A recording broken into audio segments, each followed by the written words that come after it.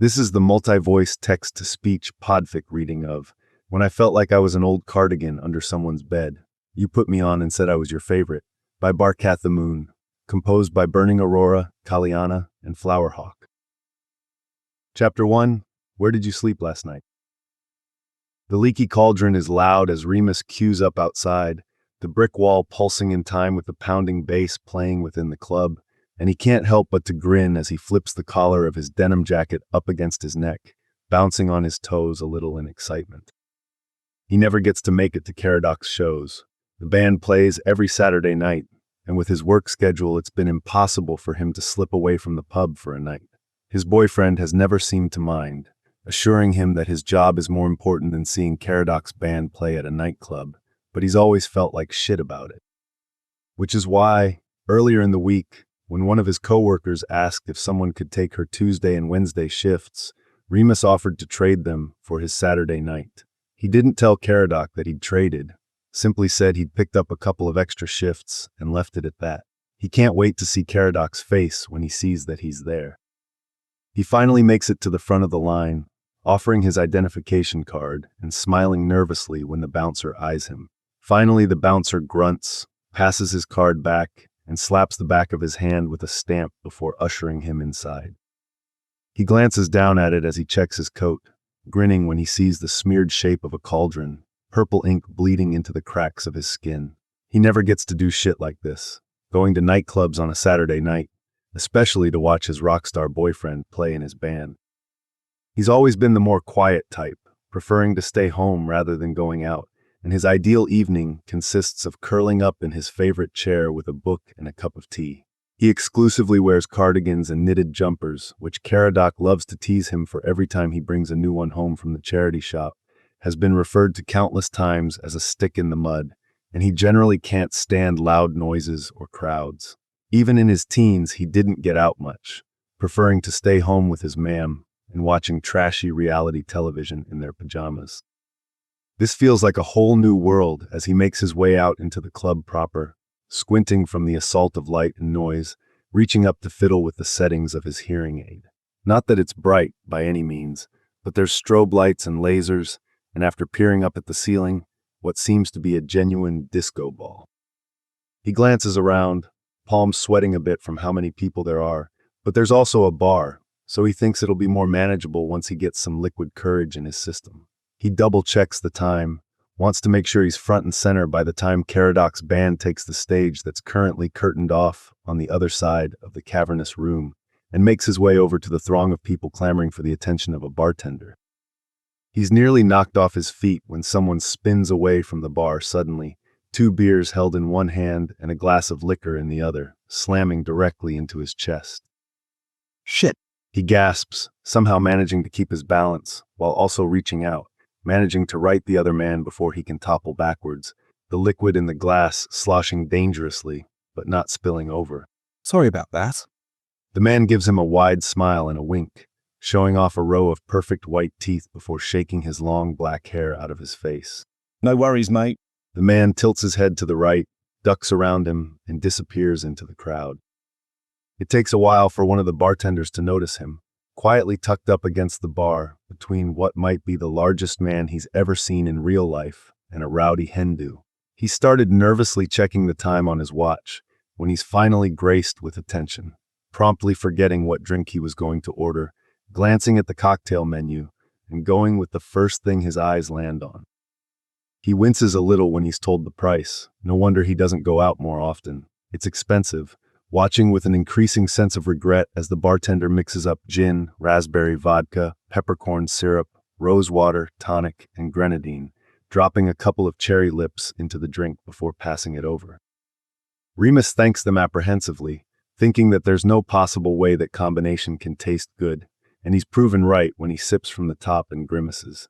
He coughs a little, stepping away from the bar and stumbling when someone immediately shoves forward to take his place, trying to finagle his card back into his wallet and his wallet into his pocket without spilling his drink. He skirts around the edge of the dance floor, making his way over to the stage where a small crowd is already starting to form. He manages to squeeze in until he's right up against the stage, wrinkling his nose as he takes another sip of his drink. It's so bad, truly, possibly the worst thing he's ever drank in his life. Then again, the bar was packed, people clearly willing to pay an exorbitant price for shitty cocktails, and the tip jar positioned near the register was nearly overflowing. Apparently nightclubs are where the money is at, not quiet little pubs like the one he works at. He could potentially do the same job for more money if he ignores the fact that he would cry if he had to interact with this many people every single night. He makes a mental note to think, put some applications out, something he knows won't ever happen, taking another sip of his terrible drink. From under the curtain, he can see people moving around the stage, bringing out equipment and fussing with the wires on the floor, and he smiles when a very familiar electric yellow guitar is set on its stand just a few feet from where he's standing. More and more people have started crowding in around him, and he's getting increasingly nervous, so he downs the rest of his drink, hoping that the liquor will take the edge off enough that he can relax. He wants to enjoy this, and he'd hate to have to bail out of the first of Caradoc's shows that he's made it to because of a panic attack. The music in the club is getting quieter, the rumble of the crowd starting to make his hands shake, and he's wondering if he'd be able to handle another drink when someone, quite forcefully, slams into his back. My bad. He hears, reeling back from where he's bounced into the stage, nearly tripping over his own feet before hands catch him, one wrapped around his upper arm and the other around his belt, tugging him upright. Oh, hey, it's you. He brushes his fringe out of his eyes and glances over, finding the black-haired man from the bar, whose distinctly posh accent he had recognized the moment he spoke. It's me. He says weakly, rubbing the sore spot on his chest from where the edge of the stage dug in. It's going to leave an ugly bruise. He already knows it. The man beams, then seems to realize belatedly that his fingers are still wrapped around his belt. Sorry. He shouts, letting him go and holding his hands up in the air. Both for slamming into you, twice now, and then He wiggles his fingers, still held up in the air, and something about it makes Remus laugh. assaulting you. Not my intention, mate. No worries. He says, despite the fact that he has many worries. You come here often. He realizes as he says it that it sounds like a pickup line. Sorry. Not like that. I wasn't trying to hit on you. Not that you're not attractive or anything, you are. I'm sure you don't need me to tell you that. But I meant in more of a, do you come to this club a lot type of thing? To see the band, I assume? Because it seems like it would be your type of music. Not to stereotype or anything. Just like, aesthetically, it seems you would be into them. He's panting for breath when he finally manages to stop rambling, squeezing his eyes shut and pressing a hand to his flushed cheek. What the fuck was that, Lupin, he thinks to himself, regretting even leaving his flat tonight. He eventually has to force himself to open his eyes again, the other man staring at him with one brow raised, seemingly torn between amusement and concern. Yeah, I come here often. He says after a moment, shaking his head as he turns to look at the stage, plucking a bottle of beer off the edge and taking a long drink. I'm a big fan of the fire whiskey experiment. Oh, me too. He ruffles his hair, glancing over to where Caradoc's guitar is sitting. This is the first time I've ever made it to one of their shows, though. Normally I work Saturday nights. That's a bummer. The man leans against the stage, looking at him from the corner of his eye. They put on a great show. You're in for a treat. How long do they usually play for? He asks, scooting a little closer when someone elbows him right in the ribcage. He's going to be black and blue by the end of the night. The man hums, tilting his head side to side. They normally wrap it up by midnight. Remus bites down on a grin, wondering if he'll be able to convince Caradoc to come home with him tonight. Normally he comes over on Sunday mornings, and they enjoy a few lazy hours rolling around in bed before having a late brunch, but he's always excited for the chance to sleep in the same bed as his boyfriend. It doesn't happen as often as he likes, as different as their schedules are. The man asks him something, but he doesn't hear it over a chorus of woos from the crowd, the Hindu, he assumes, and he cups a hand over his ear. Sorry, what was that? I asked how you got into the band. Oh, He smiles widely, probably turning a little pink again. my. He doesn't get to finish that sentence, the crowd roaring as the lights go down, and he shrugs as he turns towards the stage. It's not like he came here to make small talk with strangers. Well, truthfully, he never goes anywhere to make small talk with strangers. He's a little too high-strung to make casual conversation. Exhibit A, the word vomit he expelled earlier while trying to ask a perfectly innocent question. He cheers when the lights go on above the stage, curtain rolling back, clapping his hands together as the band struts out onto the stage, and wincing a little when the black-haired man lets out something like a war cry.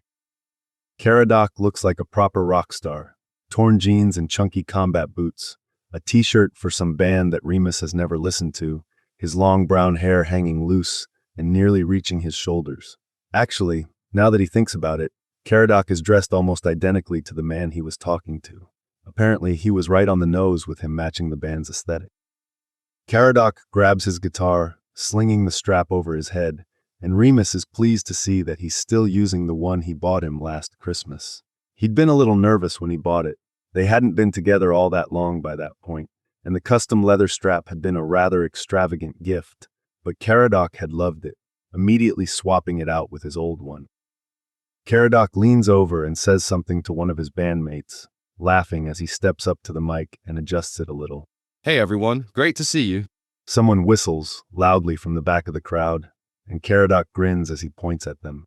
As always, we are the Fire Whiskey Experiment. You guys ready to make some noise? The crowd roars again, but it's quickly drowned out as the band begins to play, drums and bass, and Caradoc's guitar coming together in a song that he knows well, and he immediately starts to nod his head with the beat. He's never seen his boyfriend the way he is now, fingers flying over the frets as he moves around the stage, bending low over his guitar, throwing his head back and making his hair float out behind him. Remus is totally going to blow him later. Caradoc steps up to the mic, mouth opening as his eyes sweep the crowd, and when he gets to Remus, he just sort of freezes. Quite literally freezes, his guitar letting out a screech of feedback so loud that he has to reach up and cover his ears, his hearing aid making the sound 10 times worse. The band quickly stops playing, the bassist leaning over to shout something at Caradoc that he doesn't quite catch, but Caradoc is still staring at him, mouth hanging open. He doesn't look happy, or like surprised even. Remus's boyfriend looks terrified. A few people in the crowd start to boo, and he glances over his shoulder, noting that the black-haired man looks like he's as caught off guard as Remus feels, tucking some of his hair behind his ear as he stares up at the band. Remus looks back up, noticing that Caradoc isn't just staring at him. No, his eyes are flicking between him and the right, directly where the man he was speaking to is standing. Oh, you're fucking kidding me. He says, much louder than he intended to, heart thundering in his chest as he stares up at his boyfriend, looking for any sign that he's overreacting and reading too much into the situation. He hopes, desperately, that there is a rational explanation for the panic on Caradoc's face right now. There isn't. He knows what's going on here. He should have expected it, truthfully. Caradoc Dearborn is so out of his league that it isn't even funny. His heart rate got so high the night that they met that his smartwatch thought he was having a heart attack. So really, of course Caradoc would seek someone out that isn't nerdy, anxious, sickly Remus. Of course he'd go after someone like the man at his side, who he can now openly admit is gorgeous. He really shouldn't be surprised that Caradoc has apparently been cheating on him. He slowly turns, finding the black-haired man already staring at him, apparently having come to the same realization he did. How long? The man asks, gripping the edge of the stage so hard his knuckles are white. 14 months. Remus answers, voice breaking, chest clenching a little when he remembers how much money he'd already spent on Caradoc's birthday present. He hopes that Etsy seller does refunds. You. Just over a year. He says flatly, and he's only marginally grateful that at least he wasn't the other man. God, fuck this. He reaches out, grabbing Remus by the wrist and pulling him away from the stage. Sirius, wait. Caradoc shouts into the mic, and Remus squeezes his eyes closed, wishing it didn't hurt so much. Of course, he isn't the one Caradoc is trying to call back. It's the model-esque man currently hauling him through the crowd, whose name is apparently Sirius. Sirius, baby, listen to me. He flinches at that, nearly tripping when they jerk to a stop. Fuck you, Caradoc. Sirius shouts, letting go of Remus to cup his hands around his mouth. Go fuck yourself, you two-timing piece of shit. He flips Caradoc off, grabs Remus, and starts pulling him through the crowd again. Remus just lets him. It's not like he was planning on staying, not after he found out that he's been getting cheated on for the last 12 months. Honestly, he's a little thankful for Sirius, because if he hadn't pulled him away, he'd probably still be standing right next to the stage, feeling his heart break into a million pieces. Sirius finally lets go of him when they get to the coat check, raking his hands through his hair with an aggravated noise. Sorry about grabbing you like that. Seemed like you needed to get out of there as badly as I did. Yeah, no kidding. He fishes his ticket from his pocket, sliding it across the counter. Thanks for that, truly. No problem. Sirius flashes him a grin that looks a little brittle, eyes glassy. He groans when he hears Caradoc's voice echoing up the hall, still calling Sirius's name, pressing the heels of his hands into his eyes so he doesn't start doing something ridiculous, like crying. This cannot be happening to me. Sirius, baby, listen to me. Caradoc begs, sounding out of breath and a little whiny. Your other boyfriend is here too. Sirius snaps, enough anger in his tone that Remus lowers his hands, blinking the spots from his vision as he takes his jacket from the girl working the coat check, who looks far too interested in the fact that his relationship is imploding. You aren't going to try to beg for his forgiveness. He doesn't need to. Remus shrugs on his jacket, letting out a breath as he turns to look at the man who he's in love with, who he thought loved him back. He thinks I'm pathetic enough that I'd take him back regardless. Don't you, Caradoc? God, he's such an idiot. Peter, his best friend since childhood, had tried telling him that Caradoc didn't treat him well, that Caradoc sometimes spoke down about him in such a roundabout way that he never caught it, and he'd brushed him off. Pete had told him that he'd seen Caradoc flirting with someone on one of those rare nights where Remus had managed to convince him to go out with his friends instead of Caradoc's, and he'd simply laughed and insisted that that's how Caradoc is, all bubbly and outgoing and flirty, that it didn't mean anything. Caradoc finally looks at him, wincing a little. Remus, no, it's not like that, baby. Oh, cute. We're both baby. Sirius lets out a harsh laugh, shaking his head. I guess it's easier that way, huh? Well, it's just proper planning, Dad. Remus says, biting down on the inside of his cheek when his eyes start to burn. I imagine we'd have both cottoned on a lot sooner if he'd called us by the wrong name. Less risk of that if we're baby. Caradoc makes a grieved noise, fisting his hands in his hair. What are you even doing here, Remus? You work Saturday nights. You aren't supposed to be here. I swapped shifts. He has to look away for a moment, watching as Sirius pulls on a leather jacket that looks cooler than everything he owns combined. Thought it would be nice to surprise you. Finally get to see your band play. He scoffs, looking back towards Caradoc. Surprise. Let me guess. Sirius says flatly, pulling his hair free from the collar and leveling a glare at Caradoc that could peel paint. The reason why you can't ever hang out with me on Sundays isn't because you take your grandmother to church and lunch, but because you're sneaking off to Remus's instead. His grandmother's dead. Remus arches a brow, amused in a sick sort of way. She died not long after we started dating. Only reason I know that one's not a lie is because I saw the program for the service. But yeah, he's at mine every Sunday. Oh, you motherfucker.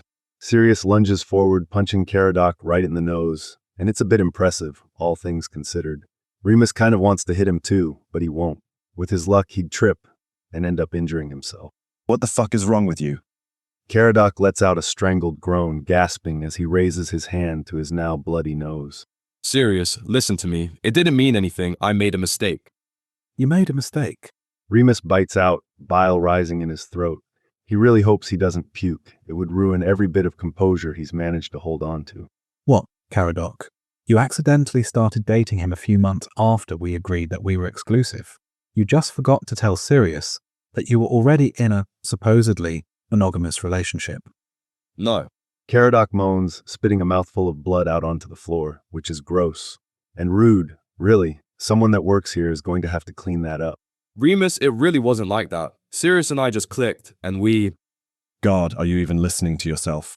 Sirius asks, the knuckles on his left hand cracked and bleeding. Shit, we both deserve better than you. Come on, Remus, let's get the fuck out of here. Remus shrugs, turning to follow Sirius when he moves towards the exit. Bye, Caradoc.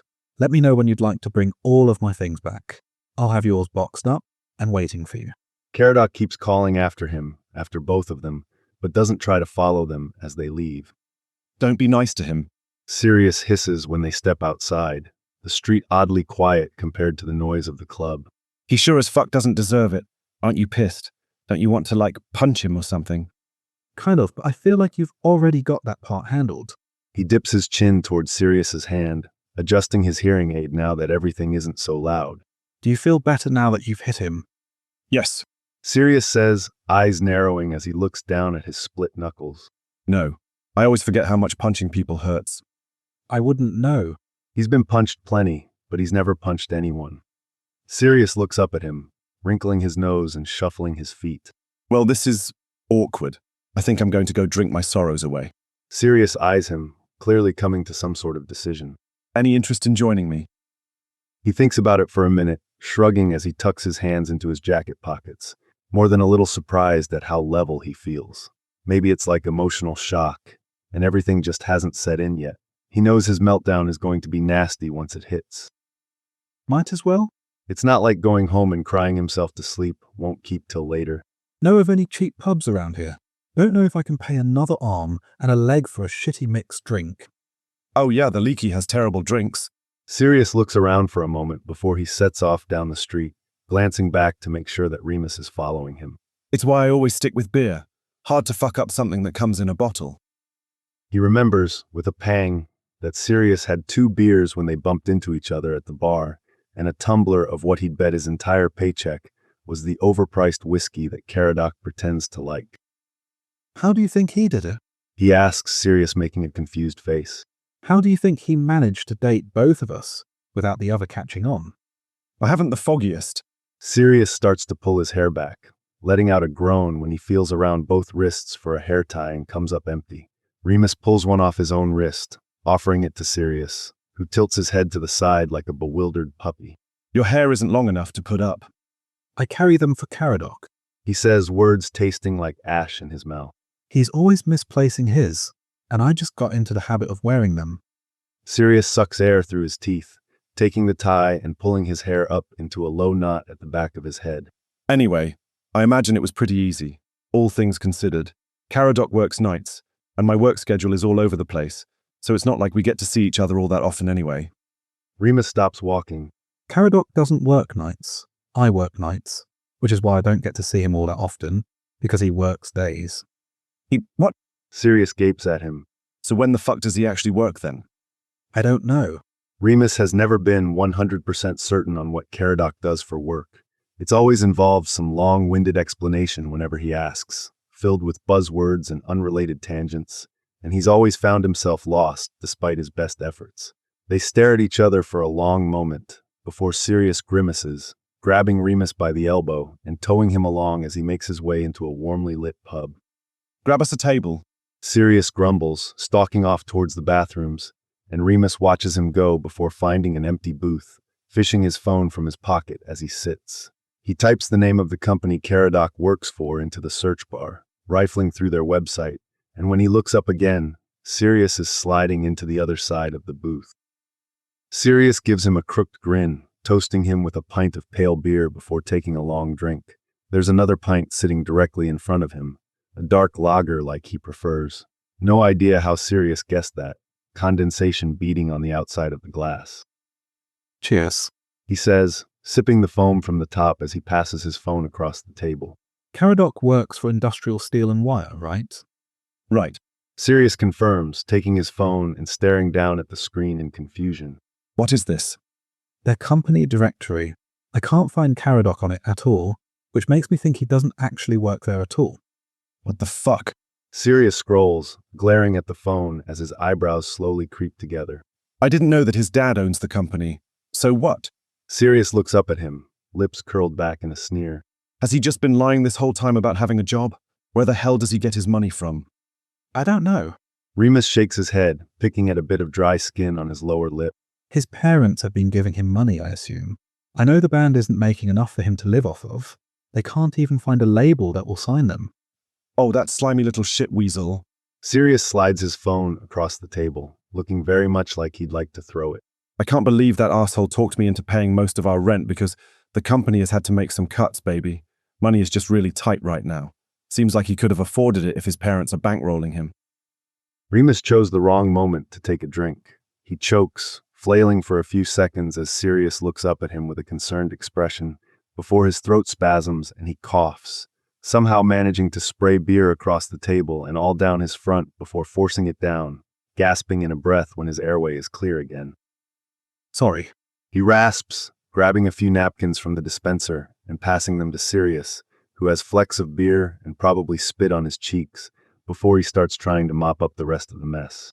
Sorry, just you two live together? Yeah, Sirius scrubs his face with the napkins, looking a little disgusted as he drops them on the table, and Remus honestly can't tell if it's because of Caradoc or because he just spat all over him. we've been living together for almost 8 months. I know it was really fast, but, well, He lets out a long sigh, tipping his head back against the booth and peering up at the ceiling. it felt right. Oh, Jesus Christ. Remus drops his head into his hands, digging his hands into his hair. Guess that explains why, when I asked if he would be interested in maybe moving in together once my leasing contract was up, he told me that it just wasn't the right time. It dawns on him then exactly what Caradoc has done. Oh hell, I'm so sorry. Keradok has brought me over to his flat before. I let him fuck me in your bed, Sirius. I swear I didn't know. Remus, Sirius waits until he looks up, giving him what is probably meant to be a reassuring smile, but it looks more like a grimace. it's fine. I mean, it's not fine, but it's also not your fault. If anything, you should be more upset with me, seeing as I'm the one that started dating him after you did. Yeah, well, it's not your fault either. Remus drains the rest of his beer, thankfully not spraying it across the table this time. You seem like you have too much self-respect to knowingly date a man that's already in a relationship. He leans across the table, snagging Sirius's empty glass. Next round's on me. He orders Sirius another beer and a water for himself. A cocktail and a beer is really pushing the limits of his tolerance, as well as a basket of chips for them to share, staring blankly at the small television that's perched between the row of taps. He watches what seems to be a choreographed dance number, mind racing, fingers shredding a paper napkin into little pieces. He can't believe how stupid he's been. Really, truly, so incredibly stupid. Thinking back on it now, he can see all the little cracks in their relationship. He can see all the little offhanded comments that didn't make any sense at the time, the ones that he let Caradoc hurriedly sweep under the rug that he now knows weren't meant for him at all. Caradoc wasn't even a clever cheater. He was sloppy. Even with calling them both by the same pet name, he fucked up all the time. Remus thinks over all the times Caradoc accidentally ordered him the wrong type of beer, or brought him a coffee when he's never been a fan of it, or once had the nerve to argue with him about his favorite book. He wonders how many times Sirius has been offered dark lager and Earl Grey tea with too much milk. He manages to grab both their drinks, carefully balancing the basket of chips between them as he makes his way back to their booth, still lost in his head. Lily once told him that he was so desperate to be loved that he'd take it in any form that was offered, and his stomach clenches as he privately acknowledges that she was right. He was so desperate to be loved, and especially by someone like Caradoc, who was bright and happy and healthy, so unlike Remus himself, that he accepted over a year of backhanded compliments and mediocre love. Hey, thanks, I'm starving. Sirius grabs one of the chips as soon as he sets the basket down in the middle of the table, popping it into his mouth and immediately making a noise of pain. Remus watches, amused, as he tries to chew around the too-hot chip. He finally gets it down, chasing it with nearly half his pint. So I've got what is probably a very inappropriate question, but I feel like I need to ask it. Sirius says when he lowers his glass, wiping his mouth on the back of his hand. Remus blinks, takes one of the chips and blows on it before carefully biting into it. All right, go ahead. Sirius gnaws his lower lip, eyes flicking over to him before darting back to the table. Did you and Caradoc use condoms? His stomach turns to lead as he sets his half-eaten chip back on the edge of the basket, rubbing his hand over his mouth. No, we didn't. He takes a few gulps of his drink, which does the opposite of what he hoped it would do, stomach churning with nausea as the water hits it. I'm clean, though, if that makes a difference. Yeah, no condoms for us either. Sirius's eyes look a little wet, and he blinks rapidly before looking up at Remus again. I'm clean too, but Sirius scrunches his face, nose wrinkling, and some distant part of his brain thinks that it would be cute if this whole situation didn't suck so bad. now I'm worried that we aren't the only ones. Truly, his night cannot get any worse. He sets his head down on the table with a groan, smacking his forehead against the wood a few times until Sirius slides his hand beneath his face, putting a stopper on his self-flagellation. When would he have even had time to cheat on us? Isn't having 2 whole relationships time-consuming enough as it is? Sirius shrugs, pats at his jacket pockets for a moment, and slides out of the booth. Remus turns his head to the side, the coolness of the table feeling nice against his overheated cheek, watching as Sirius talks to the barman for a moment, returning with a piece of paper and a stubby, chewed-up pencil. He sits up as Sirius draws a line down the middle of the paper, then divides it into 7 sections. He writes their names on either half before he starts scribbling things on his half of the paper. And it doesn't take him very long to realize that Sirius is trying to work out whatever sort of schedule Keradok saw them on. He silently accepts the pencil when Sirius offers it, filling out his section, and when he's done they both lean forward towards the center of the table, examining the paper. Caradoc doesn't see either of us on Wednesdays. Sirius says, tapping his finger against the little empty squares. Looks like he has Friday nights and Saturday mornings free as well. He points out an empty stretch of time between when Caradoc leaves Remus's flat before he goes to work and when he meets up with Sirius to head to the Leaky Cauldron for his band's set. Their eyes meet, Sirius swallowing hard before he lets out a pained chuckle. Guess we need to get tested then. Yeah, seems that way. Remus mutters bitterly, watching as Sirius pulls out his phone. Sirius shoves a steady stream of chips into his mouth as he pokes at the screen, and he wonders how he can stand to eat at all right now. He still feels like he might lose the contents of his stomach at any given moment. Sirius glances up, and his thoughts must show on his face, because the other man gives him a sheepish smile. Sorry, I'm an emotional eater. Ugh, He taps his fingertips against his glass. I'm the opposite. Can't eat when I'm upset. And frankly, I'm upset quite often, which is why I'm shaped like a child's stick figure. Sirius lets out a bark of laughter, several people glancing in their direction. I was thinking Gumby actually, but a stick figure seems pretty accurate. I've heard that one before. Remus actually laughs, surprising himself a bit. My neighbour's kid calls me Slender Man whenever she sees me. Her and her friends think it's hilarious. Sirius grins, shaking his head as he returns his attention to his phone. I've found a clinic that has 2 openings tomorrow at the same time. Want me to book them? You want us to go get tested together? He asks, arching a brow, and Sirius gives him a little shrug. May as well. I'll be honest, I really don't want to do it alone, and at least this way we'll have moral support if he did give us something nasty. He takes a moment to think about it. Going to get tested for sexually transmitted diseases with his boyfriend's other boyfriend seems like the pinnacle of awkward situations, which he'd rather not subject himself to. And truthfully, he can't even believe that he's sitting in this pub with him right now, chatting like everything is okay. Then again, last time he had a doctor's appointment, he ended up having a pretty severe panic attack, alone, crying and struggling to breathe in an alleyway that smelled like piss. Yeah, all right. Moral support would probably be good. Sirius sets up the appointments, asking for his NHS card and making a strange face when he passes it over. He finishes up what he's doing, setting his phone face down on the table and waving his NHS card at him. Sorry, your name is literally Wolf. Remus lets out a little laugh, draining the rest of his water before he plucks it from his fingers, sliding the card back into his wallet. I'm actually Wolf Jr. My dad's name is Lyle Lupin. When my mam got pregnant, they wanted to continue that tradition for some godforsaken reason, and they finally settled on Remus. I imagine that if I ever decide to have children, they'll insist on me naming them Romulus, or Beowulf, or Snowball, something along those lines. If you're taking suggestions, White Fang would be a wicked name for a kid. Sirius says, throwing his head back in a laugh when Remus flicks him off. It's stars in my family. Most of us are named after stars or constellations. There's a lot of repeats in the family line, because there aren't that many that translate well into names. My cousin sort of lucked out by being named Narcissa, but then she went and named her son Draco. Sirius leans forward, hands splayed on the table. It's even worse because her married name is Malfoy. She held her baby in her arms, fresh from the womb, and decided to name him Dragon of Bad Faith. Who does that to a child? Remus snorts out a laugh, watching as Sirius shoves the last few chips into his mouth, including the one he'd taken a bite out of. He supposes it doesn't really matter at this point. I like Sirius.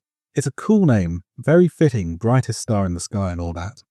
Sirius gives him an odd look, mouth opening and closing again when the barman yells out that it's last call. You want another beer before they boot us? Remus looks down at his empty glass, considering before he shakes his head. Nah, tomorrow's going to be miserable enough without being hungover as well. Yeah, fair point. Sirius drains his beer before stacking their glasses, collecting all the trash they've somehow managed to accumulate in the last hour, dumping it all in the chip basket. You in the service industry? He asks, remembering all the times Keradok chastised him for cleaning up after himself when they went out to eat or to the pub. Not really. Sirius pushes everything to the edge of the table with a sigh. I waited tables for a couple of years, though, when I was a teenager. It kind of sticks with you, you know. I think it's just common courtesy to clean up after yourself, really. Remus swings out of the booth when Sirius jerks his chin towards the door, following him out onto the street. Yeah, fair point. Sirius pats his pockets and pulls out a pack of cigarettes, tucking one between his lips before holding the pack out towards Remus, who shakes his head, thinking about all the times Caradoc kissed him, tasting of tobacco, despite the fact that he swore up and down that he didn't smoke. You in the service industry, then? Yeah, I work at a pub. Remus hesitates before he starts walking, Sirius falling into step beside him. It's not the greatest, but it kept a roof over my head while I sloughed through university. Sirius hums, blowing out a cloud of smoke that he tries to direct away from him, though the wind blows it right into Remus's face regardless. What's your degree in? I didn't actually graduate. He says, stomach sinking. I had to take a break, and I've yet to go back, but I'd like to, at some point. No shame in that. Remus hums, hoping that Sirius takes it as agreement, since he is quite ashamed of the whole thing. How about you? What do you do? I'm a tattoo artist. Sirius takes another drag of his cigarette, glancing over at him from the corner of his eye. I have my own studio, actually, over in Paddington. Impressive. Remus murmurs, genuinely meaning it. Sirius looks to be about his age, which means that he's wildly more successful than him, which Remus tries not to take to heart too much. It's really no wonder that Caradoc cheated on him. What sort of... Sorry, I really don't know all that much about tattoos. What kinds do you do? Sirius's eyes light up, hands waving in the air as he talks about tattoo styles and different techniques, performing some sort of monologue about different inks that Remus doesn't really understand. But Sirius's enthusiasm is contagious. He listens intently as Sirius begins talking about a piece that he's currently designing for a client, a back piece consisting of a giant tree with his children's names woven throughout the leaves. Sirius wilts a little when they get to the tube station, hands slowly lowering to his sides as a sheepish expression crosses his face. Sorry, I got a little caught up. You could have told me to stuff it or whatever. I'm sure I was boring you. No, not at all. Remus hurries to assure him, grimacing when he goes to grab the handrail and it's sticky. He really hates the city sometimes. No, it's actually very interesting. I've never put much thought into tattooing practices, but it sounds fascinating. Oh. Sirius gives him an odd look as he tucks some loose hair behind his ears, walking backwards down the stairs, something Remus wouldn't ever dare to attempt. He'd probably break his neck. Right, sorry, He shakes his head a little, brow furrowing. Let me guess. Remus says timidly, licking his lower lip. Every time you would talk about it, or anything else that you were interested in, Caradoc would gently steer the conversation back to whatever he was interested in. My friend Lily called him out on it a few times. Not that it stopped him from doing it to me. Sirius stares at him for a moment before chuckling darkly, viciously kicking at an empty Mackey's cup, which has done nothing wrong, sending it spinning across the station floor. That slimy, manipulative, pompous fucking git. I can't believe him. What the actual fuck was I thinking letting him treat me that way? How are you not more upset about this? Oh, trust me, I am. Remus swipes his Oyster card and steps through the turnstile, raising his brows when Sirius rummages through his wallet, shrugs, and elects to jump them instead. However, I have the horrible tendency of simply internalizing all my bad feelings until I inevitably have a nervous breakdown. It's fine, a bit cathartic, truly. Also, my friends have been telling me what a prat Caradoc was since before we even started dating, so it's not like all of this was completely unexpected. Sirius groans, following him over to the train schedule board. My friends hate him too. My best friend James actually begged me not to move in with him, said it was a terrible idea. He groans again, shuffling his feet before sort of just face-planting into the wall. I don't want to go home. Caradoc is going to be there, and he's going to be all sad and whiny, and my fist really hurts. I don't know if I'll be able to punch him again. Remus looks down at his hand, which does in fact look painful, knuckles swollen and red. Do you have anywhere else you can stay tonight? Sirius whines, still pressed against the wall, and Remus tries not to think about all the germs and bodily fluids that he's probably touching.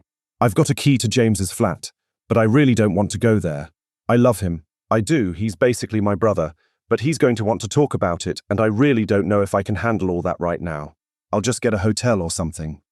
Remus sighs, worrying at the skin along the side of his thumb with his fingernail, wondering at which point in the night he lost his mind to even be considering what he's about to offer.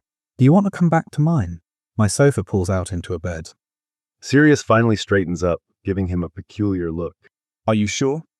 Yeah, mate, it's fine. Honestly, this whole situation is already so bloody weird. I don't think you having a kip at my flat can make it any weirder. Thanks, Remus. Sirius shakes his head, blinking a few times. That's really decent of you, especially considering the circumstances. It would be totally understandable if you were pissed off at me. Do you want to take a swing at me or something? I feel like you deserve that, at the very least. I'm not going to hit you, you Burke. His train clatters into the station and he moves towards it, Sirius trailing behind as they wait for the doors to open. Tell me honestly, did you have any idea that Caradoc was already in a relationship when you started talking to him? No. The doors open with a clank, a few tipsy-looking men tripping out onto the platform before they step inside, taking 2 seats beside each other. Not at all. And I didn't suspect that he was cheating on me, or cheating with me, however you want to look at it. I don't know how I didn't catch on, looking back at it now. He trails off, pulling his phone out of his pocket. Oh my God, he's calling me. Remus shuffles a little closer, their knees pressing together as he looks down at the phone. The contact picture is very cute, a snapshot of Caradoc kissing Sirius's cheek, and he kind of wants to die a little. Are you going to answer? Sirius's thumb hovers over the decline button before he lets out a sort of deranged laugh, answering the call and putting it on speaker. What do you want? Baby, where are you? Keradok asks, the volume a little too loud, the few other people in their car giving them dirty looks for having poor train etiquette. I just got back to the flat and you aren't here. Your other boyfriend is on the call as well. Sirius nudges him with his elbow. Say hi, baby. Hello? He says dryly, arching a brow at Sirius, who winks. Were you going to call me as well? Or was that dependent on whether Sirius accepted your half-arsed apology? Keradok makes a guttural sort of noise, both of them flinching when there's a loud crashing noise from the other side of the phone. What the fuck is going on? Did you two plan this? Was this all some sort of game to humiliate me at my show? We literally just met a couple of hours ago. Sirius says, kicking his feet up on the back of the empty seat in front of them. Honestly, we probably wouldn't have caught on until later, when we both tried to greet our boyfriend, if you hadn't have literally froze in the middle of playing. Yeah, that wasn't very smooth of you. Frantically looking between your two lovers is about as subtle as a brick to the head. Look, I swear to you, I didn't mean for any of this to happen. Keradok mumbles, making a horrible sniffing sound. Remus looks over at Sirius, who is looking back at him with a disbelieving scowl. You didn't mean to cheat on and with us. He asks, still looking at Sirius. Or you didn't mean for us to find out. Oh, we all know it was the latter. Sirius says, eyes dropping back down to the phone. You want to tell us why you did it? What justification do you have for stringing us along like this? There's another crash, and Remus hopes that he isn't trashing Sirius's stuff. Remus, I love you. I do, baby, I love you. I want you to know that. But then I met Sirius and we just clicked, and then I was in love with him too, and I didn't know how to choose. How was I supposed to choose when I'm in love with both of you, when you're both so special to me? One of the women sitting near them lets out a loud boo. Sirius glances up, shooting her a wink and finger guns, and the whole situation is so ridiculous that Remus can't help but to laugh. He keeps laughing, unable to stop, tears gathering in the corners of his eyes as Sirius starts to giggle next to him. Christ, you can tell he never thought he'd get caught. He splutters, thumbing the wetness from his eyes. He put no thought into that explanation whatsoever. Sirius takes a gasping breath, wiping a shaky hand over his face. What the fuck, Caradoc? You wanted both of us, so you just decided to build our entire relationship on a lie. You decided to start lying to Remus to hide me. He must have been terrible in nursery school. Remus manages to get out, his laughter very quickly threatening to turn into tears. He probably hoarded all the toys, simply because he fucking wanted them. Sirius lets out a wheeze, their shoulders knocking together when he sways to the side. God, Caradoc, didn't your mummy ever teach you that you don't get everything you want? Sirius, come home. Caradoc demands, Sirius just blowing a raspberry at the phone in response. Fine, Remus, I'm coming to your flat then. Do not. He sits up, sobering in an instant. I swear to God, Caradoc, I will call the police on you if you show up. Actually, you know what? Scratch that. If you show up at my flat, I will sick Lily on you. We both know that she's just been waiting for an excuse to kick your ass up and down the curb. Is that really how you want your night to end? She will put you in the hospital. I'm not even joking. Caradoc is breathing heavily over the line, and Remus can tell that he's absolutely livid. You know what? Fine. Fuck you both. I don't deserve this. They both let out a snort at that. Sirius, you're going to have to talk to me eventually. We live together. Yeah, fuck that. Sirius slumps down a little in his seat, their arms pressing together. I can afford to break the leasing contract. You're out of your mind if you think I'm going to live in the same flat as you after all this. Caradoc curses them out again, and it sounds like he's about to hang up when Sirius cries out. Wait, Keradok, wait a second. Yeah. Caradoc sounds sort of hopeful, letting out another sniffle. Was it just us that you were fucking, or were there others? Sirius sucks his teeth, glaring down at the phone. We've already set up appointments to get tested, but it'll make things a whole lot easier if we have some idea of what we're walking into. Caradoc is silent for a long moment, and then the line goes dead. Sirius stares down at the phone, tonguing the inside of his cheek before he picks it up and slides it into his pocket. Well, He says after a long moment, closing his eyes and tipping his head to the side, resting it against Remus's shoulder, a few tears leaking out from beneath his lashes. guess that answers that question. Have you had any sores or bumps on your genitals, mouth, or rectal area? Sirius asks, one hand fisted in the back of Remus's jacket as he leads them down the street, the other holding his phone, the light from the screen lighting up the sharp pains of his face. No. Sore, swollen lymph nodes in the groin area or anywhere else? No. How about painful or burning urination, or any discharge from your penis? No. Remus shakes his head, fishing his keys from his pocket when he sees his building up ahead. I'm telling you, Sirius, I've had no symptoms. I call the doctor when I bloody sneezed too many times in one day. I can assure you that I would have been at least a little concerned if I was experiencing discharge from my fucking dick. There's a gasp from above, and he closes his eyes, praying for any god that is listening to smite him on the spot. When that doesn't happen, he tilts his head back, looking up at the slightly batty, elderly woman who lives on the floor above him, peering over the railing of her balcony with her hair up in curlers and her dressing gown hanging open over her nightgown. Hello, Mrs. Fig. He calls, awkwardly giving her a little wave. How are you? Sirius has his face pressed to his shoulder, trying to muffle his slightly hysterical laughter. The weather is really lovely tonight. When it's clear that Mrs. Fig has been shocked into silence, he continues forward, dragging Sirius behind him as he unlocks the door to the lobby and steps inside. Sirius is still laughing as they take the stairs down, finally going quiet as he pushes open the door to his shitty little basement flat and waves him inside. He turns on the light and kicks off his shoes, Sirius doing the same as he does up the locks, sliding the chain across and shoving a chair beneath the handle, just in case Keradok does decide to show up. When he looks up, Sirius is wandering around his living room, peering out the sliding door to the terrace before stepping up to his overflowing bookshelves. Jesus Christ, it's like a library in here. Sirius murmurs, pulling a book free and letting his eyes skim over the front cover, carefully sliding it back into place. You're like one paperback away from all of this collapsing in on itself.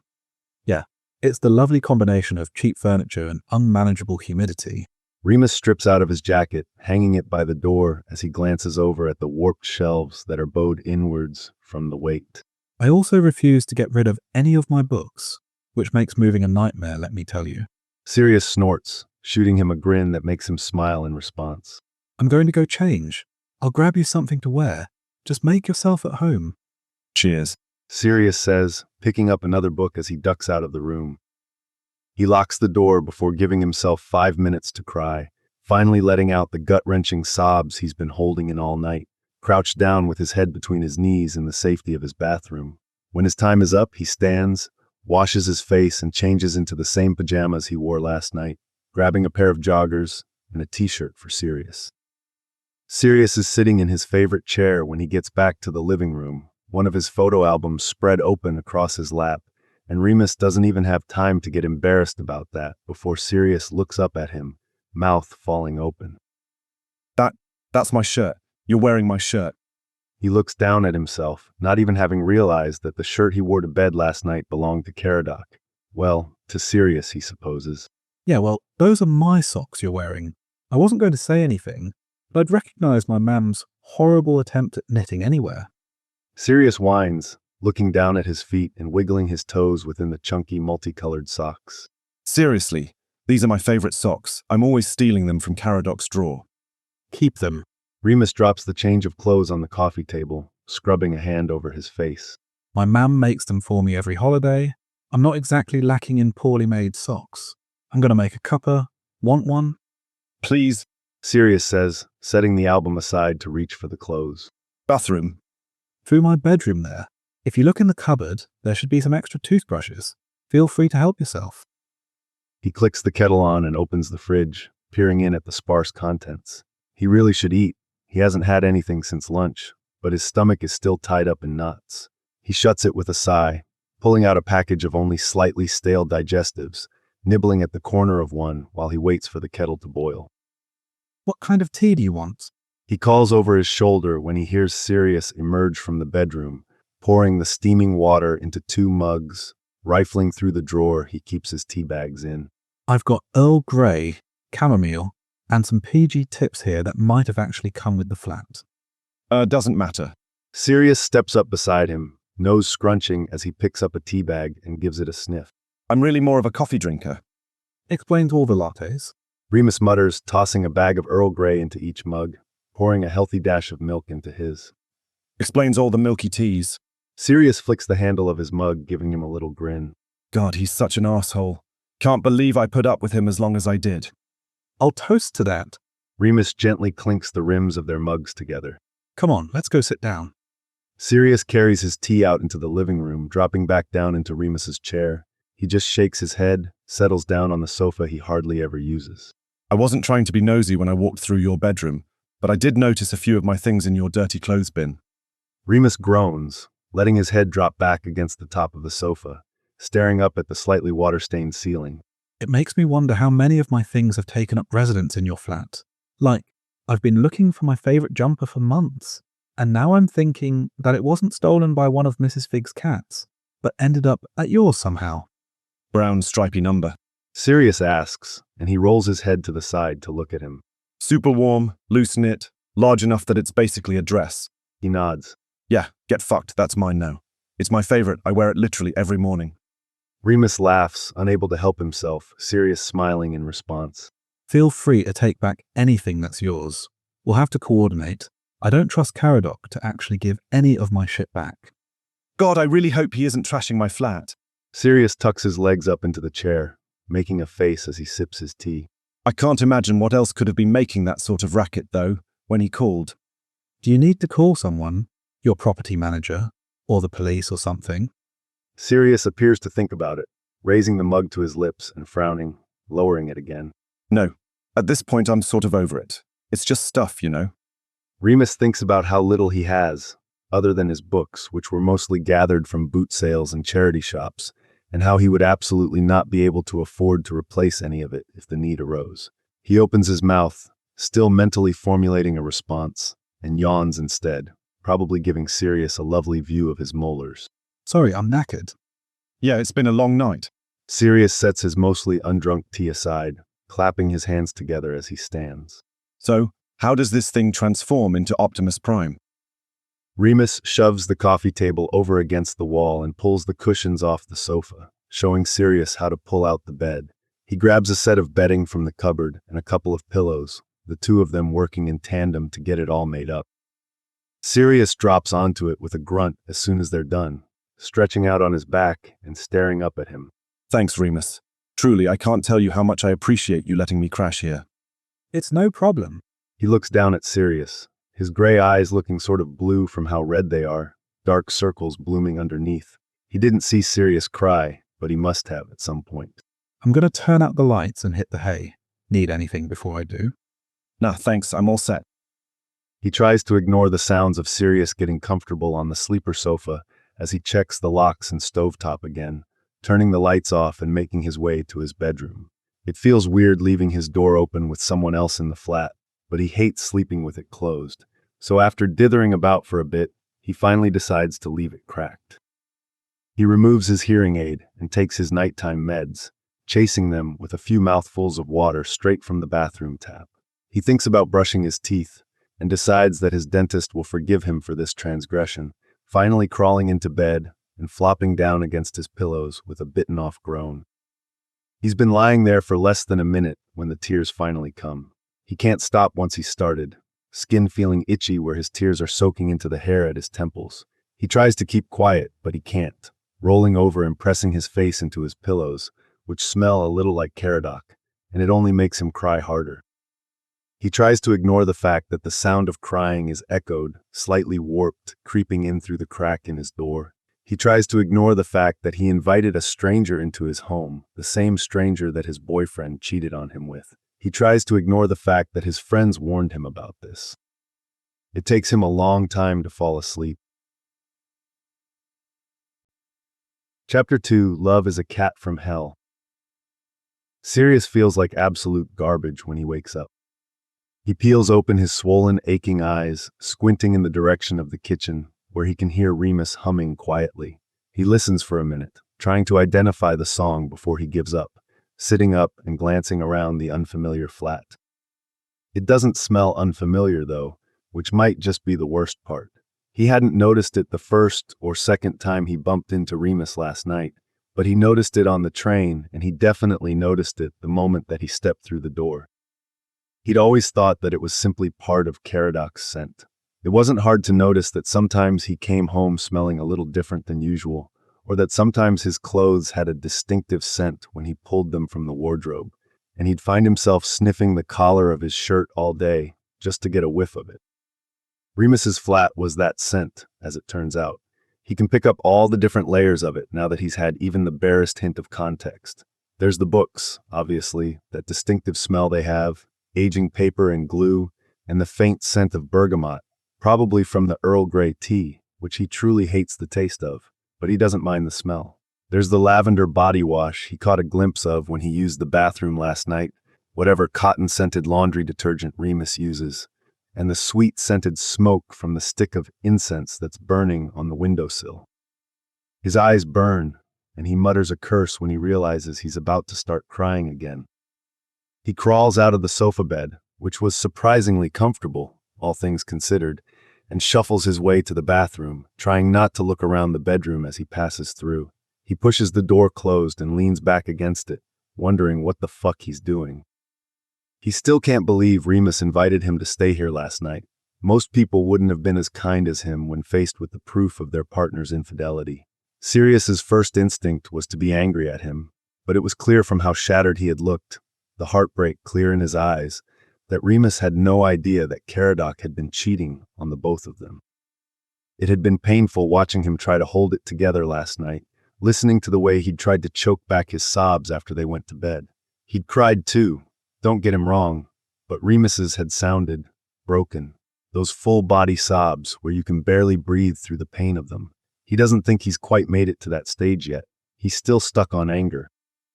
He looks down at his hand, which looks rough this morning, swollen and bruised, a few scabs from where his knuckles split open. He'd really love to punch Caradoc again.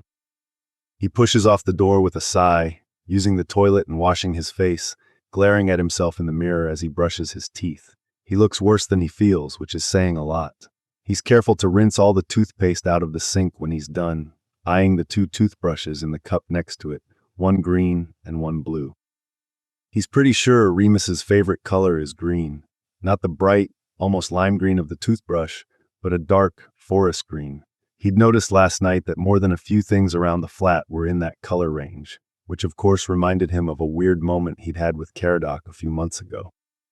They'd been talking for a while about replacing their dishware set, boring white plates that neither of them were a fan of, but they'd never taken any initiative to actually replace them until Caradoc came home one day, waving a box at him with an excited smile. Hey baby, check out what I found. He'd said, coming over to where Sirius was lounging on the sofa, giving him a filthy kiss before placing the box on his lap. I popped by the shops on my way home and look at what was for sale. They're even your favorite color.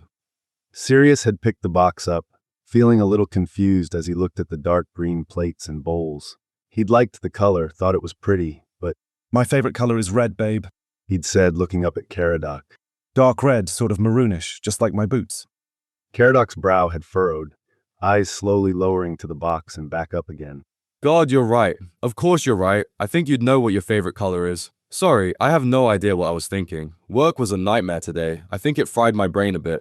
Caradoc had smiled at him, leaning down to kiss him again. You want me to run back out? I can exchange them for something better. He'd said no in the end. The green set was fine.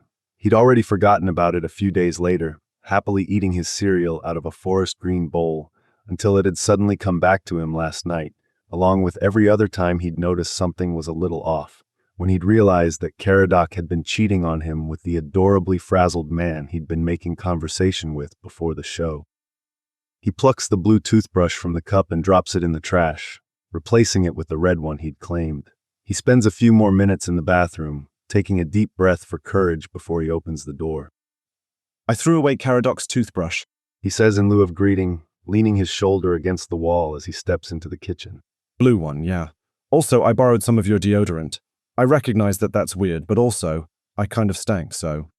Remus gives him an amused look, one corner of his mouth curling up. Good morning to you two. He picks up a mug from the counter, holding it out towards him.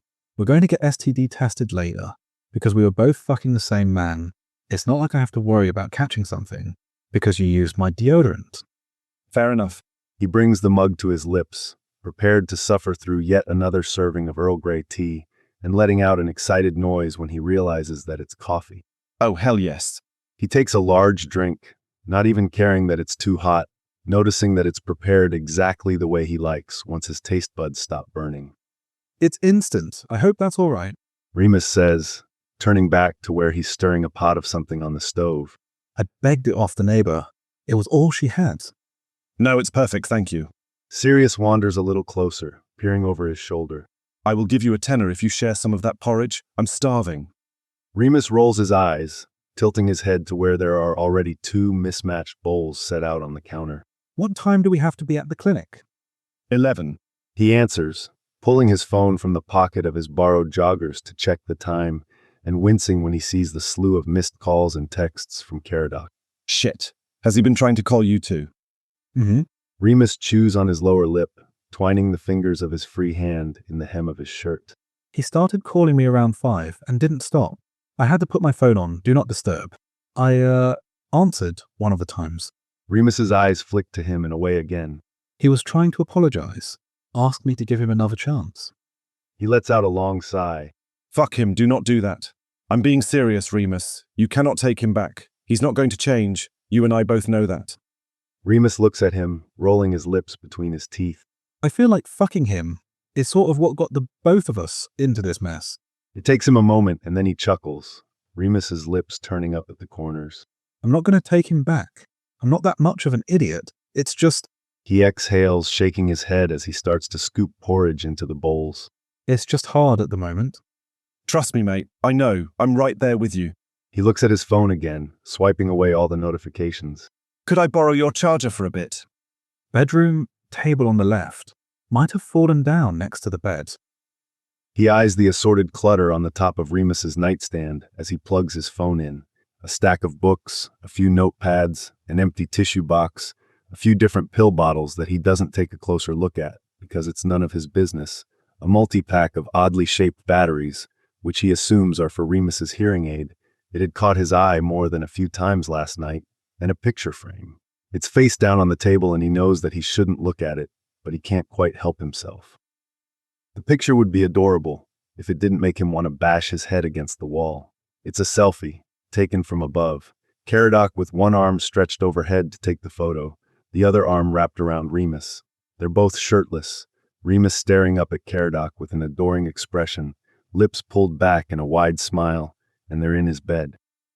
They're in his fucking bed.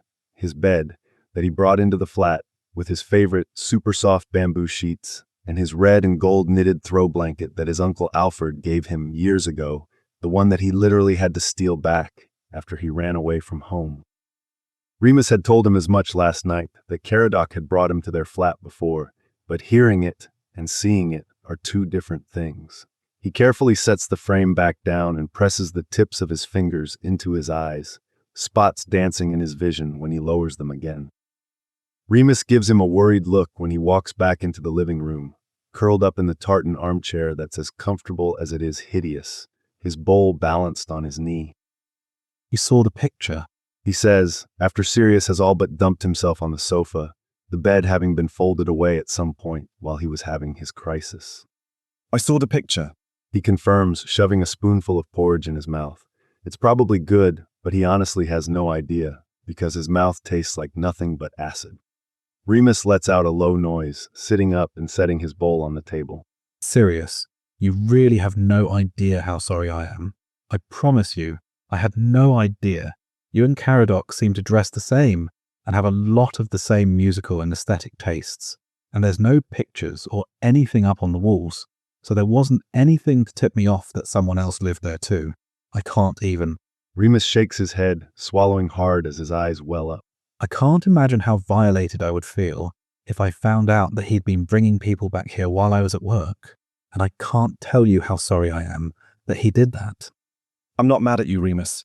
He takes a drink of his now cold coffee, hoping to wash some of the taste out of his mouth. Really, I promise you I'm not. You said you didn't know and I believe you. He's horrified to realize that he's crying, dashing away the tears with the heel of his hand. Shit. Did he really have to fuck you in my bed? Remus makes a series of aborted movements where he starts to stand before sitting again, repeating the cycle several times before he finally stands, stepping over to the sofa and sitting next to him. He raises his arms, looking terribly awkward with them held midair. Sorry, can I hug you or something? Fuck, I'm so bad at this. He snorts, a terrible snotty thing, leaning against the other man, who tentatively wraps his arms around his shoulders. I can't even be mad at you. You're too fucking nice. Quit being so nice to people.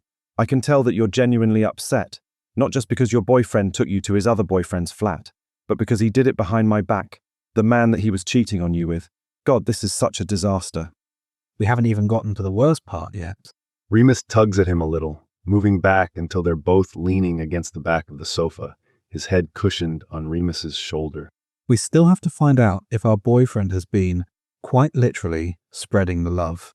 And we're both going to have to see him again, me to get my shit, and you to move out.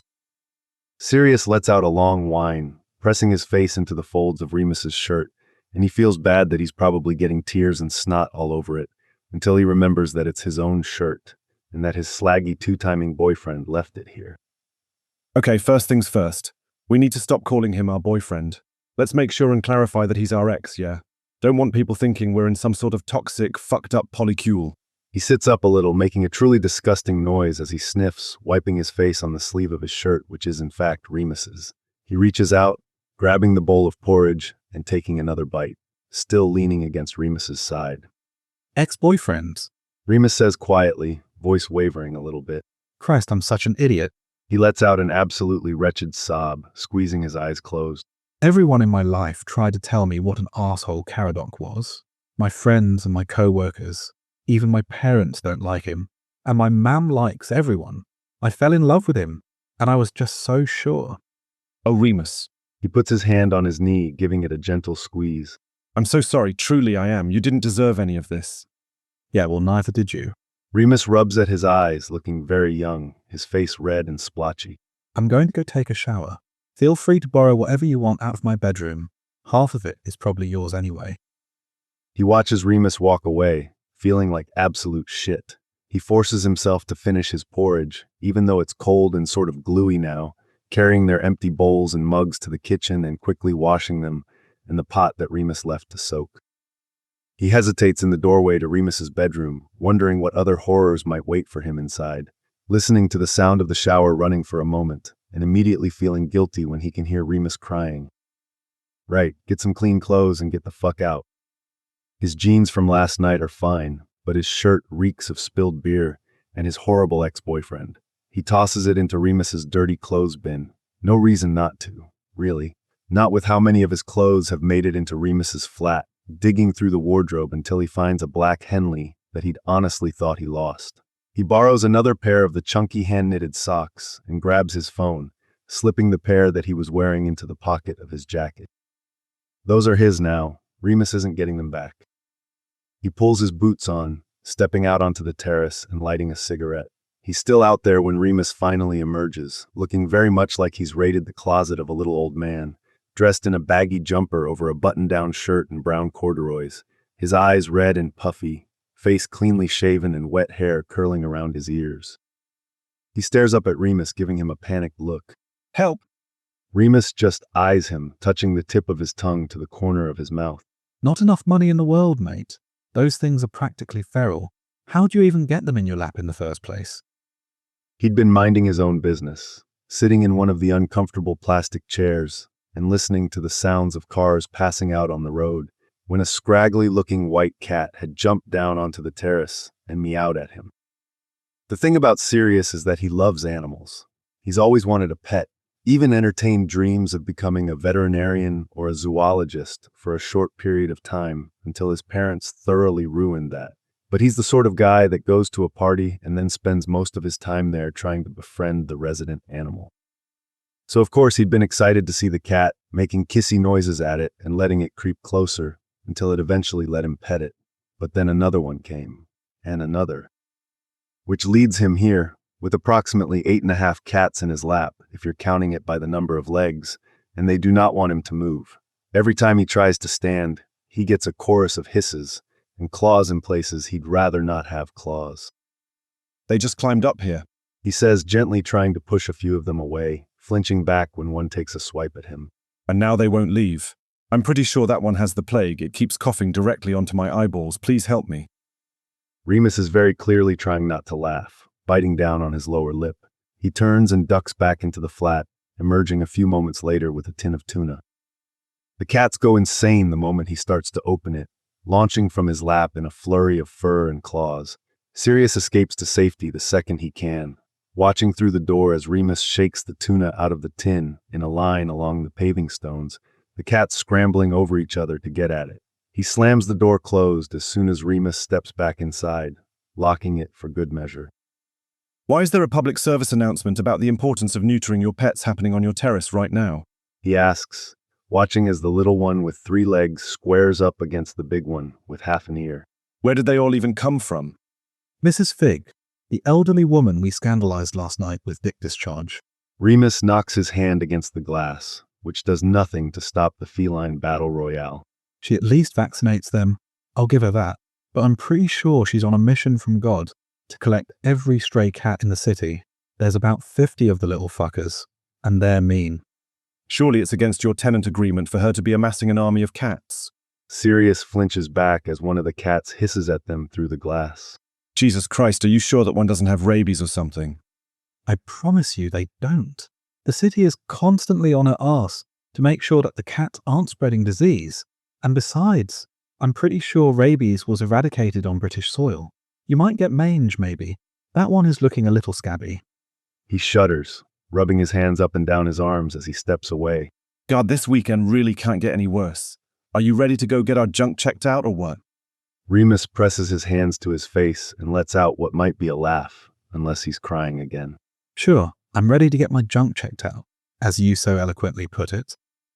Sirius pulls on his jacket, watching as Remus moves through his flat, double and then triple checking that the stove is off and that the stick of incense has burned out, moving over to the terrace door and fiddling with it before glancing at the stove again. He starts to pull on his trainers, makes a noise, and hurries into his bedroom with only one shoe on, returning with a handful of pills and a padlock. He watches silently as he tosses the pills into his mouth and chases them with water straight from the tap. Remus suddenly turns stiff, meeting his eye as he slowly straightens and wipes his chin on his sleeve, looking very anxious, maybe even a little frightened. What's with the padlock? Sirius asks after a moment, an expression of surprise crossing Remus's face before he huffs out a breath, shaking his head. I'm a little worried that Caradoc will stop by while I'm out, and I don't want him in my flat. He's got a key. Remus grimaces, shrugging on the same patch-covered denim jacket he was wearing last night, and taking a single step towards the door before he curses, glaring down at where he's only wearing one shoe, quickly shoving his foot into the other. I already messaged my landlady. She's going to send someone out to change the locks this afternoon. He steps out into the hall, waiting as Remus pulls the door shut behind himself and locks it, fitting the padlock into place where there's already a latch bolted to the door. Remus tries to turn the knob a few times, pulling on the door and rattling it in its frame before tugging at the paddock. He wants to ask about it, because it's a little strange, but he won't. Remus clearly expected Sirius to pry about whatever medications he's taking, and the last thing he wants to do is make him uncomfortable by asking about his concern over the locks. They make their way up the stairs and out to the street, delayed for a few minutes by an older man that fusses over Remus and makes him promise to stop by for tea, and again by a group of cats that growl at them as they try to pass. What's the clinic's address? Remus asks, so he pulls it up, the two of them leaning in to look at his phone. By some stroke of serendipity, it's only a short distance from Remus's building, the two of them walking side by side as they head off in that direction. Fuck, I can't believe we're doing this. What, going to get tested together? Sirius asks, chuckling when Remus groans and nods. Come on, surely this can't be the weirdest thing you've ever done in your life. My parents got us arrested at Buckingham Palace one time. He mumbles, stuffing his hands in the pockets of his jacket, shoulders curling in on themselves. That was pretty weird. Okay, you have to tell me that story. Sirius grins, leaning in to bump their shoulders together, laughing when Remus grumbles under his breath. You can't just drop something like that and then not tell me the whole thing. Remus sighs, running a hand through his drying curls, leaving them rumpled and a little frizzy. So the first thing you should know is that my parents are absolutely balmy. I love them, but they're insane. When I was 14, I think, they got it in their heads that they wanted to come to London and pretend to be tourists. Remus turns to look at him, making a scoffing noise. We were tourists because they live in Wales, and up until that point, the farthest I'd ever travelled into England was Bath, but my mam wouldn't listen to reason. Anyway, we got here and did a bunch of the tourist shit, saw the Iron Tower Bridge, visited the National Gallery and the Natural History Museum, and it was all going pretty well up until our tour of Buckingham Palace. Basically, my tad got lost while trying to look for the lav, and ended up somewhere that we commoners aren't supposed to go. They yanked me and mam off the tour when they realised we were together, and the rest of our afternoon was spent being interrogated and yelled at by the Queen's Guard. They eventually let us go when they realised that Tad was a harmless idiot, but all three of us got a lifetime ban. No fucking way. Sirius laughs, shaking his head. I think I remember that actually. Didn't that story go viral? Remus groans again, pressing his hands over his face, emanating such an air of misery that Sirius feels a little bad for bringing it up. It did. They blurred our faces and didn't put our names in the article, but everyone in our village recognized us anyway. Going back to school after the holiday was a nightmare, and people still tease us about it to this day. That sucks. Sirius says, unable to contain his amusement when Remus just curls further into himself. The poor man is liable to turn himself inside out if he scrunches in any further. Your parents sound hilarious. That's one word for it. He finally lowers his hands, glaring down at his feet, kicking at a pebble and somehow managing to miss, stumbling until Sirius catches his elbow and pulls him upright. I was always so embarrassed of them as a kid, but they aren't so bad really. They've always been really supportive of me, which I know not everyone has the privilege of. Oh, that'd be me. Sirius waits for a second, making sure that Remus has his balance before letting him go, tucking his hands into his pockets. My parents are the absolute worst sort. I actually ran away from home at 16 because I couldn't handle them anymore, moved in with James and his parents. My little brother stayed, and they fucked him up nearly beyond repair. The two of us are like a therapist's wet dream. Remus shakes the hair from his eyes, giving him a measured look, the two of them standing in the middle of the pavement. I'm sorry to hear that. Hey, it's fine. He shrugs, peering ahead of them to where the clinic sits. Everyone's got at least a little bit of trauma, right? Right. Remus says quietly, ducking his head again. They start moving again after a moment, Remus scuffing his trainers against the asphalt and looking very downtrodden. All right. He asks, feeling like he might have struck a nerve somewhere. Yeah, fine. Remus glances over at him and then up at the clinic with a significant amount of trepidation. Just not looking forward to this. I'm not really the biggest fan of going to the doctor. Oh yeah, me either. Sirius ducks ahead of him to grab the door, holding it open so the other man can traipse inside. I'm actually terrified of doctors. Oh, and needles. Gives me the sweats just thinking about them. Excuse me. Remus gives him an incredulous look as they queue up at the welcome desk. Mate, your ears are pierced all the way up, and you've got a shit ton of tattoos. You work with needles for a living. How the fuck are you scared of needles? Oh, oops, sorry. He holds his hands up in a placating gesture towards a woman with a small child that has turned to glare at him. Pardon my language, sorry. Sirius laughs under his breath, hiding his grin behind his hand when Remus turns to glare at him. Little ears, mate. Can't just be dropping the F-bomb like that. Remus huffs and elbows him as he laughs again. I don't know. Tattoo needles look completely different and they're inside a plastic casing, so it doesn't really trigger that fear response in me. Plus, there's something different about willingly sitting down and either tattooing myself or letting someone tattoo me, and a doctor coming at me with a big-ass, "Sorry, Mum," needle and being like, "I'm going to stab you with this and steal your blood now. Deal with it." The doctor is going to steal my blood.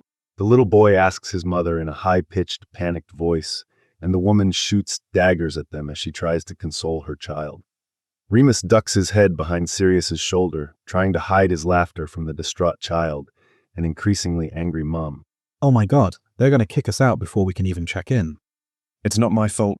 Sirius hisses, trying to control his laughter as well. They need separate entrances or something. One for families and one for people who don't know how to control their mouths. I'm pants with children. I cannot be expected to moderate myself when they're in my vicinity.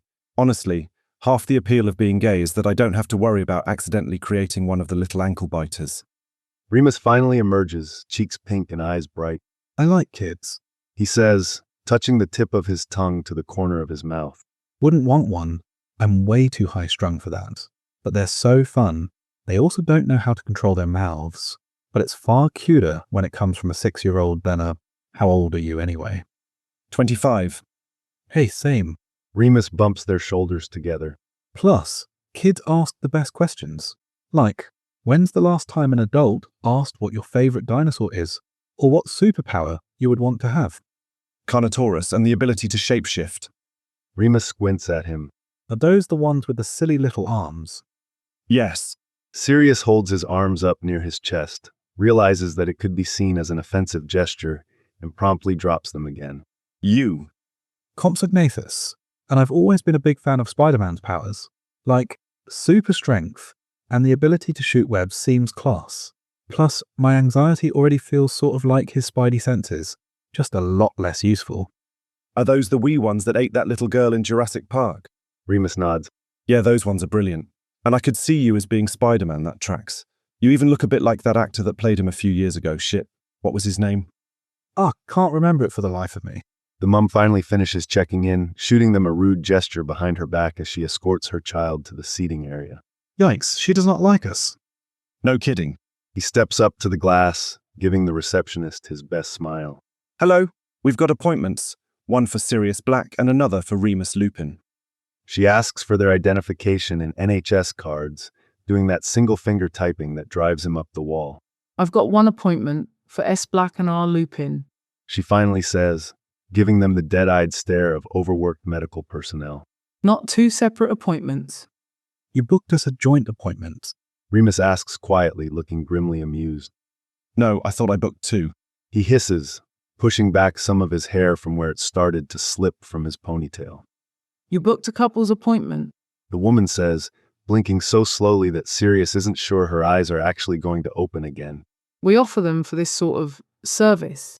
They look at each other, Remus blowing out a breath and shrugging. Fuck it, can't get any weirder, right? They get checked in, taking their cards back and shuffling over to the waiting area, sitting as far away from the angry mum as they can. Well, at least this way, I can at least hold your hand when the scary doctor comes at you with a needle. Remus says, slouching down in his chair and pulling one knee up against his chest, resting his chin on it. You joke, but I will turn into an actual limpet when they do the blood draw. Like, I hope your hands are strong, because I'm going to crush the shit out of them. Remus holds up one of his hands, twirling his slender fingers in a circle. You called me Gumby last night.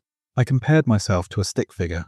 I think we can both agree that absolutely no part of me looks strong. Old women at the bus stop fuss over me when there's a slight breeze, worried that the wind will steal me away. You can fuck right off if you think I've got strong hands. At least we'll match. He says, holding up his left hand, showing off the bruising from last night. Remus sucks air through his teeth and grabs it, gently turning it towards the light. This looks bad. Are you sure you didn't break something? I don't think so. He flexes his hand before clenching it into a fist, wincing at the pain. I'm not that fussed about it, honestly. More worried that my dick is going to rot off from whatever Caradoc might have given us. Right, that's it. The mum snaps, angrily shoving to her feet. They tried to sit apart from her, but unfortunately the waiting room isn't that large. Aye. The door to the back swings open, a man in scrubs standing there with a tablet. Black and Lupin. Oh, thank Christ. Remus breathes out, grabbing him by the collar and hauling him out of his seat. The two of them scurrying down the hall before they can get scolded like naughty schoolboys, having to stop and wait for the very confused nurse. He takes their height and weight, and they have to take turns in the single bathroom to piss in a cup before they're shown to a room and are told that the doctor will join them shortly. Ugh, I hate this. I hate doctors. Sirius moans, pacing back and forth in the small space of the examination room. Remus is sitting on the end of the cot, eyes tracking him as he moves. I'm all sweaty and gross and lightheaded. I think I might actually be getting hives from the stress. Unless that's STD related. I'm pretty sure that was one of the symptoms I read last night. You know, I thought I was a hypochondriac, but you're making me seem quite sane in comparison. Remus says, reaching out and catching him by the sleeve, forcing him to sit on the stool by the cot. You're making me dizzy, mate. You've got to stop. Take a deep breath. Sirius tries. He really does. Remus huffs and takes his hand, not the bruised one, pressing it flat against his chest and taking an exaggerated breath. Come on, inhale and exhale when I do. That's it, nice and slow. His heart rate has just started to slow when there's a soft knock at the door, a woman in a white coat opening the door and peeking her head in. He thinks she might have said something, but he can't hear it over the whooshing sound in his ears. All of his carefully collected calm fades away in an instant, letting out what might be an honest-to-God whimper as he fists the front of Remus's jumper. Oh, hell. Remus whispers, giving him an awkward pat on the back. Hi, sorry, please come in. I'm Dr. Pumphrey, and I'll be administering your test today. The doctor says, looking at the two of them as she drags another stool over from the corner, perching on top of it. I just need to get a bit of background information from the two of you before we start. Is that all right? Yeah, that's fine. Remus forcibly removes his hand from the front of his jumper, wrapping it in both of his instead. Sorry about him. He's a bit scared of doctors. Oh, no need to worry. We see it all the time. Dr. Pumphrey picks up a tablet, tapping at the screen. Now let's start off with an easy one. Could I please have your full names, dates of birth, and preferred pronouns? Remus answers her questions. He's just with it enough to hear his birthday, and Sirius lets out a weird little chuckle when he realizes that he's a Pisces. When it's clear that Sirius isn't going to be able to respond, Remus shoves a hand inside his jacket, withdrawing his wallet and rattling off his name and birth date, correctly guessing his pronouns as he, him. He thinks there might be more questions, but he doesn't quite catch them, unable to hear anything over his pounding heart and wheezing breaths. He closes his eyes, focusing on the feeling of Remus's thumb stroking over the back of his hand, and when he opens them again, he feels slightly less like he's going to pass the fuck out. Dr. Pumphrey flashes him a smile when he glances over at her, looking back down at her tablet. All right, moving on. How long have you been together? And when were you intimate with a partner that may have exposed you to a sexually transmitted disease? No. Remus grimaces, giving his hand a little squeeze. Think there might have been a slight miscommunication. We aren't together, nor have we ever been in a relationship. We just found out that we were dating the same bloke, who may have also been seeing other people as well. We both thought we were in a monogamous relationship with him, so neither of us used condoms. Honestly, the whole situation is a mess. Well, Pumphrey says, eyebrows up near her hairline. you both are handling this with an incredible amount of maturity then. Were you two friends before this incident? We just met last night. Sirius rasps, holding up his other hand. And not that maturely, I punched the cheating asshole. She rolls her lips between her teeth, closing her eyes for a moment. You should probably get that looked at, lad. Or at least ice it for a while. All right, I think we should do a rapid test today, a urinalysis, and a blood draw for a full panel. The rapid test will tell us if you've caught any of the more worrisome infections, and the full panel will give us more information just in case. Sound good? Sirius's only response is a gurgle. Remus quickly agrees that the tests are fine and generously volunteers to go first. Dr. Pomfrey asks that they remove their jackets, and Sirius clutches them both to his chest when he's asked to move from the stool to the cot. Remus lets him hide his face in his shoulder while he has the tests administered. He really can't even stand the sight of needles, and he's not proud of his behavior when it's his turn. Serious, mate, you have to do this. Remus says, gripping him by the forearms to prevent him from doing a runner, having barely managed to grab him when he made a move towards the door. I can't. He looks over, sees a packaged blood draw kit sitting out on the counter, and feels a little woozy. It's fine. She already took your blood. Our results are probably going to be the same anyway, so it doesn't really matter. You know it doesn't work that way. Remus slides his hands up, one gripping his shoulder and the other moving to the back of his neck, forcing him to look up to meet his eye. He hadn't realized it before, but Remus is nearly as tall as he is. He thought the other man was much shorter, though he supposes that it's only because he's been hunched over ever since they met, curled up tight like a woodlouse. Serious, it's going to be okay. I will hold you, or reassure you, or whatever the fuck you need during the blood draw. All right, I'm here for you. We've got this. And when we're done, I will take you to get a latte or some pistachio macarons, or get you blackout drunk, whatever you want. How do you know I like pistachio macarons? He gasps out, Remus's lips turning up at the corners. Because I can't stand the damn things, and Keradok was always surprising me with them. Now, are you going to let the nice doctor do what she needs to do? Okay. He manages to say, Remus giving him a brilliant smile and squeezing the back of his neck. Okay, let's do this. It's easier said than done, all things considered, but eventually the doctor is able to steal his blood. Remus crawls up behind him on the cot, wrapping his arms around his chest to either hold him or pin him in place. He's honestly unsure, legs on either side of his from where they dangle off the side, murmuring a steady stream of reassuring words in his ear the entire time. All right, easy now. She's just going to prick your finger. Ah, there it is. Great job. Now she's just going to rub your finger on the thingy. Sorry, I don't know what it's called. She's just bandaging your finger now. It's all right. Just relax. Okay, she's going to disinfect your arm now. Bit cold. All right. It's time for the blood draw now. That's it. Carry ads. Look away. It's all right. Remus shushes him, letting him press his face into the crook of his neck, making a sympathetic noise when the needle goes in, and he lets out a loud whine. The worst of it's over now. It's okay. Just breathe. In and out. There we go. Great job, Sirius.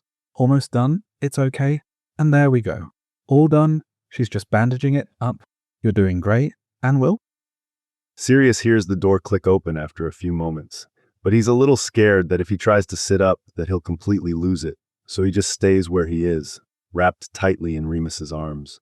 Remus lets him, petting his chest the way one might try to soothe an angry cat, humming under his breath, murmuring something he doesn't quite catch before he hears the sound of the door closing.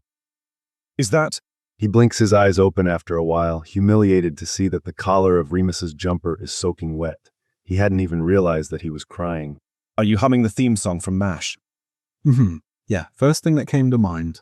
Remus has his cheek pressed to the top of his head, rubbing it against his hair a little. Did you know that the song is actually called Suicide is Painless? I did not know that. He sits up a little, just enough that he can see Remus's face. That's a bit grim, isn't it? Back with me. Remus asks, eyes flickering over his face. Feeling all right. The doctor brought you some juice. I think she was worried you were going to faint. Oh, cheers. He takes the little paper cup of apple juice from Remus's other hand, throwing it back like a shot. I am so sorry. You didn't exactly sign up for any of this, but especially not to comfort me as I made an absolute fool of myself. Nah, it's fine. Remus loosens his arms but doesn't move out from behind him, just leans his forehead against the top of his shoulder. Actually, concentrating on you kept me from having a little freak out of my own, so thanks for that. Oh, of course, anytime. Remus snorts behind him. So, where's your medical trauma come from? Mine all stems from the pediatrician I had as a kid. Pretty sure the man was about 900 years old and hated children.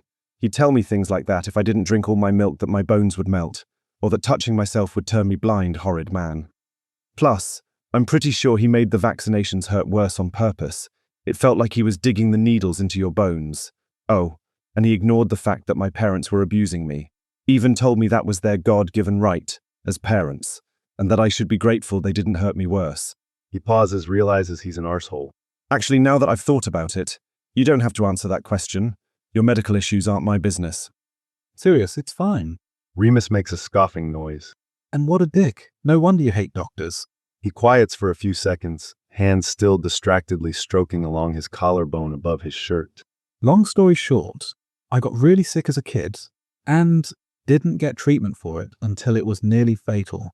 It wasn't my parents' fault at all, but by the time I made it to a hospital, I'd developed scarlet fever. I was only 5 when it happened and ended up in the hospital for a few weeks because of it. I lost most of the hearing in my right ear and it fucked my joints up pretty bad, but in all honesty, it could have been a lot worse. Most of my first memories are from that time period, so not a great time all around. It also messed up my immune system, which means I get sick pretty often. If someone so much as sneezes on the same block as me, I'm likely to catch a cold. Jesus, Remus, that's terrible. He puts his hand on Remus's thigh, giving it a little squeeze. How?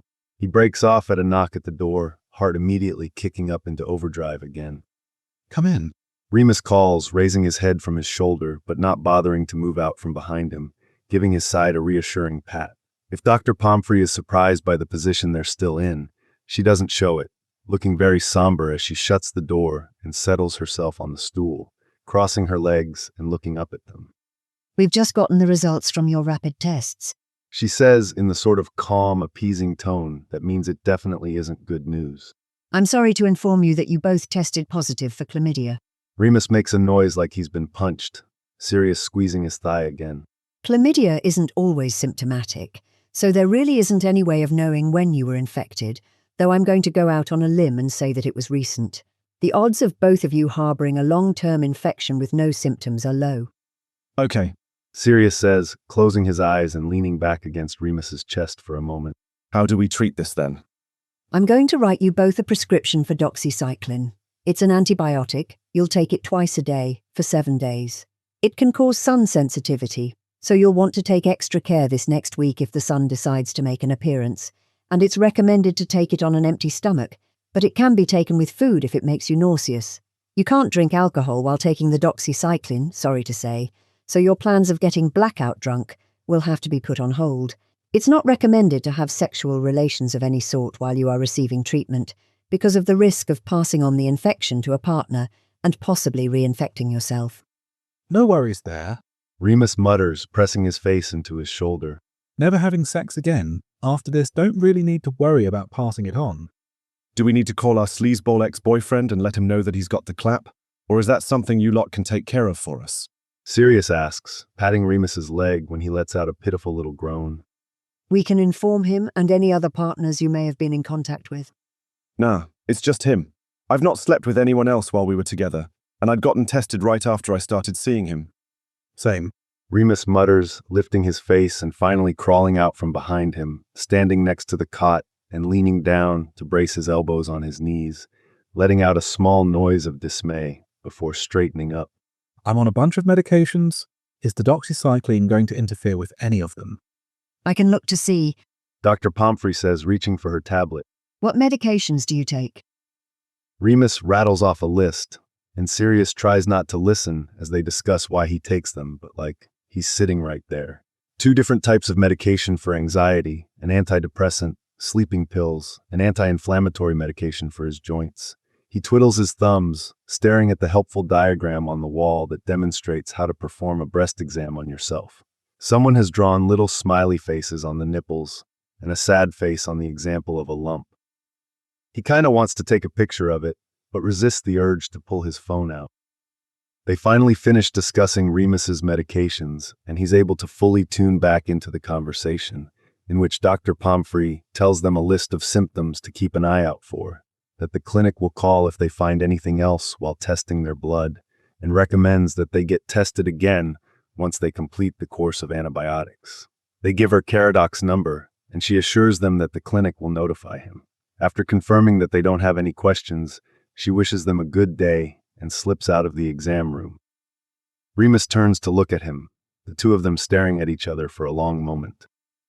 Well, Sirius says, pushing to his feet and picking up their jackets from where they've been knocked on the floor. honestly, it could be worse. Sirius, we've got fucking chlamydia. How could it be worse? I mean, at least chlamydia is easily treatable. He could have given us HIV or something. He shrugs on his jacket, pressing his lips together as Remus turns white as a sheet. Like, yeah, chlamydia isn't great, but at least it's not that. He holds out Remus's jacket and, when he makes no move to take it, starts stuffing his arms into the sleeves, tugging it up over his hunched shoulders. It's fine. It's going to be fine. We're going to go to the pharmacy and pick up our fucking antibiotics. And then we're going to find those macarons you promised me. And then we're not going to get drunk, which sucks, because goddamn do I need a drink. He claps Remus on the shoulders, turns him towards the door, and marches him through it. There's a pharmacy right next door to the clinic, so they wait for their prescriptions, poking through the aisles of hygiene products and random medical aids. Sirius picks up a pair of heart-shaped sunglasses from the little display next to the register and buys them on a whim, as well as a bottle of Lucozade that Remus drops beside them. They take their first dose on the pavement outside, Remus passing him the bottle of sports drink to wash it down with. Hey, Orange. Sirius says, swallowing with a shudder before ripping the tag off his new sunglasses, perching them on top of his head. What's wrong with Orange? Remus asks, squinting at the little writing on the outside of the pill bottle before he tucks it into his pocket. Blue is clearly the superior flavor. He takes another drink, handing the bottle back to Remus, who immediately takes a sip. He supposes it doesn't really matter that his mouth was just on the bottle, considering everything. Okay, coffee and macarons. I'm ready for us to get to the emotional eating portion of the afternoon. Remus is just looking at him, a strange look on his face as he takes another drink. What? Nothing. Remus shakes his head. Come on, there's a cafe down that way that I think sells macarons. No promise on pistachio flavored, but I'm sure there's some other sort of posh dessert that'll make your day better. He thinks about it, tilts his head back and forth. Are you sure we can't get drunk? Like, what's the worst thing that can happen? Remus gives him a wry look, huffing out a breath.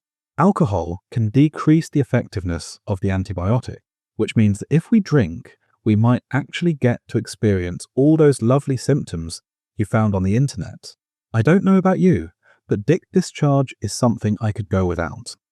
Sirius groans, presses his hands to his face, and throws a mini tantrum, right there on the sidewalk. He hears someone sniff in distaste as they pass, and he makes a rude gesture without uncovering his eyes. Fine, fuck. Let's go get some coffee. Maybe if I pretend hard enough, I can convince myself it's an espresso martini. Remus laughs, grabbing his arm and turning him around, giving him a little push to get him moving. Good luck with that, mate. He lowers his hands, walking in the direction Remus points him in.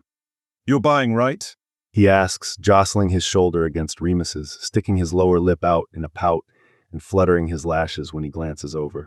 I was a very good boy for the doctor, so I think I deserve a treat. Christ.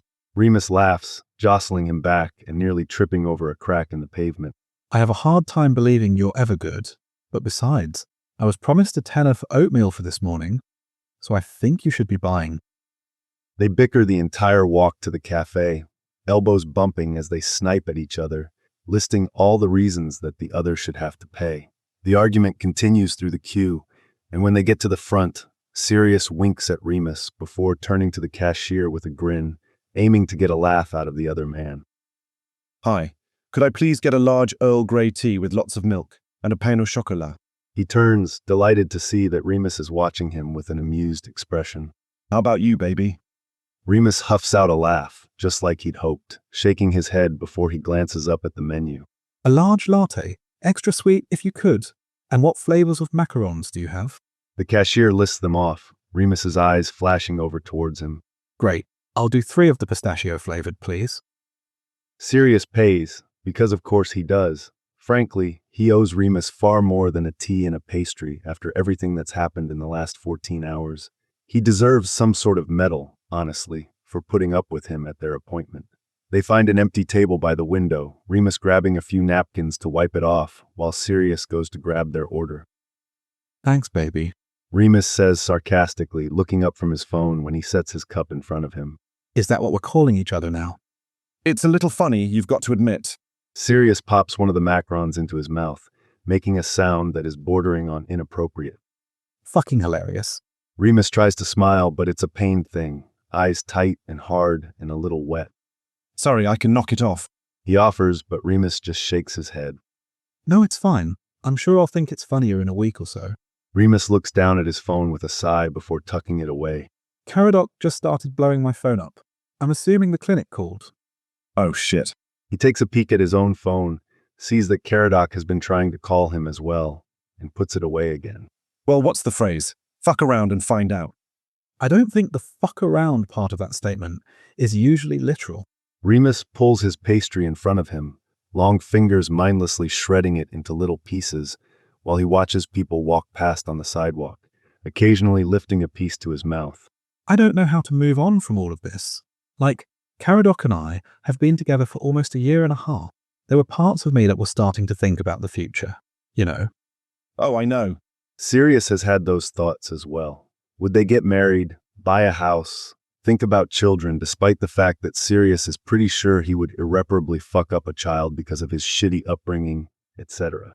But on the bright side, at least we found out now, instead of a year from now. Though I guess we would have caught on sooner regardless, because of the dick discharge. Oh my god. Remus groans, pressing his hands to his face before letting out a shaky laugh. We've got to stop talking about it before we traumatize another child. Yeah, that mum was ready to box our ears. Remus lowers his hands, a smear of chocolate near his temple, and Sirius doesn't even think before he reaches across the table to wipe it away with his thumb. He pops his thumb into his mouth automatically, then realizes that he's a weirdo, and Remus is still essentially a stranger, even if it sort of feels like they've been friends for years. He already knows so much about him through the scope of Caradoc's incompetence. Sorry, you had chocolate on your face. Remus hums under his breath, looking down at his hands, and then at his pastry, which he's all but decimated. He picks up a piece and nibbles at it. Thanks. Thanks for holding me at the doctor appointment. Remus bites his lip, amber eyes flicking up to his face and down again. Thanks for buying my tea and pastry. Thanks for letting me crash on your sofa last night. Thanks for not fucking my boyfriend. Oh, wait. His mouth drops open at Remus's words, and for a single horrifying moment he thinks that the other man is crying, until he hears a clear laugh, his shoulders shaking as he giggles. Sorry, too soon. You're an asshole, he says, grinning despite himself. Yeah, it's too soon. Maybe give it more than a day before you start making jokes like that. Oh, all right. Remus's smile is a soft, warm thing. He looks away, running his fingers through his hair and picking up the last solid piece of the pastry before dropping it again, pulling out his phone and humming when he looks at the screen. Sorry, I've got to get going. My landlady just texted. The locksmith is on his way. Sirius can't help but to be a little disappointed. Of course, no worries. Come on, we can walk out together. They clean up their table, Sirius popping the last macaron in his mouth while Remus carefully wipes away all the crumbs. They take their drinks, standing next to each other on the sidewalk, staring awkwardly at each other. Can we exchange numbers? He asks, possibly a bit too loudly from the way Remus flinches. Sorry, I just... Remus runs a hand through his hair, tugging his earlobe before dropping it again. Sure, yeah, why not? He pulls his phone out and unlocks it, handing it over. Sirius quickly saves his contact information, sending himself a text so that he'll have Remus's number as well. Remus takes his phone back, choking out a laugh. You saved yourself as baby with heart and star emojis. He grins, holding up his own phone.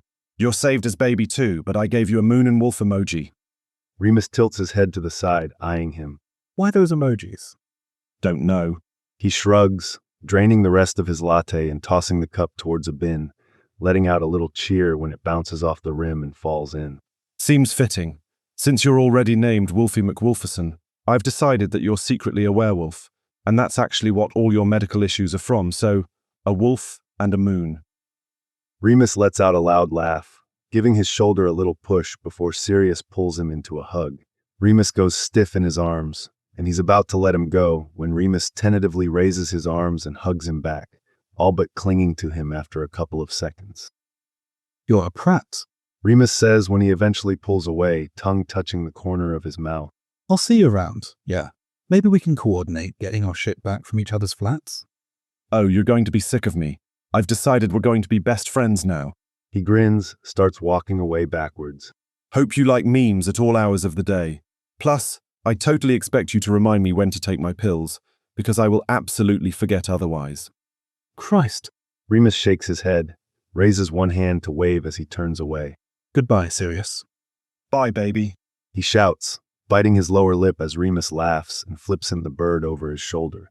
He watches him walk away before ordering himself an Uber to James's flat. He's really not looking forward to the conversation he's about to have. Chapter 3. Reinventing the wheel to run myself over. Remus isn't surprised when he gets off work to find a text from Sirius waiting for him. They've been texting nearly non-stop the last few days, ever since they parted ways after the whole STD test and coffee debacle. Not even just about Keradok, though he does feature heavily in their conversations. No, they've been sending memes and jokes, reminding each other to take their dick pills, as Sirius calls them, talking about their days, and Sirius even managed to talk him down from the ledge when he found some sort of bump that he was sure was a symptom of some sort of sexually transmitted infection. Turned out that it was an ingrown hair, and he was terribly embarrassed about it, especially since he'd sent a very close cropped picture of it to the other man. You couldn't really see anything in the picture, other than the fact that it was clearly in his groin area, and that he really needs to trim his pubes, but it was embarrassing nonetheless. What is surprising is that Sirius has asked him to pop by his tattoo studio. He spends a few minutes just standing in front of his work locker, staring down at his phone and worrying the skin along the side of his thumb with his teeth, before he texts back. Okay, OMW. Sirius responds almost immediately with a string of emojis that make little to no sense. The first few do, a series of smiley faces, but then there's a tree and a cheeseburger and a koala, followed by the OK hand symbol and an aubergine. He hopes that's not code, because he's rather done with what those two emojis represent as a whole. Thanks. He takes the bus, which is a mistake, and by the time he finally makes it to the block where Sirius's studio is located, he's shaky and out of sorts. First, a man tried to hit on him and got a little pushy when he politely declined. There was a baby that just wouldn't stop crying. Not that he blamed the baby or her frantic father, but the shrill wailing set his teeth on edge, and then two women got into a loud argument, and he'd frantically slapped the stop button and decided to walk the rest of the way. Remus doesn't handle stress well, or confrontation. He gets a little teary-eyed when people raise their voices at him, his back and palms sweat when he's stressed out, his hands shake when he has to talk to strangers, and he's liable to get physically sick when people are angry at or near him. He's a mess, basically. The studio is housed in a row of shops that seem to be part of a repurposed factory, pieces of the old brick building having been replaced with steel beams and shiny glass panels. It's very trendy and cool looking, exactly the kind of place he'd been imagining while Sirius described his studio. He finds the entrance, the sign hanging overhead declaring it Black Dog Inc., giving the iron door a tug and finding it locked. He looks around before pressing his knuckle against the little intercom button nearly hidden among the bricks. He waits for a concerningly long amount of time, and he's about to text Sirius when the door suddenly flies open, nearly hitting him in the face. What? The woman standing there is a tiny thing, shaggy blonde hair hanging in her face, and a glare that instantly makes him want to turn tail and run. I'm here to see Sirius. He hates that it comes out as a question, rubbing his damp hands against his trousers. Do you have an appointment? She asks, raising one studded eyebrow at him. He stammers, trying to explain that Sirius had texted him, but she cuts him off. Sorry, no appointment, no entry. You can book one online. The door slams shut again. He swallows, rubbing a hand over his mouth, before he slowly retrieves his phone from his back pocket, nibbling on his thumb as he pulls up their text thread. The very lovely, extremely terrifying woman who opened the door won't let me in. Oh shit. Sorry about that. Give me two, Sig Foskab. No mouth emoji, olive emoji, gorilla emoji, cowboy emoji, ghost emoji. Shib sub high frub. Mate, are you having a fucking stroke? Bah, Jeff Beakel. God damn it. No wink. Kebab kibi and B&B. Remus is still staring at his phone in confusion when the door opens again, revealing a very disheveled-looking Sirius, a chubby baby held in one of his arms. His jaw drops as he watches as Sirius tries to wrestle his phone away from the baby, who is fighting tooth and nail while screaming, "No." Who the hell is that? He asks, regaining enough of his senses to reach forward to grab the door. Now having use of both hands, Sirius quickly wins the fight and reclaims his phone, the baby's lower lip quivering until Sirius blows a raspberry against his neck. Why do you have a baby? Fucking hell, did you steal a child? Sirius laughs, face scrunching in a wide smile as he glances up at him, his stomach twisting a little as he forces his nerves an initial spike of panic down. No, this little bugger was handed over to me willingly, unfortunately. Hazar, I'd like you to meet Remus. Can you say Remus? The baby babbles nonsensically, spit dripping down his chin in a way that makes him vaguely nauseous. Sorry. The only words he really knows so far are daddy, no, and fuck. This is Harry, James's son and my godson. You didn't mention that James had a kid. He follows Sirius into the studio, letting the door slam closed behind him. Didn't you say you were shit with children? I am, and trust me, normally I am not allowed to watch him on my own. James's mum usually keeps him throughout the day, but she had an appointment today, and James works a much more conventional job, the sort that frowns upon bringing your child to work with you. He pauses next to the desk just inside the door, taking Harry's little hand and waving it at the blonde woman, who is glaring daggers at them both. Sorry, this is Marlene. She's essentially my guard dog, hence the growling. Watch yourself. I wouldn't put it past her to try and bite you. Fuck off, Black, you prick. She hisses, rolling her eyes as she turns towards the computer, the person sitting in the waiting area watching them with an air of bemusement. Take the crotch goblin away before he cries or spits all over my desk again. Yeah. Sirius leans down to stage whisper in the baby's ear. Don't worry, Haz. Auntie Miles secretly loves you. She's just a bitch about it. Marlene performs a rather lewd gesture that makes Remus's cheeks go pink, Sirius laughing loudly as he takes him by the elbow and leads him down the hall. I meant to ask, what the fuck are you wearing? What? He glances down at himself, confused, before realizing that he forgot to take off his outer shirt. Oh, it's part of my work uniform. I thought you worked at a pub. I do that in the evenings. I also work part-time at an Asian market near my flat. He quickly takes off his jacket and unbuttons the red tang suit, shucking it off to reveal an old t-shirt that he's had since secondary school. The faded letters on the front reading, "Don't be a pawn in someone else's scheme. Check out the chess club and find some mates." And I babysit a few times a month for my bosses at the pub. It pays really well, considering that they have 6 tiny ginger demons masquerading as children. Sirius grins at his t-shirt, reaching out to pluck at the hem. Please let me steal this one, you gigantic nerd. Why do you work so many jobs? Well, unless my landlord will start accepting lectures on classic literature in lieu of rent, I'm sort of forced to. He follows Sirius into what must be his office, or whatever the tattoo equivalent of that is, tossing his jacket and uniform shirt down on the end of a sleek, leather-padded table. I know my flat is shit, but it still costs an arm and a leg to rent a 1-bedroom in any part of London. Fuck, I know. Sirius adjusts his hold on the baby, once again liberating his phone from those adorable little chunky fingers before setting him in a playpen on the floor. I think I've given myself a few grey hairs the last few days looking for somewhere new to live. I didn't realize how lucky I was when I found the last place. The rent was dirt cheap comparatively. He grabs a packet of teething biscuits off his desk, handing one to Harry while tickling under his chin. Looks like you've got a new flatmate for the foreseeable future, Haz. Harry looks up at them both, scrunches his face, and tosses the biscuit away before starting to wail. Shit, fuck. Sirius frantically glances around, picking up the biscuit and blowing it off before offering it to him again, but Harry only cries harder, his cheeks flushing red. He's been fussy all day and I don't know why. Normally he's super chill. How old is he?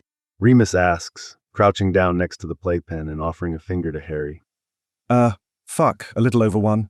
Sorry, I can never remember how many months old he is. His birthday is July 31st, so he's... Sirius trails off, starts counting on his fingers. 14 months. Remus reaches out and gently takes Harry's little face in his hands, carefully nudging his lips up to reveal red and swollen gums. Yeah, he's teething, poor lad. James didn't tell me that. Sirius looks up at him, eyes wide and panicked. What am I supposed to do? Is there, medicine or something I can give him? Where's his diaper bag? Sirius presents him with a backpack, and he roots through it until he finds a tube of teething gel and a few teething rings. Smear a little of this on his gums. Sirius jumps up, quickly rubbing some sanitizer between his hands and waving them around until it dries, taking the tube and squeezing a little out onto his finger. All right, Hazza, let me see your mouth. No, open, goddammit, Harry, work with me here. It ends up being a joint effort, both of them working together to pry Harry's mouth open again, and by the time it's done, they're all covered in spit and teething gel. Sirius sits back on his heels, huffing out a breath. I feel like I need a shower now. Remus dries his hands on the sleeve of Sirius's t-shirt before offering a much calmer Harry one of the teething rings. He takes it, happily gumming on it. So, did you have me come over here just to help you wrangle this one? Or... Oh, right, totally forgot. Sirius reaches over and snags his phone, wiping it on his shirt before he starts tapping at the screen. Someone sent me this last night. Remus takes the phone, throat spasming and chest going tight when he looks down at the picture. It's a little grainy, taken from across what looks like a darkened nightclub, but the man in the picture is clearly Caradoc. He and another man are holding hands, emerging from what looks like the disabled toilet, both of them looking rumpled and disheveled. It's very obvious that they were just shagging, especially since Caradoc is leaning in to kiss him. Looks like our little Typhoid Mary is still spreading the love. Sirius says, leaning his chin against Remus's shoulder as he looks at the picture. Even if he's getting treatment and using a condom, it's not right of him to potentially infect someone like that. We have to do something. He snaps his mouth closed, using one hand to rub at his eyes, letting out a groan. What are we even supposed to do about this? Do you want to track this man down? Absorb him into our messed up little club of people that Caradoc has fucked over? Sirius laughs, taking his phone and pulling away from him. I mean, maybe. But no, that's not what I had in mind. We need to let people know that he's a diseased, cheating asshole. How are we supposed to do that? They're sitting on a plush black rug that looks clean enough, so he lets himself flop down onto his back, blinking up at the exposed pipes near the ceiling. I don't have social media, but you could, make a post about it or something. Yeah, I don't either, really. Sirius stretches out beside him on his stomach, reaching out to open a portion of the playpen so that Harry can join them, the boy quickly scooting out of the pen as quickly as his little arms and legs will carry him. I run the social media pages for the studio, but I hardly ever log into my own, which is why I didn't realize until I was crying on your sofa bed that Caradoc had hidden his relationship status on Facebook.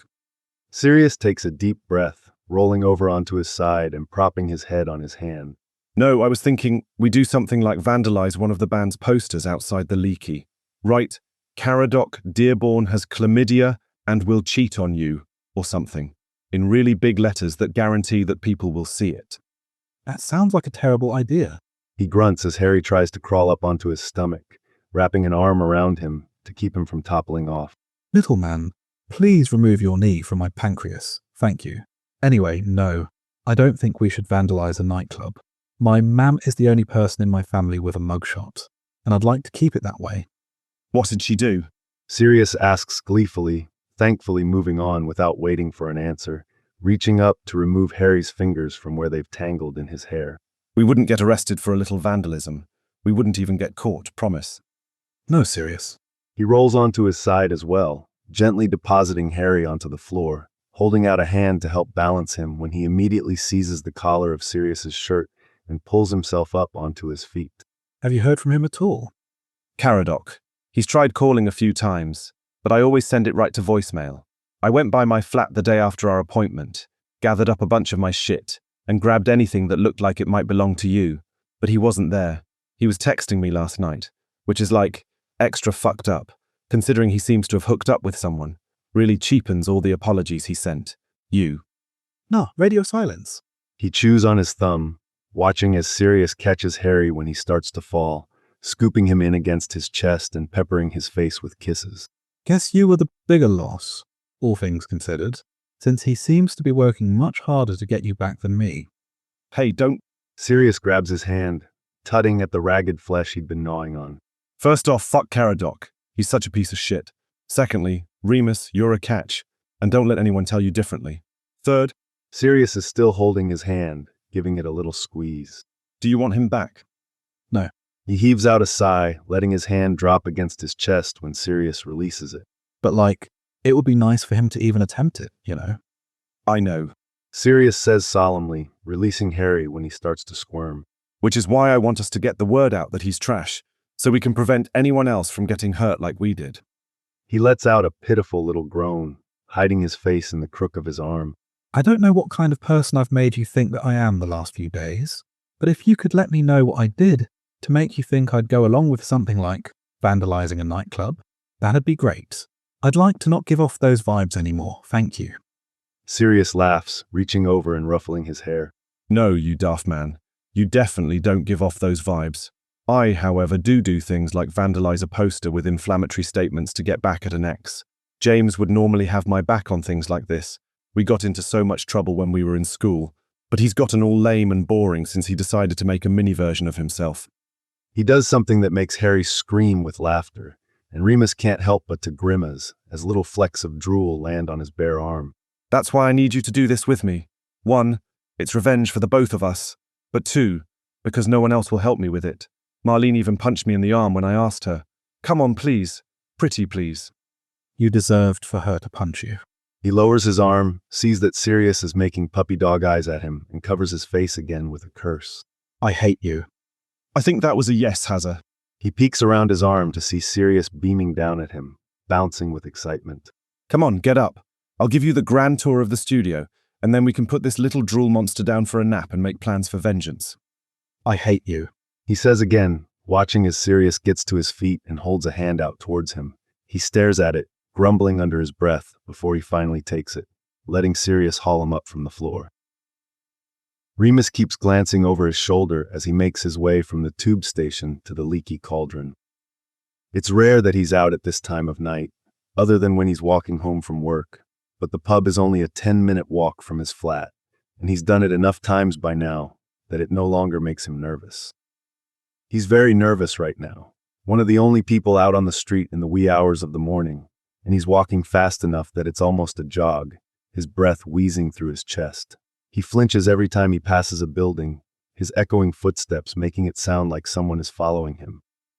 His phone buzzes in his pocket, and he takes another uneasy look around as he pulls it out, letting out a breath when he sees that Sirius has texted him. I'm in position. Alley behind the leaky. Where are you? On my way. Fucking autocorrect. I am not that excited about this. I'll be there in 5. I feel like we need code names. Why would we need code names? Every good heist needs code names. We're not doing a heist. We're slapping some paint on a poster to say that Caradoc is a slag. Not exactly breaking into Buckingham Palace, that. You'd know all about that, wouldn't you? Anyway, a heist. Your code name is Mooney. Fucking Wolfie McWerewolf. It's perfect. Mine'll be, Starboy, seeing as you're named after a star. Do I look like The Weeknd to you? Is that a reference to something? You're so lame. I love it. But no. Maybe I can name myself after something in this alley. There's trash, lots of trash. Trashy. It's perfect. Fuck you. No. There's a used menstrual pad stuck to the wall. I'd love to meet whatever classy person left that there. There's, oh my god. I think there's a dead body in this alley. There's a fucking foot. What, serious? Question mark. Question mark, question mark, question mark. There's a shriek from up ahead, and his head snaps up before he breaks into a sprint, trainers pounding against the pavement as he clutches his phone tightly in his fist. Serious. He calls, throwing himself down the alley that runs alongside the nightclub. He stumbles to a stop when he gets to the end, heart jackhammering in his chest as he tries to peer through the darkness. There's no lights in the alleyway, and the building blocks out the orange glow from the lamps out on the street. Serious. He whispers, very suddenly becoming aware that he may have just loudly ran into a potentially dangerous situation. He fumbles in his pocket, moving a little further into the alley, when something moves ahead of him and he screams, the alarm in his hand letting out an ear-splitting wail. Remus, what the fuck? Sirius shouts, light suddenly flaring to life as he raises his phone torch. Turn it off. What is that? His hands are shaking too badly, so he tosses it at Sirius, who curses as he snatches it out of the air and stabs at it until it quiets. Did you bring a fucking rape alarm with you? You... Remus sucks in a gasped breath, checking the wall behind him for any feminine hygiene products before he leans back against it, bending over and pressing his face to his knees. You wanted to meet me at 2 in the morning in a sketchy area. Of course, I brought a fucking rape along with me.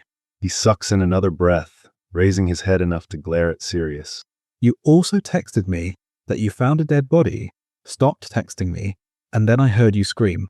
What the hell was that about? Oh, Sirius's cheeks turned pink, sheepishly turning around and picking something up off the ground, holding it out towards him. it's a mannequin leg. I thought it was a people leg at first. Scared the shit out of me. Scared the shit out of me too.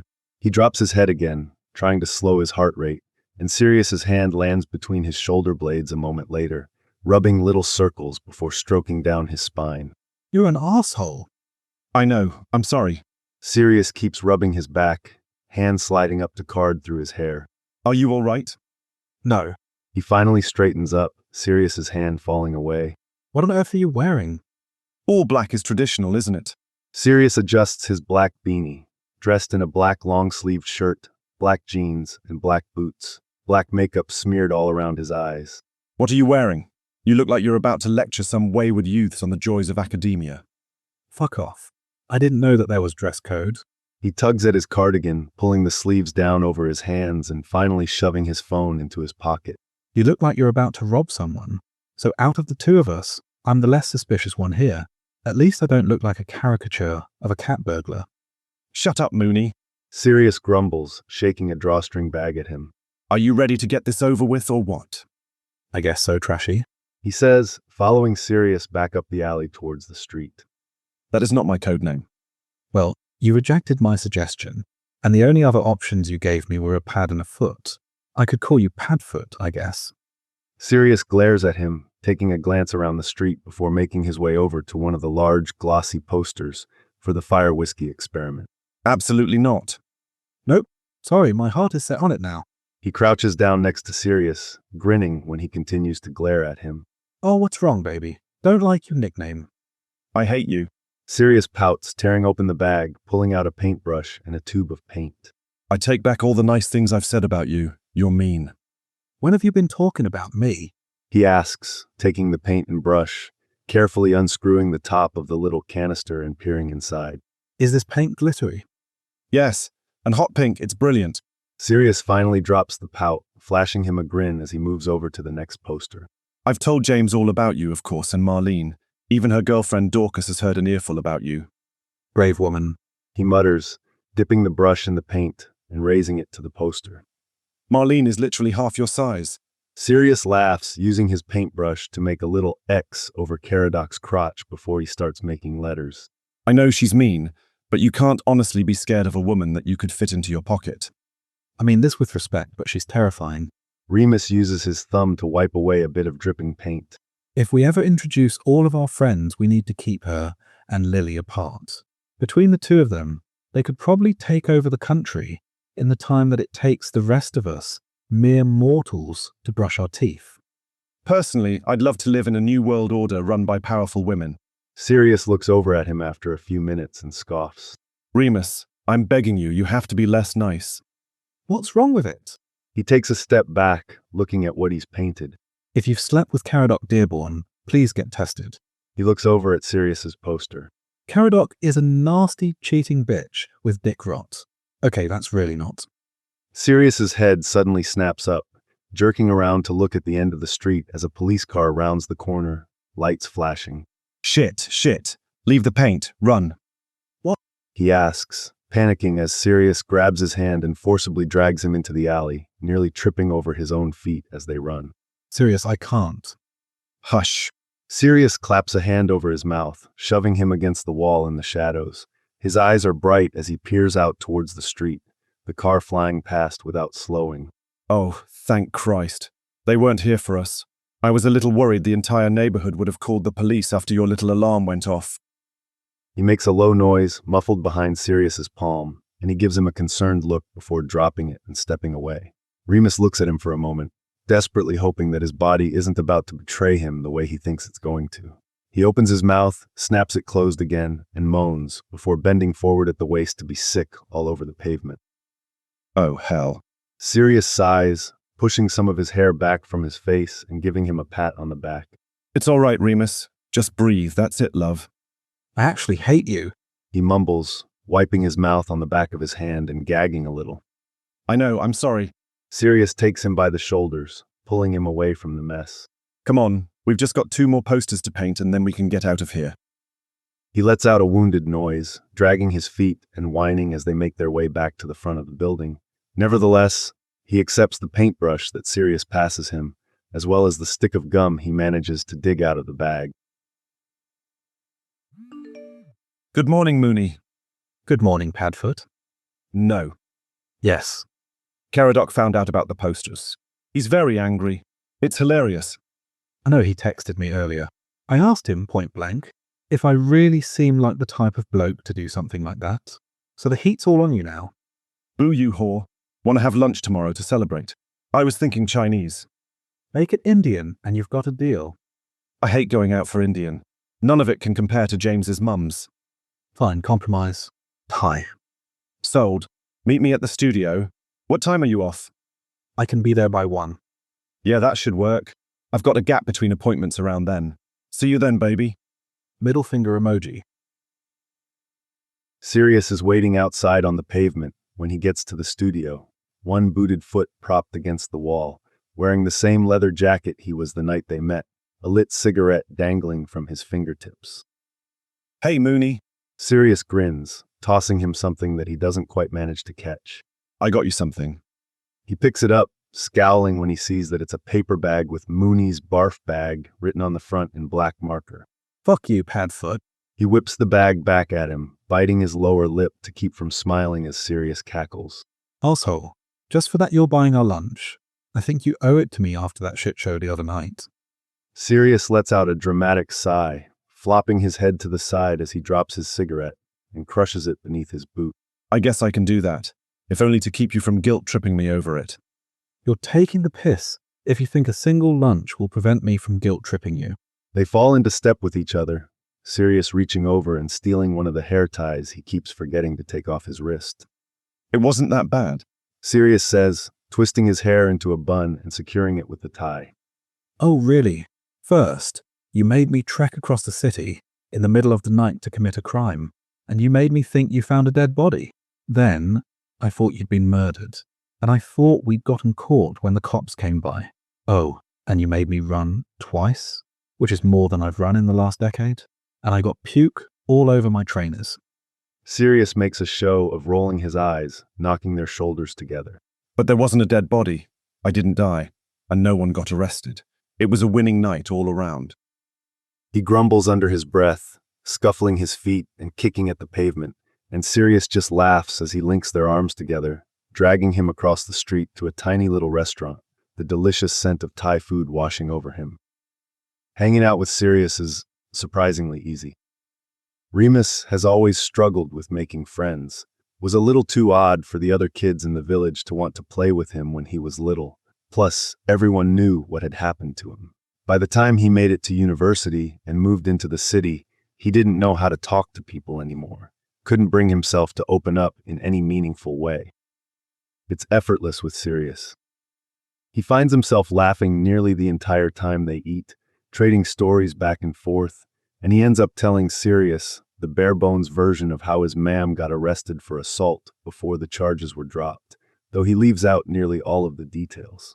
Sirius goes on to tell him how he and James were nearly once arrested on his motorbike, and Remus's stomach aches in a pleasant way by the time they leave, letting Sirius bully him into a hug before they go their separate ways.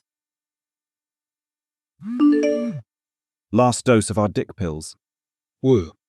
You should be more excited about this. Woo. You're such an ass. Still on to get our junk tested tomorrow. I don't know. Are you going to cry in my lap again? Will I have to bribe you with French desserts? Probably. Then yeah, I suppose so. Remind me. I want to get a picture of that breast exam poster. Did you see the little smiley faces on the nips? Oh my God. Yes. I thought the same thing. Please help me steal it. No. I'm legitimately concerned about how many crimes you've tried to have me commit since we met. You're no fun. Sirius lets out a loud cheer the moment they step out of the clinic, grabbing him around the waist and lifting his feet clear off the ground, spinning him in a circle. Fucking hell, put me down. Remus cries, slapping at Sirius's back until his feet are back on the pavement. Crap. He pulls him in, hugging him tightly and burying his face in his shoulder, taking a shaky breath as he lets go of all the nerves from earlier. Sorry, I got too excited. Sirius wraps one arm around his shoulders and another around his waist, hugging him back. You really should eat more. I'm pretty sure tiny little Marlene could bench press you. How much do you actually weigh? 8 stone. Shut up. He pulls away, shoving playfully at Sirius's shoulders, unable to keep the wide smile from his face. God, I'm so relieved. I know, me too. Sirius stuffs his hands in his pockets, rocking back on his heels. We still have to get tested again in 2 months, though, just to be safe. Yeah, well, that's a lot easier for me than it is for you. He sees Sirius's beseeching look, shaking his head as he rolls his eyes. Fine, we can go together. Can't James or someone take you? How has this become my issue? Because you totally love me. Sirius says, pressing a hand to his chest and fluttering his lashes, and he's not exactly wrong. Remus has become very fond of him in a rather short amount of time. And no, James absolutely refuses to take me to the doctor. I accidentally elbowed him in the face once when the doctor gave me a shot on 2, instead of 1, nearly broke his nose and gave him a black eye. He'd totally kill someone for me if I asked him to. But taking me to the doctor is where he draws the line. Ride or die until it comes time for an ouchie boo-boo. He says, smiling as Sirius lets out a peal of laughter that draws several eyes. Sirius finally settles, scrubbing his hands over his stubbled cheeks. We should go out and celebrate. Get blackout drunk like we planned to a week ago. Remus arches a brow at him. I work tonight. I know it's a pub, but I think my bosses would be a little upset if I showed up absolutely pissed. Also, I really cannot stress how low my tolerance for alcohol is. Means you're a cheap date. Coffee. Sirius pats his pockets, pulling out his phone and wincing, tapping at the screen for a second.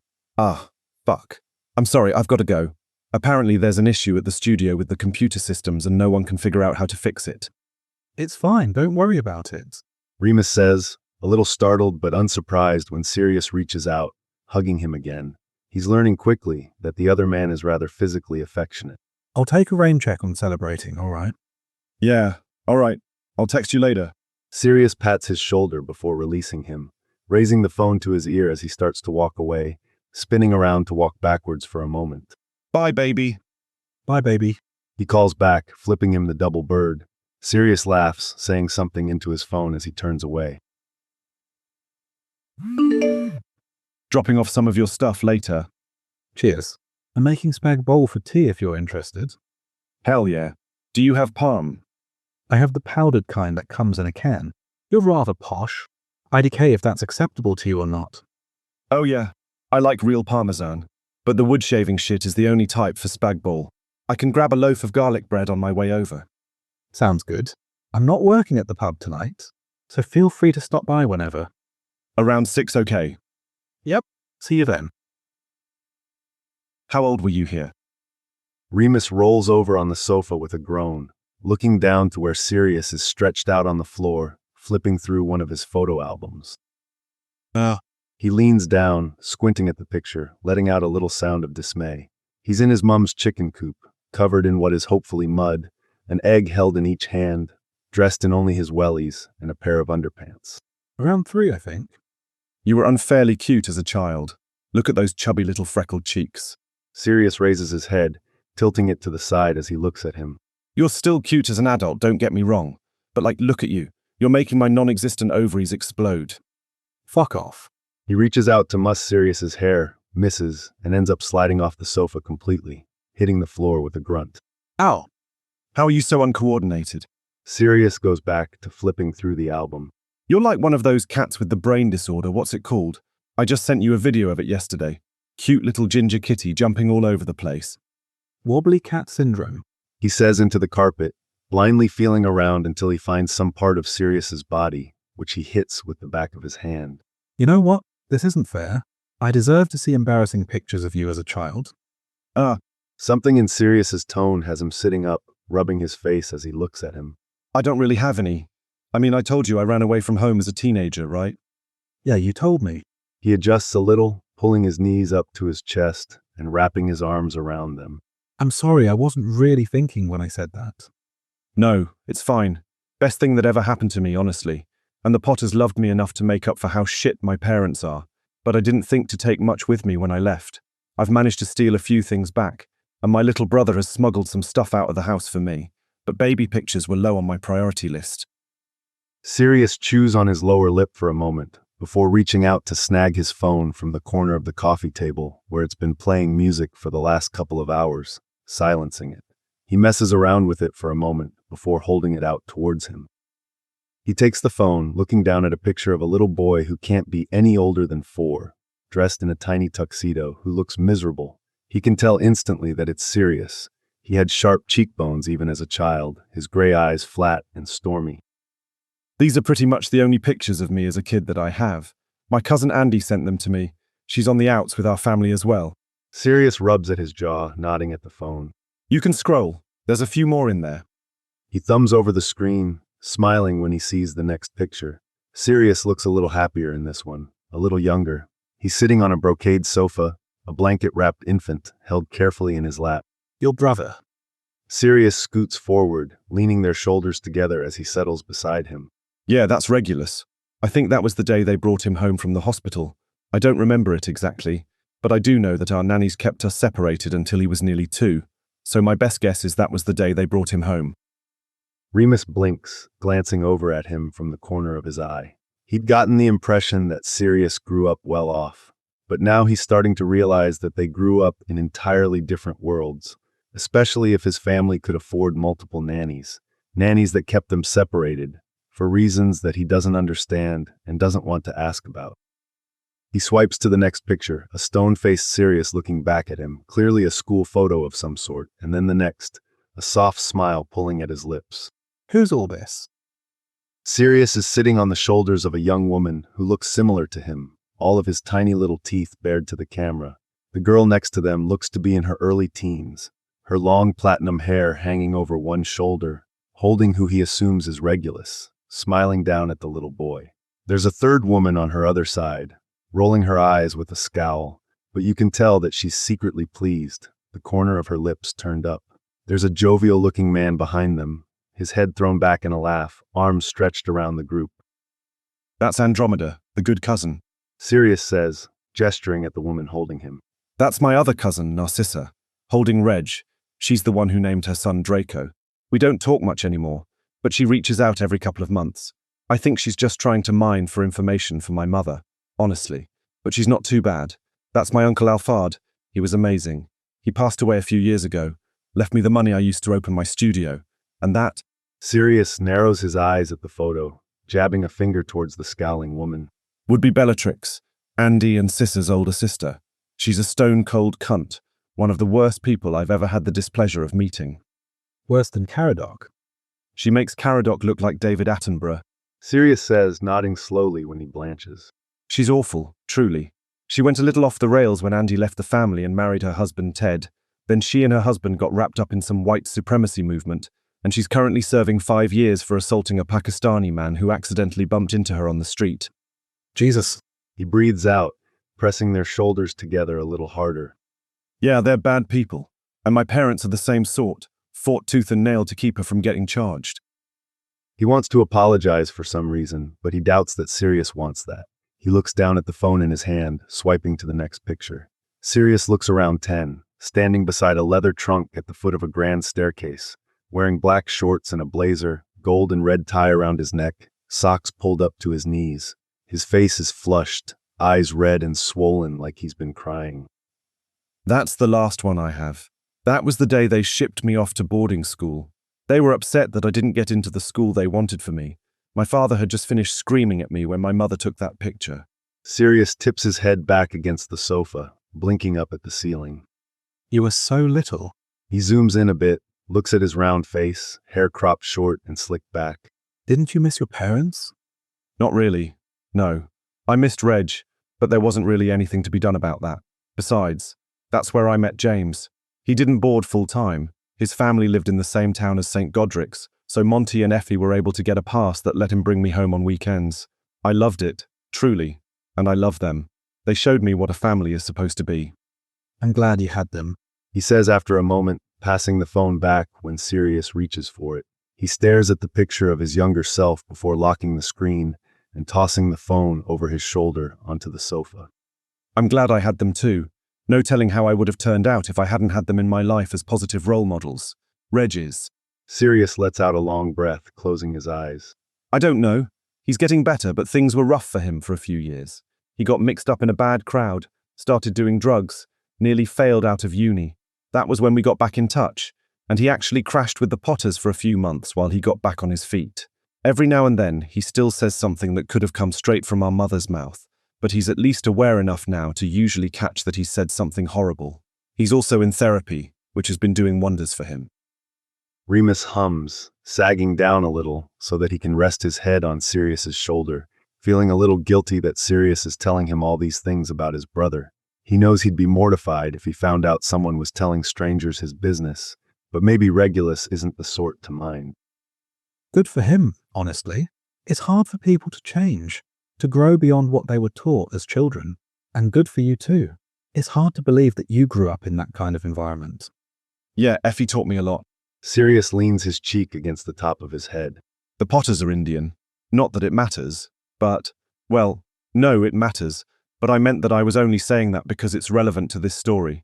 Anyway, not long after James and I became friends, I made a comment that, at the time, I didn't know was really fucking racist. James was upset, rightfully so, but that weekend was the first his mum came to visit me at school. I was expecting, I don't know, anger, a slap maybe, like I would have gotten from my own mother. Instead, she brought me a bunch of sweets and snacks that I'd never seen before, and had a conversation with me about why I'd said it, and what it meant, and why things like that were harmful, and why James was so hurt by it. From that point on, I spent every weekend at their house, and Effie became the mum I've always wanted, and Monty the dad I'd always needed, and James, of course. We were thicker than thieves from that point on. He's my brother in everything but blood. Family doesn't have to be blood, and blood doesn't have to be family. He offers after a moment of deliberation, not really knowing what else to say. He must have said the right thing, though, because Sirius's hand lands on his knee, giving it a little squeeze. They spend a few minutes just sitting there in silence, his head on Sirius's shoulder, Sirius's hand on his knee. It's getting late. Yeah, it is. Sirius sighs, turning his face into his hair. I guess I should go home. You don't have to. The sofa bed is still all made up with bedding from when you stayed over that first night. It's yours if you want it. Is my toothbrush still in the bathroom? Red one, yeah. Then I'd love to crash on your surprisingly comfortable sofa bed. Can I borrow some pajamas? I think there's actually a pair of your own pajamas in that pile of your stuff that I set aside for you. But sure, help yourself to whatever. Neither of them move. I couldn't help but notice my brown, stripy jumper wasn't in that box you brought over. I've literally never seen a jumper like that in my life. I think you've lost the plot, mate. Maybe one of those rabid cats roaming around the place stole it. He snorts, Sirius laughing softly, leaning a little more of his weight against his side. No, I forgot to throw it in the wash earlier. I wore it to bed last night. I'll get it back to you at some point. No worries. He shifts down a little further, stretching his legs out in front of him, warm and sleepy and comfortable with Sirius pressed against him. Is that Bowie shirt yours? Because I wore it to work yesterday, so it still needs to be washed as well. Yeah, that one's mine. Caradoc isn't cool enough to own a vintage David Bowie shirt. Remus groans, wrinkling his nose. I don't want to even hear his name anymore. If anyone needs a code name, it's him. Chlamydia Dick. Sirius immediately throws out, grabbing the blanket from the arm of the sofa and shaking it out over their legs. No, cheating asshole maybe. Lying git. Man who can't remember which boyfriend likes what. Poser who once tried to argue that a New Order song was Depeche Mode. Idiot who said that his favourite character from The Hobbit, while talking specifically about the novel, was Toriel, who was created for the films. Man-child who throws a tantrum when he doesn't get his way. Poster boy for only child syndrome. Dumbass who blew up our microwave because he put aluminum foil in it. Shut up, he did not. Remus says as he peels his eyes open, unsure of when he even closed them, tilting his head back to look up at Sirius. He tried to do the same thing to mine. Just popped his leftovers in there and went to hit start. I nearly had a heart attack. Oh, I've got the perfect one then. Moron who cannot learn from his past mistakes. I'd bet money that he goes on to try and con more people into an unknowingly open relationship. Yeah, bit of a mouthful though, isn't it? Remus closes his eyes again. Sirius shifts against him, and then an arm is wrapped around his shoulder, pulling them both sideways and down to lay on the floor. He moves a little closer, propping his head up on Sirius's chest, his arms still curled beneath his shoulders. We could just go with moron, save us all some time. Thicko. Bellend. Massive prat. Arsehole we'd rather not mention by name. That cheating motherfucker that we dated. He who must not be named. Oh, that's it.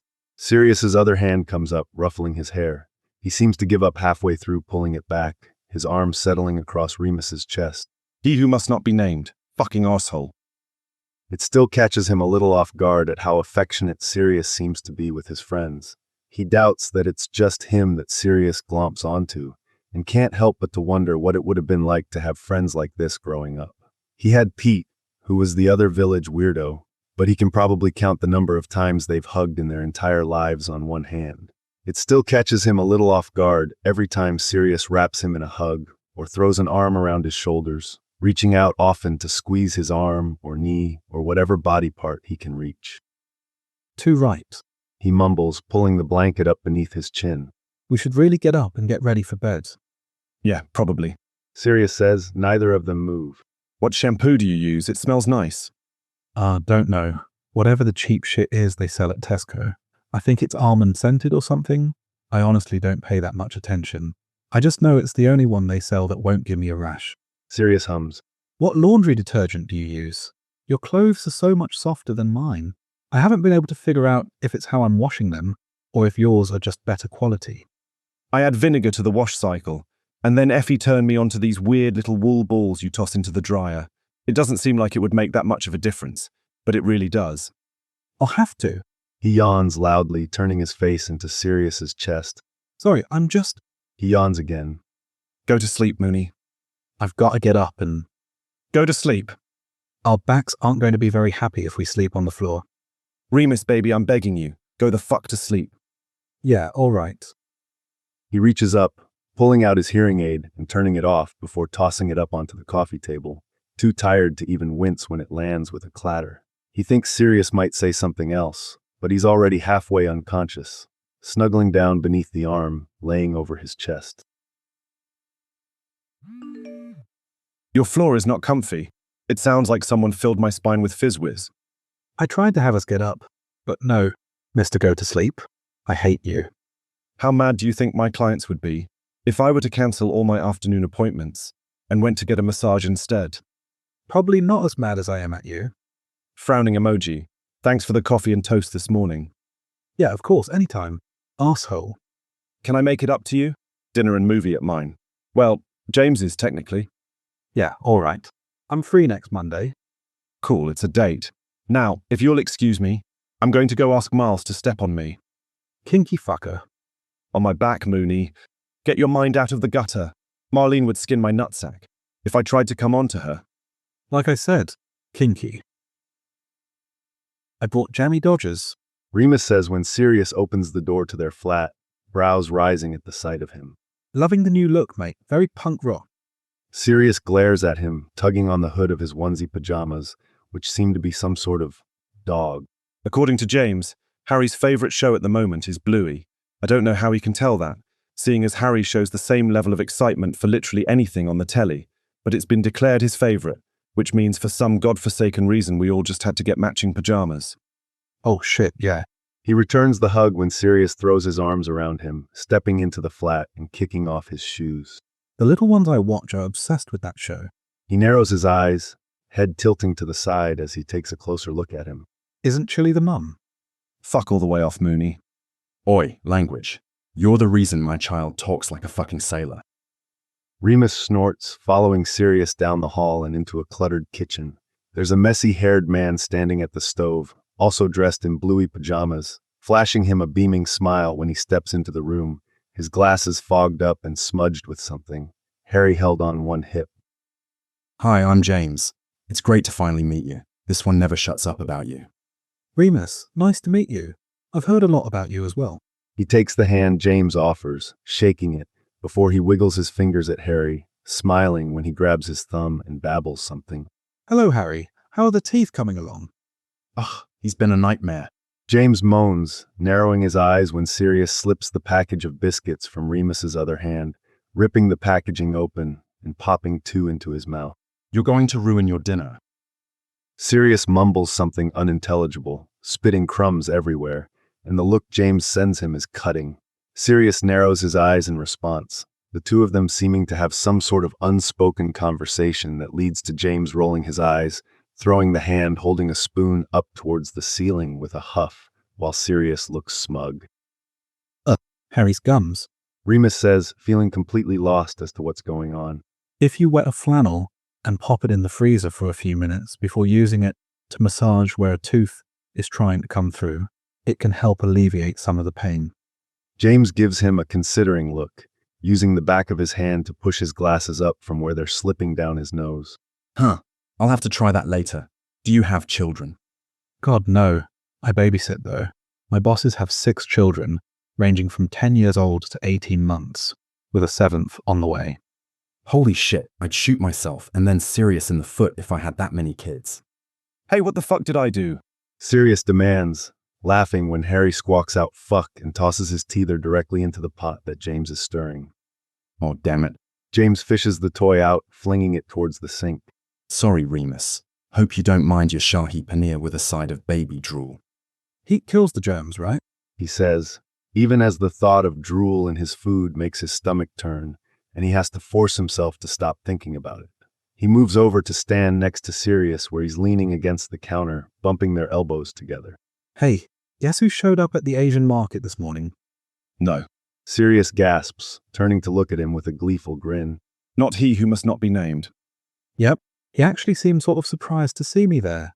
I don't know if he forgot that I worked there or just never listened when I talked about it. But you should have seen his face when he rounded an aisle. And I was standing there stocking chili paste. I'm surprised he didn't hurt himself with how hard his jaw dropped. Sorry. James says, looking between the two of them as he tries to wrestle the spoon away from Harry. Who are you talking about? Caradoc. Remus holds his hands out, taking Harry from a grateful James, tucking him into the crook of his elbow and fixing the legs on his pajamas where they've ridden halfway up his calves. Sirius and I got tired of hearing his name, so we decided we're going to call him he who must not be named. Fair enough. James shrugs, turning back to the stove. Harry pouts for a moment before he busies himself with trying to yank fistfuls of Remus's hair out. Makes him sound worse than he is. Like, oh no, he's so terribly scary. We can't possibly say his name. I wanted to call him Chlamydia Dick. Sirius offers, reaching out to poke Harry in the belly, who giggles. Anyway, what happened? He was all standoffish at first, acted like I had tracked him down there or something, and then he started in on all his usual excuses and apologies. He and Sirius share a look. I tried asking him how his treatment for the dick discharge was going, and he changed the subject. My manager got tired of it after a while and started loudly offering him some ancient Chinese remedy, passed down by her ancestors to help with erectile dysfunction. He took off pretty quickly after that. He grins, waiting until James and Sirius have stopped chuckling. She's Korean, and it was just ginger root. The idiot had apparently never seen it before. Sirius throws his head back as he laughs, nearly slamming it into the cabinets. God, what a fucking ponce. Those are big words, coming from the king of Pontus himself. James glances over at them, shaking his head. Why don't you two go set up the living room and pick out something to watch? Also, Sirius, wash your hands. I saw you sneak a cigarette earlier. Don't even try to lie to me. You're not even my real dad. Sirius grumbles, flipping him off before grabbing Remus by the arm and pulling him from the room. Does James not like you smoking? He asks, trailing behind Sirius to the bathroom, leaning against the doorframe and making faces at Harry as he washes his hands. It's a relatively new thing. He never cared until he had Harry. Hell, he used to smoke more than I do. He still bums one off me every time he drinks. Sirius rinses his hands before drying them on a hand towel. And don't get me wrong, I get it. It's not like I'm lighting up and blowing the smoke directly in Harry's face, for fuck's sake. Remus steps aside, reaching up to turn off the light before following Sirius again. No, but third-hand smoke is still pretty dangerous for children. The residue can cling to your hands and clothes, and then be transferred to him when you touch him. Can it really? Sirius stops dead in the middle of the hall, turning to look at him before glancing down at his hands. Shit, maybe I do need to quit. He leads the way into the living room, pushing a few toys aside with his foot before dropping onto the sofa. Sorry, excuse the mess. It's no bother. He sits beside him, bringing his knees up and laying Harry back against them. Harry waves his hands and immediately tries to pitch himself to the side. Luckily, Remus, being well aware that babies and toddlers are little suicidal maniacs, has a tight grip on his ankles, preventing him from rolling to the floor. Nice try, buddy. You're good with kids. Sirius says, picking up a remote and turning on what might be the largest television he's ever seen outside of a retail store. Well, I'd imagine my bosses would be a bit tiffed if I wasn't. Someone else would probably charge triple what I do to watch their bunch. Harry immediately tries to flip over when he hears the telly, so he scoops him up, turning him around and letting him lean back against his chest. Harry goes still at once, green eyes going wide as he stares at the flashing colors. Is Harry's mum? Not really in the picture. Sirius scrunches his lips to the side, selecting some animal documentary before tossing the remote to the side.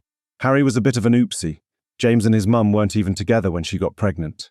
She didn't want him, James did, but he was ready to support whatever decision she came to. They came to an agreement that she'd carry out the pregnancy and then sign over her parental rights to James. Sirius leans over, pressing a kiss to the side of Harry's face. She checks in every once in a while, sends gifts for the holidays, which is kind of her. I don't think I've ever seen James happier than when she gave birth and that bucket of drool was placed in his arms. She's a really good person, don't get me wrong. She just didn't want to be a mum, which is fine and totally her right, you know. Oh yeah, I get it. He brings his legs up, lifting Harry while he crosses them, getting comfortable before he sets him back down again. I'm very pro-choice, but it was decent of her to consider James's feelings on the matter. I couldn't imagine being pregnant. The whole concept seems terrifying. So to go through all that for another person... Good thing you've got the wrong parts for that then. Sirius elbows him in the side, snickering as he nudges him back. Harry shrieks with laughter, both of them glancing up at the telly for a moment. I don't think this part is supposed to be funny, kid. That lion is killing that gazelle. Sirius, what the hell? James cries, carrying a tray into the room. I thought we agreed on only watching U-rated movies when Harry's in the room. It was in the family category. I didn't know there'd be animal murder within the first 5 minutes. Sirius argues, leaning forward to clear a space on the coffee table for the tray. Besides, Harry loves looking at the animals. Harry thinks it's funny when they eat each other, which I'm pretty sure is terrible for his little baby psyche. James huffs, setting the tray down and snatching the remote, changing it over to some brightly colored cartoon before taking his son back, tucking him under one arm like a football. Sirius said you didn't have any allergies. Remus startles a bit when he realizes James is talking to him, shaking his head before accepting the bowl that Sirius is holding out towards him. Bees. But I'm assuming that you didn't chuck any of those in there. That's actually the secret ingredient, sorry. James grins, winking at him, and he can't help but to wonder if he learned that from Sirius, or if Sirius learned that from him. He didn't know people actually winked in real life so often, thought it was just something people did in books and movies, but Sirius does it all the time, as does James, apparently. Would you like a drink? We've got beer, fizzy drinks, juice, milk, water. Water is fine, thank you. Grab me a beer. Sirius calls as James walks away, sticking his tongue out at his back when he flips a two-fingered salute over his shoulder. I didn't know you were allergic to bees. Well, not terribly allergic. I don't need an EpiPen or anything, but I do have to take an antihistamine and am miserable until the swelling goes down. He raises his spoon to his mouth, a groan of pleasure escaping before he can help it. Sirius grins, handing him a piece of roti. Now do you see why I didn't want to go out for Indian? Effie's is even better. Shit, is James single? I'd put up with way worse than Caradoc, just to have regular access to food like this. He blurts out right as James walks back into the room, the man laughing as he plunks a cup of water down on the coffee table in front of him, setting down 2 beers and a sippy cup before grabbing the last bowl for himself. You're not really my type, mate, sorry. James settles on the other end of the sofa, Remus's cheeks burning as he watches him give Harry a piece of roti to gnaw on. If I was into blokes, I would have married Sirius years ago. We could still do it, Jamie. Sirius leans over to plant a wet kiss on James's cheek with an exaggerated moi. Elope with me. I promise I'll make you a very happy man. as soon as we get over our irreconcilable sexual preferences. As tempting as that is, I think I'll have to pass. James says through a mouthful of food. Besides, I know where your dick has been. Caradoc, sorry, he who must not be named, James wiggles his fingers, making a little ooh noise. was only the latest in a long string of terrible boyfriends. Oh, shut up. Like your own dating history is any better. What was that one girl's name you dated in uni? The one who talked to everyone like they were a particularly stupid puppy. James splutters, and Remus watches in amusement as the two of them start to bicker, both of them completely unaware of Harry dipping his fingers into their bowls before licking them clean.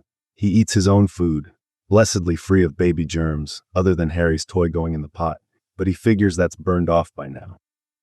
Sirius leans back against him when they're done eating, and it feels natural by this point to wrap an arm around his chest, letting him settle more comfortably against him, leaning against his torso as he props his feet against his best friend's legs.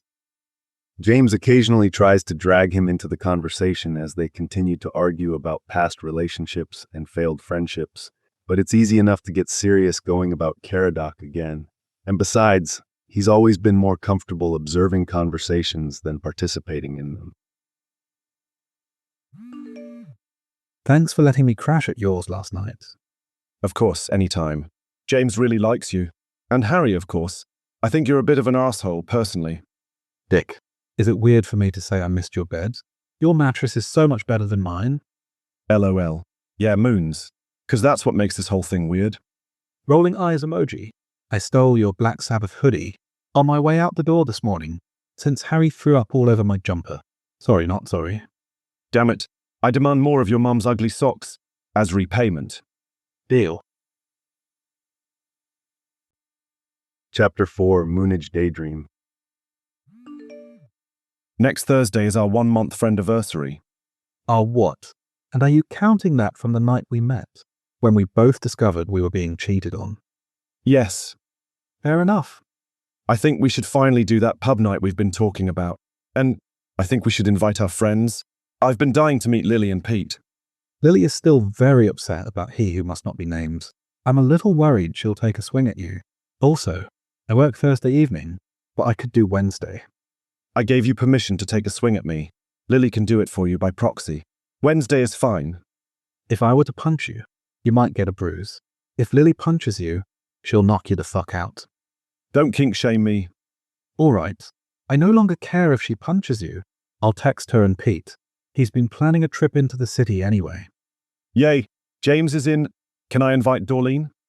Who? Dorcas and Marlene. Dorleen is their ship name. Marlene scares me. But sure, they have a boat. Mooney. I say this with love. You are so lame. Crying face emoji, middle finger emoji. Sirius somehow manages to be the first to arrive at the pub. He takes a moment to look around as he pauses just inside the door, lowering his hood and shaking some of the rain off his jacket. The borough is warm and bright, just a little hole-in-the-wall pub, the kind that feels nearly indistinguishable from the thousands of pubs exactly like it scattered around the country. It's very homey, and exactly what he had in mind when Remus described where he worked. He can easily picture him standing behind the bar, dressed like a pensioner, making awkward small talk with the patrons. He orders himself a beer, and after glancing at the time, one for Remus as well, carrying them over to an empty booth in the corner. He slides onto the bench, taking a sip of his beer and tucking the paper bag he has between his feet on the floor, looking up as the door swings open and a red-headed woman steps into the pub. Her eyes make a slow circuit of the room before they land on him, giving him an unfriendly look that instantly has him on edge. He gives her an uncertain wave and her eyes narrow, red-painted lips pressing into a line as she storms towards him, stripping off her coat and tossing it down on the other side of the booth. He's beginning to regret getting here so early. Hi, are you Lily? He asks, giving her his most winning smile, hoping that the Amazonian goddess before him isn't about to knock his teeth in. Remus said she was still upset about everything, but he really wasn't prepared for her to want to fight him on sight. Yep. She crosses her arms, showing off her bulging biceps, and Sirius is only a little jealous of her muscle definition. Are you the douchebag Caradoc cheated on Remus with? Ah, yeah, that would be me. He gives her a sheepish look, taking a sip of his beer. In my defense, I didn't have a clue that he was already in a relationship. or that he was cheating on me with Remus and whoever else. I knew he wasn't like a great boyfriend, but I really didn't know that he was that bad. She glares at him for another moment before dropping her arms with a sigh. That's what Remus said, but I was a little worried you were pulling one over on him. You really didn't know. No. Wish I would have figured it out, though. I could have saved us both some pain. She sucks her teeth, looking off in the direction of the bar, raising one hand when the man standing behind it waves at her. You're lucky Remus is a decent bloke. I would have punched you if I was in his shoes. I told him he could. I also told him you could punch me for him. Lily looks at him for a moment, like she's seriously considering it before shaking her head. No, as much as I'd love to, he'd be upset at me. Yeah, probably. I keep telling him he should be less nice. She snorts, wiping a hand over her mouth to hide a grin. Good luck with that. I'm going to get a drink. Is that one for Remus? He nods and she turns away, making her way over to the bar. She returns a few moments later with a beer and a few packets of crisps, one of which she tosses at his head. Cheers, he says, catching them before they can bounce to the floor. He makes a face as he glances at the bag. Cheese and onion has never been his favorite flavor, but a single look at Lily has him ripping them open and popping one into his mouth. It's amazing that Remus is scared of Marlene, who is roughly the same size and temperament of a Chihuahua, when he's friends with someone like Lily. She's absolutely intimidating, formidable, really, and he might be a little bit in love with her. Remus mentioned that you play rugby. He says, raising a hand when he sees Remus and James walk through the door, accompanied by a shorter, round-faced man. Remus smiles and points at the bar. He shakes his head and raises Remus's beer. Professionally, or? Nah, just for fun these days. She smiles when Remus steps up to the booth, wiggling her fingers when he waves at her. Hi love, you're looking well. I'm a maths teacher, 6th form. She scares the absolute piss out of her students. Remus drops onto the bench beside him, knocking their elbows together in a way that's become very familiar, before loosening his scarf and shucking off his jacket, revealing the coveted stripy brown jumper that he was finally forced to return. She's a great teacher, though. Sirius makes a sad noise, pouting his lower lip out and reaching up to stroke the sleeve fondly, letting out a forlorn sigh. Remus just laughs and rolls his eyes, giving him a little smile when his eyes flick back to his face. Thanks for the beer. Yeah, of course. Sirius looks up, finding Lily watching them with an odd, sort of angry expression, and he quickly drops his hand from where he's been petting Remus's arm. She opens her mouth, but he's saved from whatever she was about to say by James, and who he assumes must be Pete, making their way over to the table. Hello. James distractedly squishes onto the bench with them, Remus pressing against his side as he tries to give him more room, James's eyes locked onto the woman across from them. Hi, James. No, sorry, I'm James. It's so nice to meet you. Is it? Lily asks, ignoring James's outstretched hand as she quirks one eyebrow up, taking a sip of her beer. He can practically see the little cartoon hearts blooming in James's eyes. She's going to eat him alive. Remus leans in to whisper in his ear, and he can't help but to nod in agreement, watching as James tries to speak and chokes on his own spit. And I'm Pete. Pete slides onto the bench next to Lily, giving them all an agreeable grin. Sirius, hi, it's great to finally meet you. He reaches across the table, shaking his hand. We might have 2 more coming. They weren't sure if they could make it. Some sort of lesbian cult crisis. Marlene wasn't forthcoming with the details. We can always pull up a chair if need be. Remus snags the bag of crisps from his lap, popping a few in his mouth. I thought you didn't like cheese and onion. Lily hit me in the face with them. I wasn't really in a position to argue. Lily. Remus scolds, narrowing his eyes at her, but she just lifts one freckled shoulder in response. Be nice to him. It wasn't his fault that Caradoc was a massive piece of shit. No, it's fine. Honestly, her reaction is the kind of reaction you should have had. Maybe you should take notes. Fuck off, Padfoot. Remus rolls his eyes, turning towards James. Where's your mini-me tonight? I left him with Mum. James says, trying to drag his eyes away from Lily and failing. She's super excited for a sleepover. Was joking about piercing his ears and taking him to an opium den. James blinks, finally looks at Remus. At least, I hope she was joking. Mini-me. Pete inquires, picking through the bags of crisps on the table, tearing open a bag of Watsits, and tossing a handful into his mouth. My son, Harry. James beams, taking out his phone to pull up a picture of Harry, looking very cute in a pile of leaves. He's 15 months, the light of my life, honestly. I thought that was me. Sirius teases, yelping when James reaches around Remus to cuff him over the head. Ow, I'm telling Mum you hit me. Oh, he's adorable. Pete coos, taking the phone and tilting it to the side so that Lily can see. Lily's face visibly softens, her eyes flicking from the phone to James and back. He really does look just like you, other than the eyes. Yeah, he's got his mum's eyes. James says fondly, bleeding parental pride from every pore until he freezes, shooting Lily a panicked look. She's not in the picture. Just so we're clear, it's just me and Harry. And Sirius. But he doesn't count. But I am, single. Single father. I am a single father. James smiles a bit awkwardly, sweat beading at his temples, and Sirius is going to give him so much shit over this later.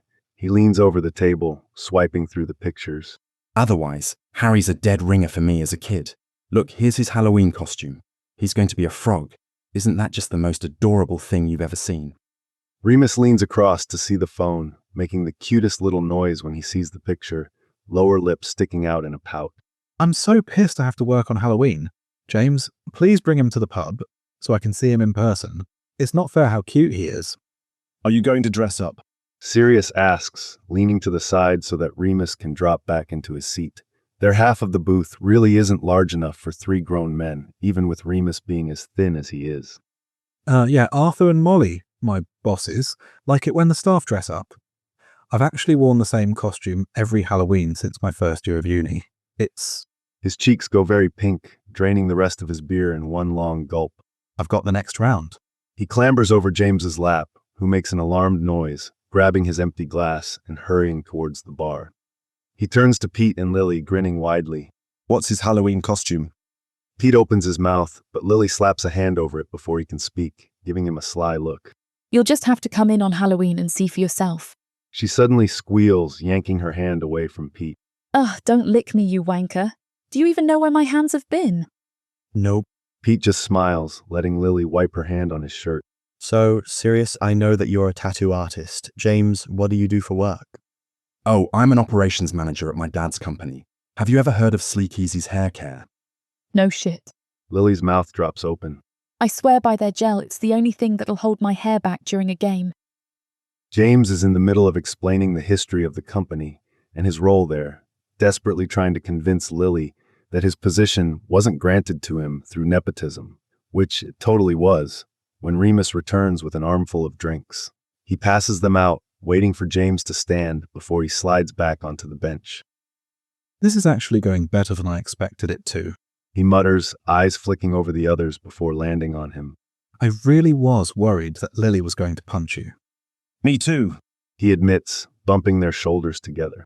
I got you something for our Friendversary. That's a little weird of you. Remus deadpans, taking a sip of his drink before he smiles. I actually got you something as well. Ooh, presents, gimme. He holds his hands out, accepting the newspaper-wrapped bundle that Remus pulls from his coat pocket. He reaches between his legs, grabbing the bag and dropping it on the table in front of Remus, who takes one look at it and starts to laugh hysterically, pressing his hands over his eyes. What the fuck is that? Lily demands, staring in horror at the bag. I got Remus a present in honor of us being friends for a month. He answers, taking a drink to hide his shit-eating grin. She means the bag, you asshole. Remus says shakily, knocking their elbows together, still laughing. I hate you. Sirius just grins, tucking some of his hair behind his ears. He'd been rather proud of himself, buying a congratulations, it's a boy gift bag, crossing out the boy and replacing it with STD. I hate you too. Open it. Remus presses their knees together, taking the bag and pushing aside the tissue paper he'd stuffed on top, letting out another laugh when he sees what's inside. He pulls out the onesie pajamas, holding them up against his chest, flipping the hood back so he can look at it. Is this bingo? Yeah, that way we could match what with me having chili. I love them, thank you. Remus smiles down at the pajamas, tongue pressed to the corner of his mouth, chuckling quietly as he rubs the fabric with his thumb. Open yours. He picks up the little bundle, tearing open the newspaper and letting out a loud gasp. You're taking the piss. I am not. Remus smiles at him, eyes bright, as he pulls out 2 pairs of chunky knitted socks and a matching scarf, all in his favorite shade of red with crooked gold stripes. How did she even make them this fast? Well, my mam's been knitting for decades now, and she's still not very good at it, which speeds things up considerably. Remus says, digging his teeth into his lower lip. Normally, socks aren't shaped quite like that. I actually asked her to start making them a few days after we met, when I realized exactly how much you like her socks. I was actually worried they got lost. They should have been here a week ago. You know how the post is. Sirius cuts him off by dragging him into a tight hug, burying his face in the other man's shoulder. I love them. Thank you so much. You're welcome. Remus hugs him back as much as he's able, the angle being a little awkward with them being pressed together shoulder to knee. Now maybe you'll stop stealing mine every time you come over. You can get fucked if you think I'm going to stop stealing your socks now that I have a pair of my own. He says, pulling back and smiling as he looks at them, picking up the scarf and draping it around his neck. Please tell her thank you from me. I'm sorry. Pete says, him and Lily wearing identical expressions of incredulous confusion, glancing between the two of them. You actually like Hope's terrible attempts at knitting. I do. I was constantly borrowing them from Caradoc when we lived together. He'd apparently brought a few pairs home from Remus's. They're literally my favorite socks. Lily opens her mouth and closes it, blinking hard before shaking her head. Were you dropped on your head as an infant or something? Yes. He says over Remus's squawk of offense. Quite often, the way my mother tells it. James laughs loud enough to draw the attention of every patron in the pub. Were you in my flat today? And did you leave me a truly outrageous amount of chocolate? Yes, sorry. I meant to text you and got caught up. I only told you where the hider key was for emergencies. It was an emergency. I needed to borrow a shirt. Had a lunch meeting with a vendor. She patted my chest and got food all over me. Might have actually been grabbing my tit, now that I think about it. Anyway, I have your black button down. So, not only did you steal yet another of my shirts, but you stole my only good one. Thanks for the chocolate. Love me, Alfredo. Is there any type of chocolate you don't like? I'm not even sure where you put it all, considering that you're built like a string bean. Good. Busy tomorrow evening? Not unless you count getting bullied by an exuberant man-child and his potty-mouthed toddler. Want to bring your Switch over? We can order takeaway, and I can kick your ass at Mario Kart. Again. Arsehole. Yes. Can we wear our bluey pajamas? Those are a requirement. No admittance to my flat, unless you're wearing ridiculous pajamas. It's a date. You're fucking cheating. Sirius yells, throwing his controller down on the end of the sofa bed. Remus laughs loudly, collapsing back against the pillows and kicking at his hip as he continues to glare at the telly. Toad, Remus's character, is doing a victory lap around the track, and he flips the little fucker off. I don't know how you're doing it, but you're cheating. Don't be such a baby. Remus tries to kick him again and he grabs his foot, pulling it into his lap and holding it. How the fuck do you even cheat at Mario Kart? I don't know. You tell me, since you're the dirty cheat here. I thought that was our shitty ex. It takes a moment for Remus's words to sink in, and then he's laughing, flopping down on his back next to him. He just grins as Remus giggles, hands pressed over his stomach. Shut the fuck up, Jesus, you're so stupid. I know you are, but what am I?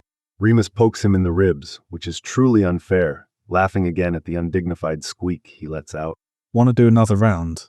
Maybe you can even up the score. What is it now? 17-3. I despise you. He grabs Remus's hand before he can poke him again, holding it tightly to prevent any more tickle attacks. It quickly devolves into a scuffle. But while Remus is a lot of things, strong is not one of them. So it only takes a few moments for Sirius to wrap his arms and legs around the other man, pinning him against his chest and pulling the hood of his pajamas down over his face. Are you ready to say mercy? No. Remus says, trying to wiggle his way free before giving up, relaxing in his hold. Are you staying here tonight? Yeah, probably. He loosens his arms, but Remus doesn't move very far, just adjusts himself so that they're laying a little more comfortably, head cushioned on his shoulder. Oh shit, I forgot to tell you. I saw the cutest dog on my way over here. Hang on, I took a picture for you. Let me grab my phone. He sits up, patting around the rumpled blankets on the sofa bed before he finds it, falling back down against the pillows and immediately reaching out to pull Remus back into him. He doesn't really think about it before he does it, but Remus allows himself to be manhandled and settles against him easily, tucking his arms up against his chest. He pulls up the photo of the pug, angling his phone to the side so the other man can see. Oh my God. Remus raises his hand to the phone, zooming in a little. Look at that little face. And the dress is just precious. That's adorable. I think I want to get a dog. Sirius says, tossing his phone back onto the bed when Remus has looked his fill. I was considering it last year, had even put in a few applications at different shelters, but then I started dating he who must not be named, and I didn't want to risk it because of his allergies. Remus snorts. Caradoc isn't allergic to animals. His mum has all those neurotic little yappy dogs. Fuck, what were they called? Chi Yorkies. Oh yeah, I never even thought about that. He'd let them walk all over him when we went over to his parents. Both of them go tense at once, slowly turning their faces towards each other. Wait a second. You met Caradoc's family? Yeah, he took me to a few Sunday dinners and Easter. Remus gnaws the inside of his cheek, eyes focusing on some spot over his shoulder. He introduced you to them as his boyfriend. Yeah. Sirius rasps, closing his eyes against the sudden, unexpected burn.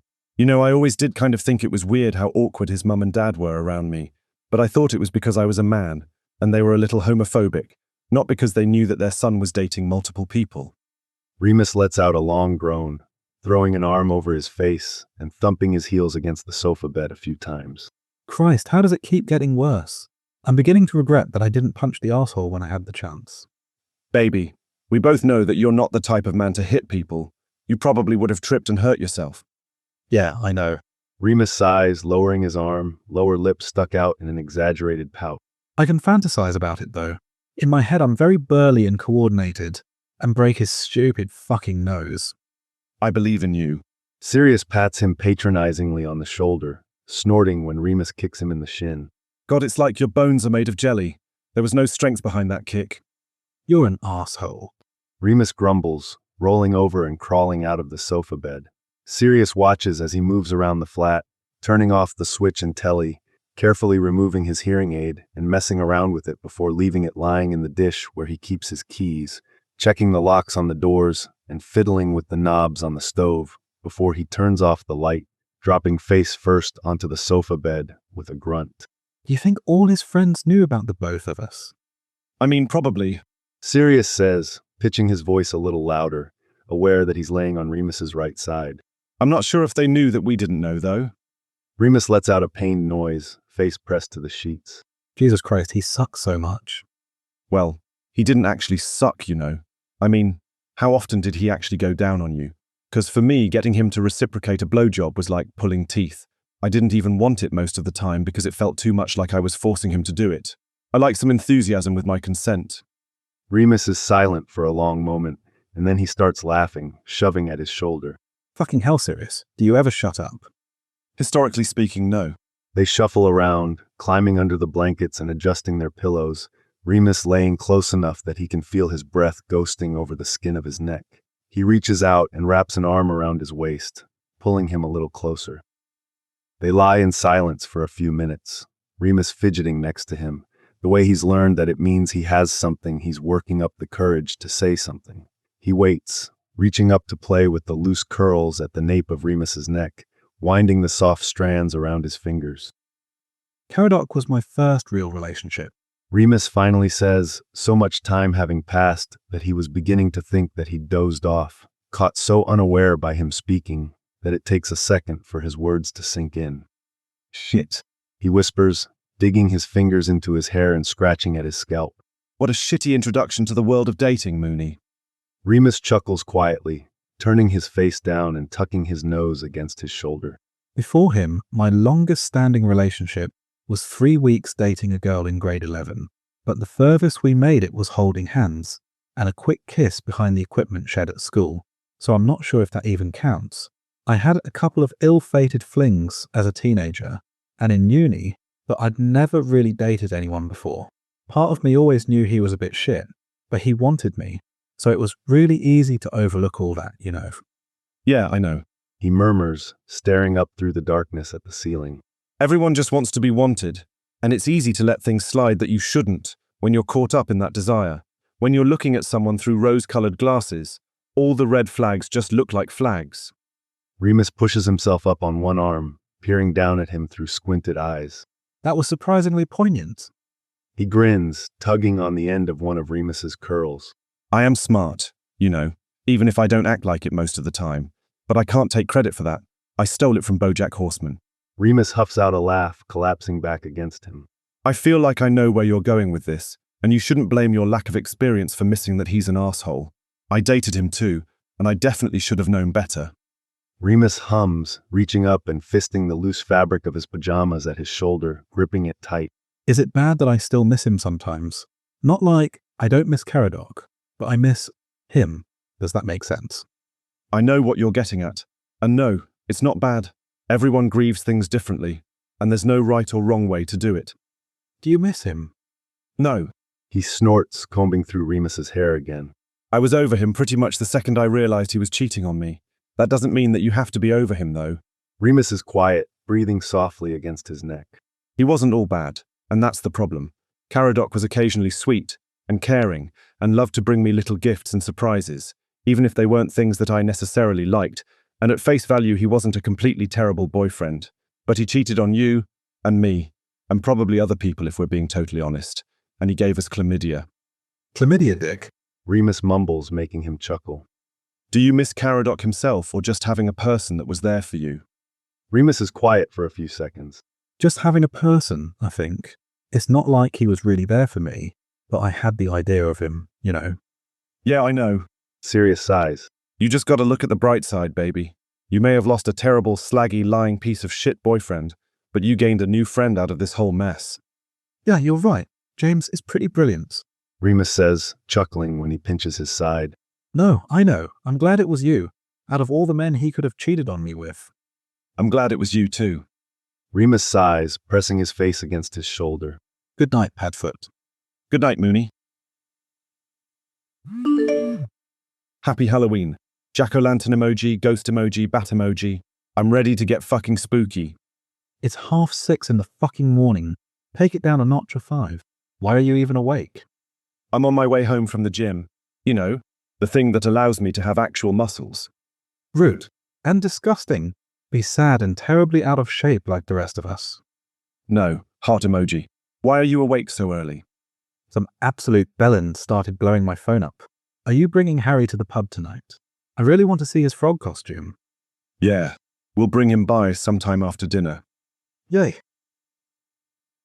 I don't remember Halloween being like this when we were kids. Sirius says, moving around a group of children clustered in the middle of the pavement. Mate, I know for a fact your family doesn't celebrate any of the holidays.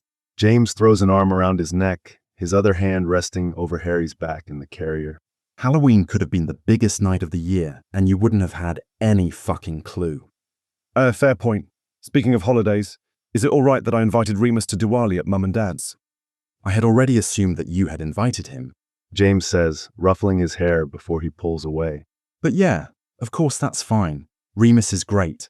Mum's going to love him. Bad news about all that. Apparently the Danger Twins will be there. Barty and Reg are going to be out of town for some convention, so at least we only have to worry about dealing with 2 of them. Oh joy, he says flatly, pausing for a moment to stare in wonder at a little girl in an absolutely badass Ripley costume before hurrying to catch up. I'm surprised Dad's letting them back in the house after last time. Well, Evan said it was an accident and that they weren't trying to set the shed on fire, and Pandora could probably get Dad to commit a murder if she was so inclined. James gives him a look of exasperation, probably wondering how he got stuck dealing with his best friend's little brother's crazy friends, patting Harry on the bum when he starts to whine. Sorry, we're really not going to be able to stay long. He's getting fussy. That's fine. Sirius ducks ahead of him, reaching out to grab the door to the pub. I might let you 2 go home without me. See if I can talk Remus into hanging out when his shift's over. Careful, Sirius. I'm going to start getting jealous if you keep ditching me for your shiny new friend. James says with a laugh as he steps through the door, pulling Harry free from the carrier. Sirius slips in behind him, a retort ready on the tip of his tongue when he chokes on an inhale, nearly tripping over his own boots. The pub is more crowded than the last time he was here, a few half-arsed decorations slapped on the walls, along with a lone rubber bat hanging from the ceiling. There are children all over the room, most of them with bright red hair, but he can't look away from the bar, which Remus is standing to the side of, handing out candy to a group of trick-or-treaters. Oh my God, he mutters, pressing a hand over his mouth to hide his incredulous laugh. Sirius lets his eyes slowly lower down the length of Remus's body, gaze snagging on his feet before making its way back up. Black high heels, fishnet stockings, a black garter belt around his slender thigh, a short white dress with a black belt wrapped around his waist, cut low enough in the front that tufts of his pale chest hair are peeking over the neckline, red cape draped over his shoulders, hood pulled up over his hair, some sort of shimmer on his cheekbones that catches the light every time he turns his head. Black eyeliner, red lipstick. Remus is dressed as Little Red Riding Hood. He looks ridiculously hot. Now that is a costume. James claps Sirius on the back, nearly knocking him over.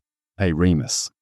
Remus glances up, lips spreading into a wide smile when he sees them heading in his direction. Hey, James. Harry, look at you. He sets the bowl of candy aside, happily accepting the sleepy toddler that James passes over. You are the cutest little frog I have ever seen in my life. He gently boops Harry on the nose before looking up at him, immediately flushing red at whatever expression is on his face. Oh, fuck off, Padfoot. Sirius laughs, moving over to lean against the bar, giving him a playful leer. Mooney, baby, look at you. Out of all the costume ideas I could come up with, not once did the idea of you wearing a dress cross my mind. You look so hot. Why aren't you dressed like this all the time? I look ridiculous. Remus grumbles, pretending to eat Harry's fingers when he reaches for his face. I lost a bet with Lily, our first year of uni. Let this be a word of warning. Never bet against Lily Evans. She's ironclad when it comes to the terms. I tried not to wear it one year, and let's just say that I won't ever make that mistake again. I'm going to be 80 years old and in a nursing home, wearing fishnets and a dress on October 31st. Bold of you to assume that we'll still have a functioning society in 50 years. Sirius says as he starts to lift the hem of the dress, Remus letting out a cry of alarm and slapping his hand away. Sorry, I was just curious about what you've got going on under there. Boxer shorts, you pervert. Sirius laughs, catching the weird expression that James is watching them with. What? Nothing. James shakes his head, reaching up to adjust his glasses. Sirius is right. Shit. That's a phrase you don't find yourself saying often. Anyway, you look hot, Remus. The heels are doing crazy things for your legs. Sure you don't want to date me? Remus asks, making a kissy face and laughing when James tilts his head to the side, seemingly considering it. Hang on, I have something for you lot. Let me grab it from the back. He hands Harry to James, slipping through the door behind the bar. You know, Remus actually isn't a terrible-looking bloke. Well, no shit. Sirius says, straightening up when he realizes that James was being serious.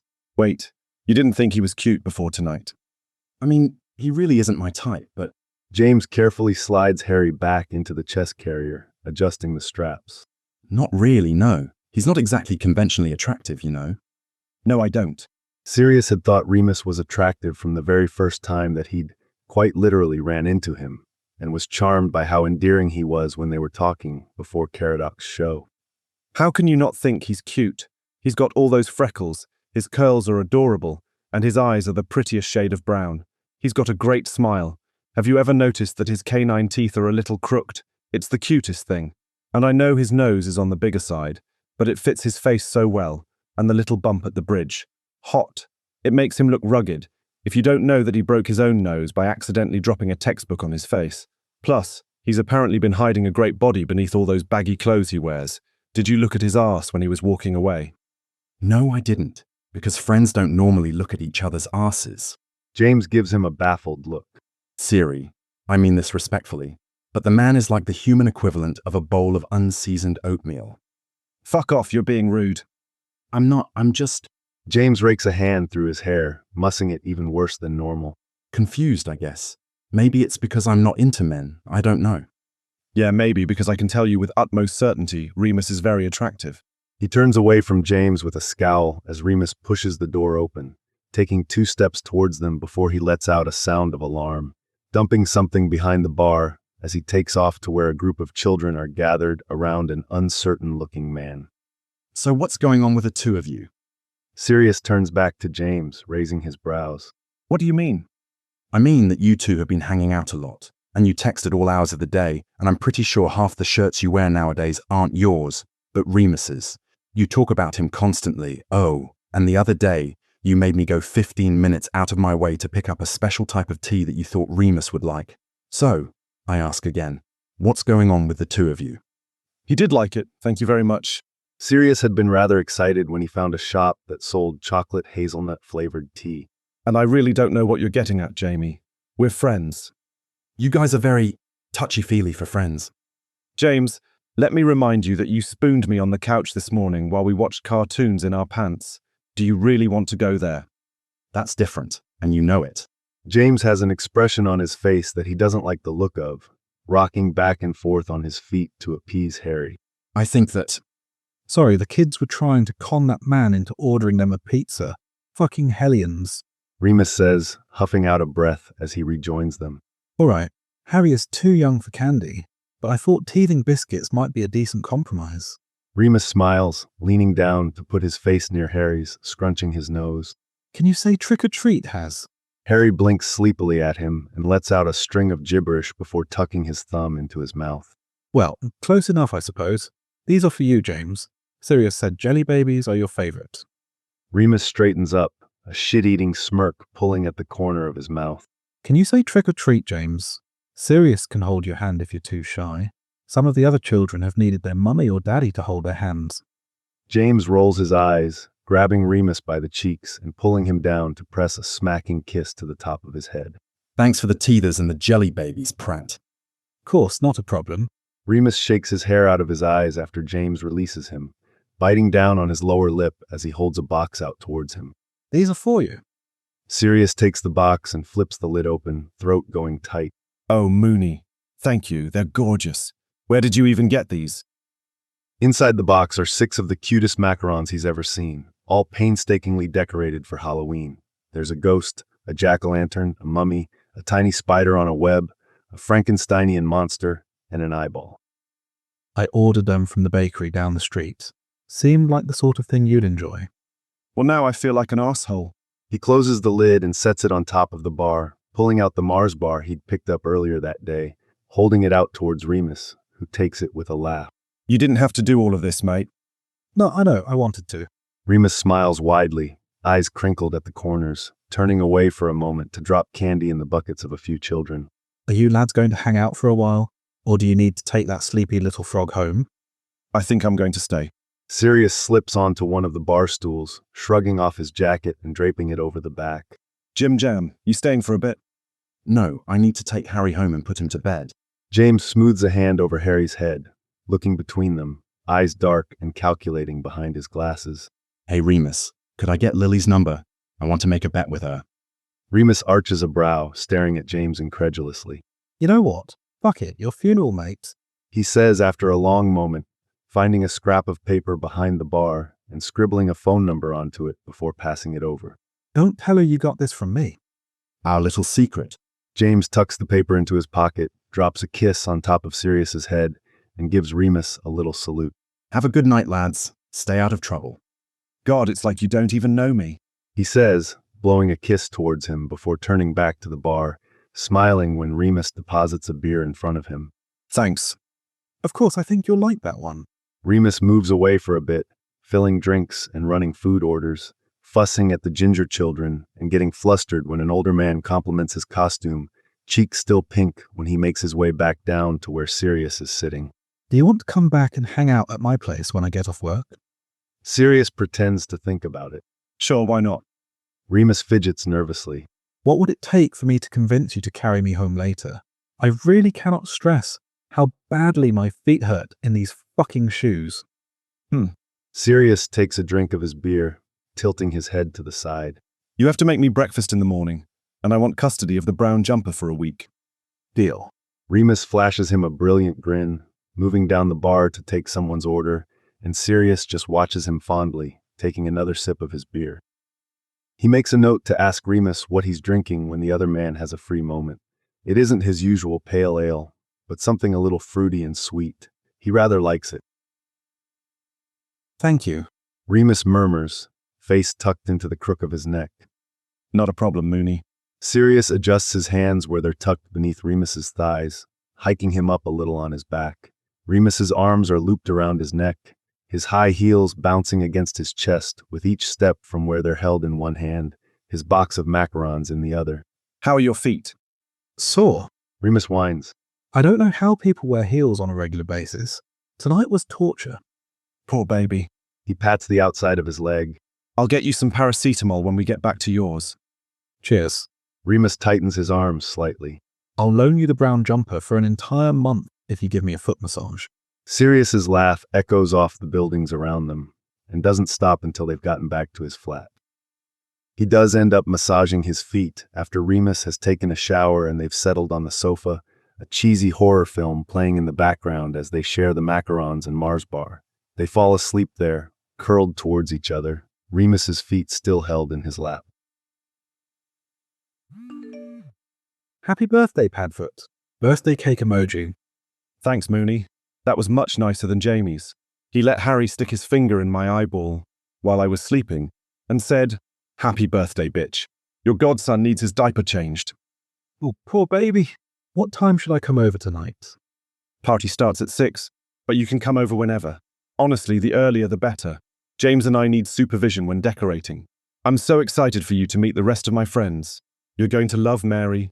And Lily said she'd maybe stop by. All right. I'll probably be over around 4-ish then. Is it still okay if I crash there tonight? Of course, always. James would kick me out and give you my room if you asked. Tempting. I'd save a fuckton on rent. Arsehole. Dick. I love it when you're mean to me. Don't make me kink shame you. Joke's on you, baby. Kink shaming is my kink. Sirius is very fucking drunk by the time the party is winding down, the last of their guests either slipping out the door or sleeping in various uncomfortable-looking spots around James's flat. Bye, thanks for coming. He slurs, craning his head up to kiss Dorcas's cheek when she bends over his spot on the sofa. Of course, love. Happy birthday. She pulls back, eyeing Remus, who is asleep in his lap, drooling into the neckline of his t-shirt. Poor lad. He's a bit of a lightweight, isn't he? Yeah, he didn't realize that the punch Emmeline brought was essentially straight liquor.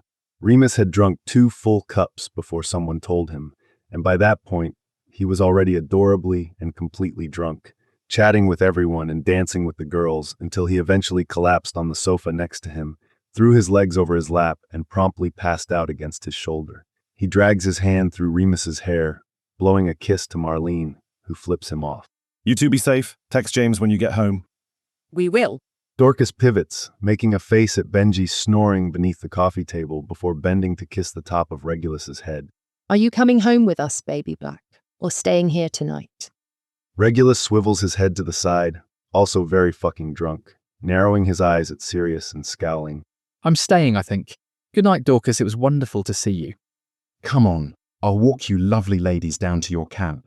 James says Sirius and Regulus, calling out a final goodbye as they leave. He tilts his head back against the top of the sofa, closing his eyes and leaning his cheek against Remus's head when he becomes aware of the feeling of someone watching him. What, Reg? You look awfully cozy. Regulus snaps harshly, voice cold, and he forces himself to peel his eyes open again. Won't your boyfriend care that you've been cuddled up to another man all night? See, Reggie, this is why you need to come around more often. I broke up with Caradoc ages ago when I found out that I wasn't his only boyfriend. Oh, shit. Regulus blinks, swaying in his direction. What happened? Well, I went to see Caradoc's band play, like I did every Saturday night, made some small talk with the guy standing next to me. Caradoc came on stage and just about pissed himself, staring at me and the bloke I was talking to. We realized pretty quickly that he'd been two-timing the both of us and bailed. Caradoc tried to follow after us, and I punched him. Then we found out that we weren't the only ones he was seeing. Turns out he gave us chlamydia. That was a nightmare. But I can check getting a venereal disease off my bucket list. What the fuck, Sirius? Regulus stares at him, open-mouthed, letting out a manic-sounding laugh. What happened to the other guy? Caradoc's other boyfriend. You're looking at him. Sirius raises his brows, pulling his fingers through Remus's hair again for emphasis. Wait a second. Regulus tries to sit up and drunkenly miscalculates, flumping over to the side, his head ending up somewhere near Sirius's hip. You're dating the guy that Caradoc cheated on you with. No, we're just friends. Sirius snorts. And technically, Caradoc was cheating on him with me, so... You're just friends. Regulus says flatly, pushing himself up again. Sirius, he's literally asleep in your lap. And the two of you have been calling each other baby all night. Oh yeah, inside joke. Caradoc called both of us baby, probably to avoid accidentally calling us the other's name. I did it a couple of times as a joke and it's just sort of stuck. You are an idiot. Regulus growls, glancing over as James comes back inside. Potter, did you know about all this? About what? James asks, looking at Regulus before his eyes flick over to Sirius and Remus, expression flattening. Oh yeah, good luck there, mate. Neither of them have figured it out yet. What are you talking about? Nothing, Siri. James walks over, ruffling his hair before bending to press a kiss to his forehead. I think it's time for all of us to head to bed. Reg, where did your bunch get off to? Evan and Barty left to go clubbing with Sybil. Regulus says, eyes still narrowed as he stares at Remus. And I think Pandora fell asleep in your closet. James's face does something complicated. Why was she in my closet?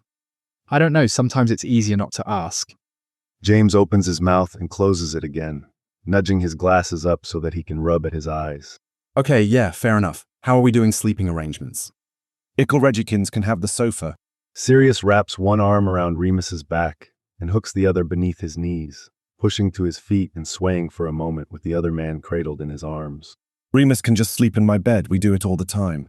Regulus and James share a look that he doesn't like. What? Nothing serious. James gives him a look that says, "You are the stupidest person alive," glasses sitting crooked on the end of his nose. I love you. Good night. Happy birthday. Take a bin with you in case one of you gets sick in the night. Yes, Mummy. He rolls his eyes, glancing at his little brother. Night, Reg.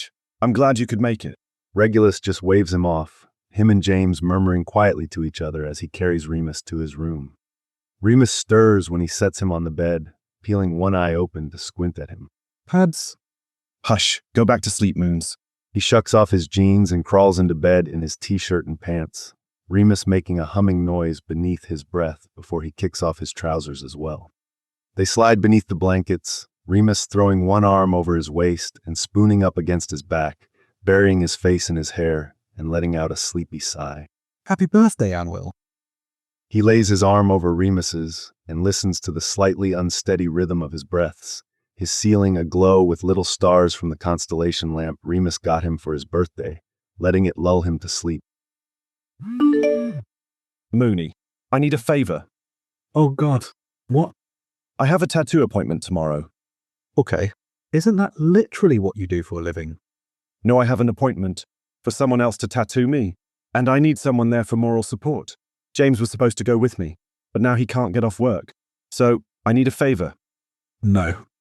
Please. Pleading face emoji, praying emoji. No. What time? Yes. Thank you. My appointment is at 2. You're lucky I love you. I'm off at noon. Want to meet me at my flat? That's perfect. You're the best. Will you bring me some of those panda biscuits? I'll pay you back for them. What flavor? Strawberry. Thank you. Do you work at the borough tomorrow? Nope. I'm all yours. Have you ever... fuck. Sirius grits his teeth, waiting for the wave of pain to ebb. Have you ever thought about getting a tattoo? Remus's eyes flick up from where he's watching Minerva work, letting out a little snort. For about 5 minutes when I was a teenager, until I realized that it was a terrible idea. You've got a lot more of them than I realized. I've never seen you with your shirt off before. Yeah, I think I'm up to, 20-something now, and that's counting the piece on my shoulder and ribs as one. God fucking damn, that stings. Easy, baby, deep breaths. Remus reaches up to stroke his hair, grimacing a little as he squeezes the shit out of his other hand. You know, I thought the pain was supposed to be cathartic or something. You never see people whining like this on the telly when they get tattooed. Fuck off, Mooney. Sirius snaps, Minerva letting out a little laugh before she resumes working on his back. He loves tattoos, both giving and getting them. Don't get him wrong, but he hates sitting for them.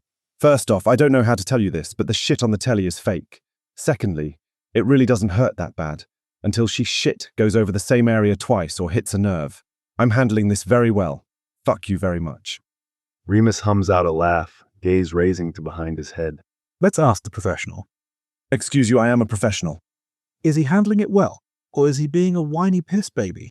The tattoo gun stops buzzing, and Sirius hisses through his teeth as a dry paper towel is wiped over his raw flesh.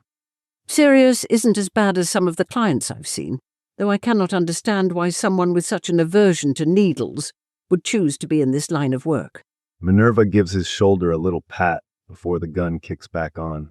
The first few weeks of his apprenticeship were a nightmare. I can't even begin to tell you how many times he nearly passed out, though I do have to commend him for sticking with it. Minnie here taught me everything I know. He interjects, laughing when he glances back to find her glaring at him. Yes, and I've regretted taking him on as an apprentice immensely. Minerva says flatly, but Sirius knows it's all for show. She secretly loves him, he's pretty sure. All that being said, this is the best he's ever behaved while being tattooed. I'm going to have to insist you accompany him for all future appointments. Christ, medical and tattoo appointments. Remus smiles, nose wrinkling and eyes scrunching shut at the corners. You're going to have to start paying me for my time, Pants. I hate you. He mumbles, pressing his face to the table for a second. Remus is watching him when he looks up again, a fond expression on his face, giving his hand a little squeeze. You should get your septum pierced. It would look so cool on you. Hard pass. Remus says, rolling his eyes and shaking his head, the tip of his tongue pressing against the corner of his mouth when their eyes meet again, simply holding his gaze for a long moment before he turns towards Minerva, asking how long she's been doing tattoos.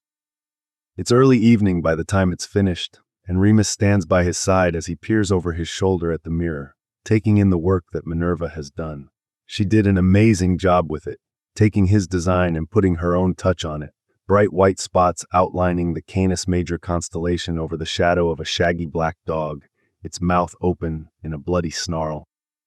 It looks amazing, Remus says quietly, giving him a little smile when their eyes meet in the mirror. Thanks, Moons. Sirius slowly returns his attention to the tattoo, twisting a little to get a better look at it. I really owe you one.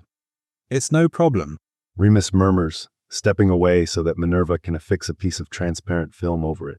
Tell you what, you can pay me back by bringing me along next time you go to the Potters for dinner. I'm not sure I've ever eaten that much in one sitting before. I think that can be arranged. Mum and Dad adored you. He pulls his shirt overhead, running a hand through his hair to smooth it back down before shrugging on his jacket. Yeah, I got that impression, especially when Monty said that he understood why Caradoc tried to keep dating me after getting with you, said I was a darling chap. You are a darling chap. He reaches up to pat Remus's cheek, ducking away when he swats at him. Come on, let me settle the bill, and I'll buy you a nasty milky tea for your troubles. You're such an asshole. Remus knocks their shoulders together, grinning softly when Sirius knocks him back, before they make their way over to where Minerva is waiting at the front desk, giving them an odd look before she shakes her head and takes his card. They duck into a cafe down the street to get drinks, and start to wander aimlessly, talking as they weave throughout the city. The sun has fully set by the time they realize they're back in Remus's neighborhood, laughing softly together as they make their way into his flat, changing into comfy clothes and collapsing on the sofa to order takeaway. They bicker over what to watch, passing containers of Chinese food back and forth, still talking as a movie plays Forgotten On in the background. I'm really sorry, but I have to cancel our lunch plans. Everything all right? Not really, no. I'm sick. Oh no. What's wrong? Tell Dr. Sirius where it hurts. Christ, you'd make a terrible doctor. Don't know. Woke up all achy with a fever. Stomach's upset. Throat's scratchy. Nose has turned into a snot factory. Poor baby. Want me to bring you anything? Soup, tissues, medicine, a puppy. The last one seems more like something for you than me. You don't have to do that. I'm fine. I know I don't have to, but I want to, so tell me what you want, before I buy out the contents of a pharmacy. Maybe some cold medicine, if it's not too much trouble. It's no trouble at all, Mooney. I'll be over on my lunch break. Thank you. Sirius knocks on the door of Remus's flat and waits for a minute, knocking again before reaching up and shifting one of the tiles in the ceiling to the side, fumbling around for the spare key that Remus keeps hidden up there. He finally finds it and fits it into the lock, breathing out a sigh of relief when the door swings open. He isn't sure what he would have done if the chain was done up. Remus, he calls loudly, glancing around the empty flat as he kicks off his shoes, closing and relocking the door behind himself, giving the knob a tug for good measure. Moons. There's a cough from down the hall before Remus rasps out, "In here." His voice low and hoarse, barely more than a whisper. He hangs his jacket on the rack and grabs his tote bag, blinking a few times as he steps into the bedroom, waiting for his eyes to adjust to the darkness. The curtains are pulled tight, but there's enough light creeping in from the living room that he can see the pile of blankets curled up in the middle of the bed, only the barest glimpse of Remus's hair visible at the top. Remus raises his head a little, squinting at him miserably, shivering like mad. Oh, baby. He perches on the side of the bed, reaching out to cup Remus's cheek, wincing at how hot his skin is. He slides his hand up, pushing back some of his sweat-matted curls. You don't look so good. I don't feel very good either. Remus moans, leaning into his touch. Sirius regretfully pulls his hand away to rummage through his bag, pulling out some cold medicine and a bottle of Lucozade. He squints at the box of medicine, trying to read the directions in the dark before popping 2 tablets free from the blister pack. Here, take these. He drops them into Remus's waiting hand, helping him sip from the bottle and wiping a few stray droplets from his chin when he pulls away. You got me, Orange. Sirius is confused for a moment until Remus nudges his hand against the bottle. You said blue was the best. Blue is the best, but you like orange.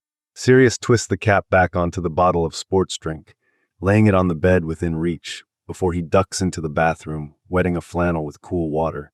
He resumes his perch on the edge of the bed, wiping Remus's face before folding the wet cloth and laying it across his forehead.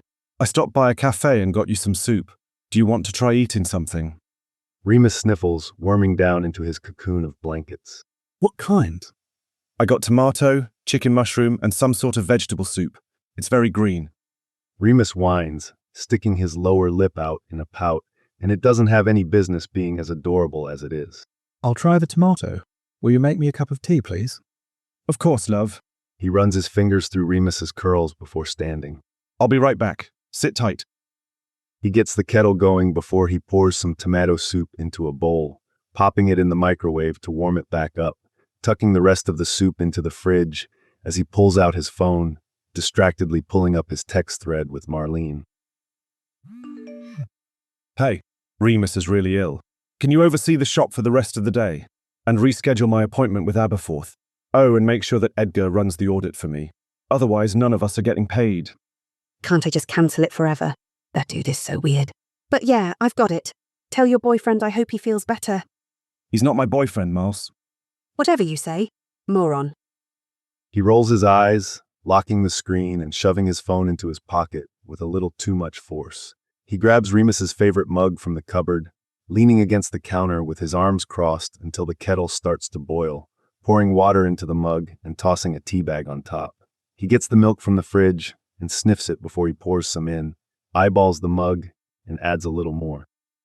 I've got your soup and tea, Moons. Remus's glassy eyes track him as he crosses the room and sets everything on the nightstand. Let's sit you up a little. Come here, baby. He stacks some pillows together, sliding an arm beneath Remus's shoulders and lifting him to lean back against them. Remus takes the tea with a happy mumble, blowing on the surface before sipping from the mug. I cleared my schedule. Hope it's all right if I hang out with you for the rest of the day. You don't have to do that. Remus cradles the mug in both hands, holding it against his chest, looking at him blearily. Really, you shouldn't. You're just going to get sick if you hang around. No, it's fine. My immune system kicks ass. I haven't had so much as a sniffle since secondary school. Besides, no one should have to be alone when they're sick. He strips out of his jeans and trades them out for a pair of Remus's joggers, settling cross-legged on the end of the bed. You should try to eat something. I brought you some saltines as well if the soup doesn't sit right. Remus wrinkles his nose and takes another sip before setting the mug aside, picking up the bowl and poking at the soup with the spoon. I feel bad that you're shucking off your responsibilities for me. Are you sure you don't need to head back to work? No, I didn't have much else going on today. Sirius watches as Remus raises the spoon to his lips, licking the edge of it before putting it in his mouth. I only had one appointment in the books, but it was just for Aberforth, who's so laid back that he's practically horizontal, so it's fine that I rescheduled it. Aberforth? Remus asks absently, taking another small bite. Strange bloke. He's got a full sleeve tattoo of sexy sheep. Remus pauses with the spoon halfway to his mouth. Sexy sheep? Yeah, there really isn't a better way to describe it than that. Like they're sheep, but they have sort of human proportions and genitalia, and they're always in some sort of lewd pose. The first time he sent me an example of what he wanted, I nearly cancelled the appointment, but he's not so bad. Tips well enough for me to ignore the sheep porn. Sirius leans forward a bit, reaching beneath the blankets to wrap his fingers around one of Remus's bony ankles. Weirdly enough, he's the younger brother of my boarding school's headmaster. Last time I went to an alumni event, all I could think about was how Professor Dumbledore's brother is a furry. Remus lets out a little laugh, taking another bite before dropping the spoon into the bowl. This is really good, but I don't think I can eat any more of it right now. I feel sort of queasy. Sirius takes the bowl, stretching to put it on the nightstand. Do you want some saltines or anything? No, Remus wraps the blankets a little tighter around his shoulders. I just want to warm up. I'm freezing. Yeah, that's the fever, baby. He sits up, taking off his hoodie and tossing it to the side before he crawls up the bed. Here, let me under the covers. I'll give you a cuddle and share some of my body heat. Sirius grimaces at the searing heat beneath the blankets, dutifully scooting in behind Remus and wrapping an arm around his waist, pulling him back against his chest. Remus sighs, snuggling down against him. You're warm, Cariad. Feels good. Yeah, well, you're boiling. He lets his lips rest against the back of Remus's head. What does that mean? Cariad. Remus hums under his breath. Love. It can also mean sweetheart, depending on the context. What about the other one you call me sometimes? And something. Unreal. Remus starts to chuckle before he coughs, tucking his face down into the neckline of his jumper. He coughs a few more times, taking a ragged breath when he emerges. Means darling. It's Welsh, I assume. Remus nods. Do you speak any other languages? I know a few phrases in Korean and Cantonese that I've picked up from work, but they're mostly curses and insults. A bit of Arabic, too. My mum's family is from Morocco, but I'm conversational at best with it. And that's only with someone that speaks that specific dialect. Huh. You know, I guess that explains how you manage to maintain a tan when you see the sun about once a fortnight. I speak French, and enough Hindi that I can keep up when James's family gets going, but I wouldn't really call myself fluent. I wanted to learn Japanese in school, but my father refused to allow it. Said it was undignified. Don't know how he came to that conclusion, but I'm assuming that the main reason was racism. Your parents suck. Remus sniffles, shifts around a little. I'm tired. Take a nap, Moons. Sleep's good for you when you're sick. I'll still be here when you wake up. Okay, I'm glad you're here. Remus rubs his cheek against Sirius's arm. I'm going to sleep now. All right, baby, you do that. Remus's breath has evened out before he can even finish speaking. Sirius is watching stupid videos on his phone, absolutely sweating his balls off, when Remus stirs and rolls over in his arms. Hey, are you awake? He whispers, dropping his phone to raise a hand to the back of Remus's head, dragging his fingers through his hair. Remus groans against his chest, huffing out a breath before nodding. How are you feeling? Like shit. Remus rasps, coughing a little. Can I have more medicine yet? Yeah, I think it should be fine. Let me up and I'll grab it for you, all right? He slides out of bed, getting 2 more tablets for Remus, convincing him to drink some of the sports drink. Do you want a fresh cup of tea? Please. Remus looks absolutely wretched, eyes glassy and dull, cheeks flushed from his fever as he fumbles for a tissue and blows his nose. Can you check the cupboard in the bathroom and see if I have any vapor rub? Sure, love. He digs through the cupboard and finally finds the tiny jar of vapor rub, leaving Remus to put it on while he makes him a fresh cup of tea. He brings the saltines back with him, but Remus refuses to eat any, blinking muzzily while sipping his tea. I'm sorry you don't feel well. Remus sniffs, turns to lean his forehead against his shoulder. It's okay. Did you lock the door when you came in earlier? I did. Even pulled on it to make sure that it latched. I also didn't touch the stove at all, and I made sure to unplug the kettle after I made your tea both times. Thank you. Remus whispers brokenly, sounding near tears. Sirius glances down at him in concern, but he just sniffles and sighs. I don't think I'm going to stay awake very long, but can we watch something on your phone? Of course. What do you want to watch? Don't care. Remus sets his tea down and slides back down in the bed, blinking up at him before holding his hands out. Will you cuddle me again? It's nice. I didn't realize how much I really like being held by someone. You know how Caradoc was? He didn't like to do any of this stuff, and I didn't know. And I hate feeling sick. It brings up so many bad memories that I'd rather not think about. And my mam offered to catch the train, but I told her no, it doesn't make any sense for her to travel for hours just because I have a cold. Plus, she's not getting any younger, and I would hate for her to get sick. And just... Remus lets out a long, shuddering breath. It's nice having you here. Something about that whole rambling statement makes him incredibly sad. Sirius frowns, ducking down to kiss Remus's forehead. Yeah, baby. I'll cuddle you again. Come here. He lays down, wrapping an arm around Remus's shoulders and pulling him over to lay against his chest. Remus sighs, slinging an arm across his waist and resting his head against his collarbone, their legs tangling together beneath the covers. Sirius opens Netflix and clicks on some comedy show, holding up the phone where they both can see it. Thanks, Pads. Remus mumbles against his neck, skin burning where he touches. Of course, Moons. He responds, tightening the arm around him a little, heart tripping over itself when Remus tucks his face beneath his jaw with a sigh. Remus falls asleep before the opening credits can even finish playing, tucked up against him tightly, breathing raspily. Sirius turns his head and presses his lips against the top of his head, leaving them there while staring blankly at his phone, not paying a lick of attention to it as his mind races and he comes to several, very startling, possibly belated, realizations. Missed call. Sorry, I'm at work. What's up? I think I caught your cold. James just kicked me out the flat. Doesn't want to expose Harry to my germs any more than I already have. Oh, you lovely idiot. I told you that you were going to get sick. Head over to my place. You can ride out your cold there. Thanks, Moons. You're the best. I feel like rubbish. Poor baby. At least you know that it'll only last a couple of days. The cold medicine is in the bathroom cupboard. Take some when you get to my flat. I will. Can I sleep in your bed? I don't feel like fucking with the sofa. Of course, go ahead. I'll give you a cuddle when I get home. The brown jumper is in my wardrobe. Feel free to wear it. Thank you. I'm at your flat. Okay, Pads. Make sure you lock the door, please. And then try to get some rest. Extra blankets are in the hall cupboards. I'll be home in just a couple of hours. I'll grab some blue Lucozade on my way. Heart emoji. Heart emoji. Chapter 5. All I Want for Christmas is You. Ma'am, that doesn't sound right. Remus says during his daily call to his parents, shifting his phone to his other shoulder and pinning it against his ear so that he can stir the beef mince mixture currently simmering on the hob. Are you sure they aren't running some sort of scam? No, of course not. They're very nice people. Hope insists, scoffing, when the smoke alarm starts to beep in the background, which means she must be cooking as well. Lie, get the alarm. Besides, they're with the church, which... Fucking hell, I can't with this beeping.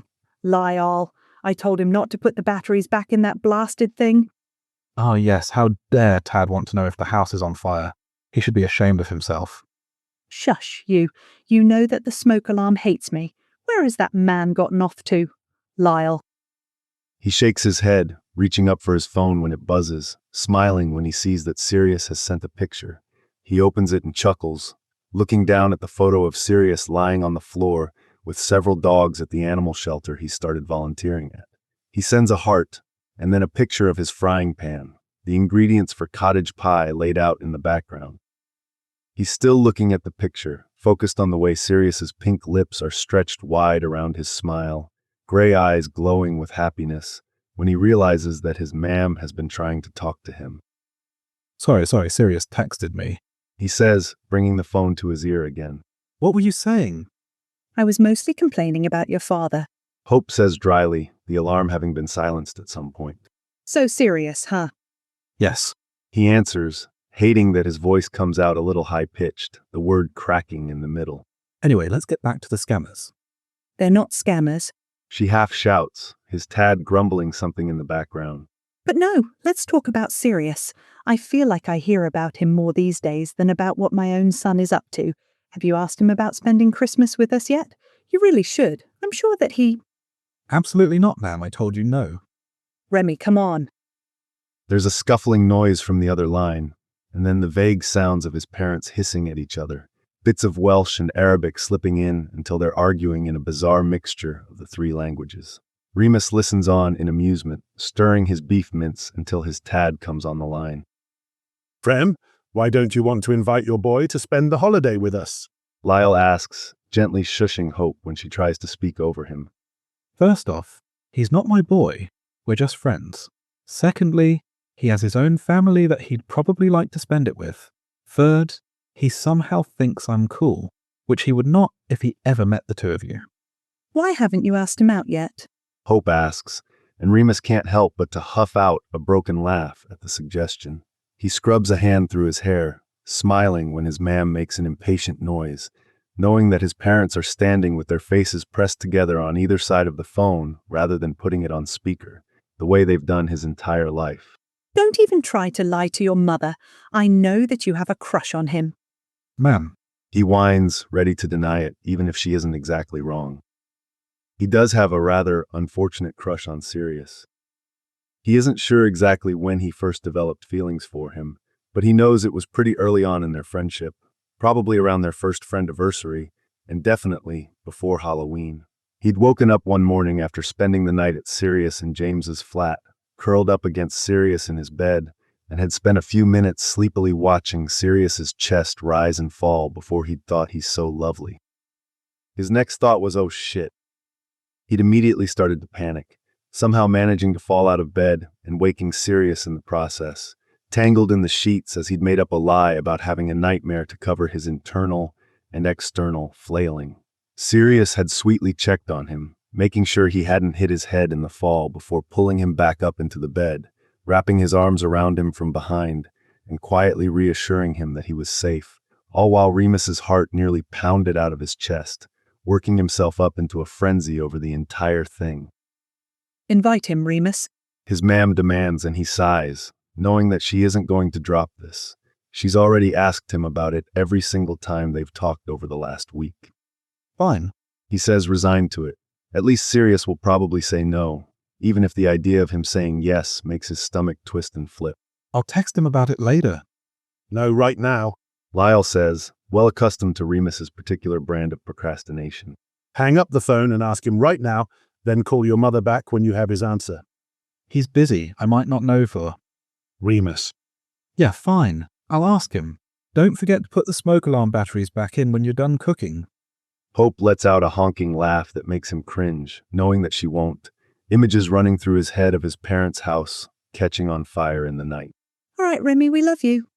Love you too. Put the fucking batteries back in. His ma'am ends the call before he can finish his sentence. He sighs, staring down at his phone for a moment before turning the burner off on the hob, moving to sit at the rickety little dinette table stuffed into the corner of his kitchen. He pauses halfway into a chair, turning his head to squint up towards his smoke alarm. He reaches out to press his thumb against the test button, relieved when it immediately starts to go off. He lets it beep a few times before he turns it off, dropping fully into the chair as he opens his text thread with Sirius. That looks amazing already. Save me a piece. Of course, baby. Hey, so I've got a question. What are your plans for the holidays? No real plans, other than our New Year's Eve shindig. I have a standing invitation to the Potters, but the entire extended family will be there, and all of James's aunties are on a mission to marry me off to any semi-willing woman between the ages of 17 and 94. Last year, Effie nearly fought one of them because of it. Yikes. Well, I don't know if you're interested, but my mom has asked that I invite you to ours. More of a demand, really, but I don't want you to feel like you have to. Are you kidding me? I'd love to. I've been dying to meet Wolf Sr. and the Knitting Queen. Wow, okay. I didn't think you'd say yes. I mean, if you don't want me to come... No. I mean, yes, I do. I would love for you to come. Truly. I just didn't think you'd say yes.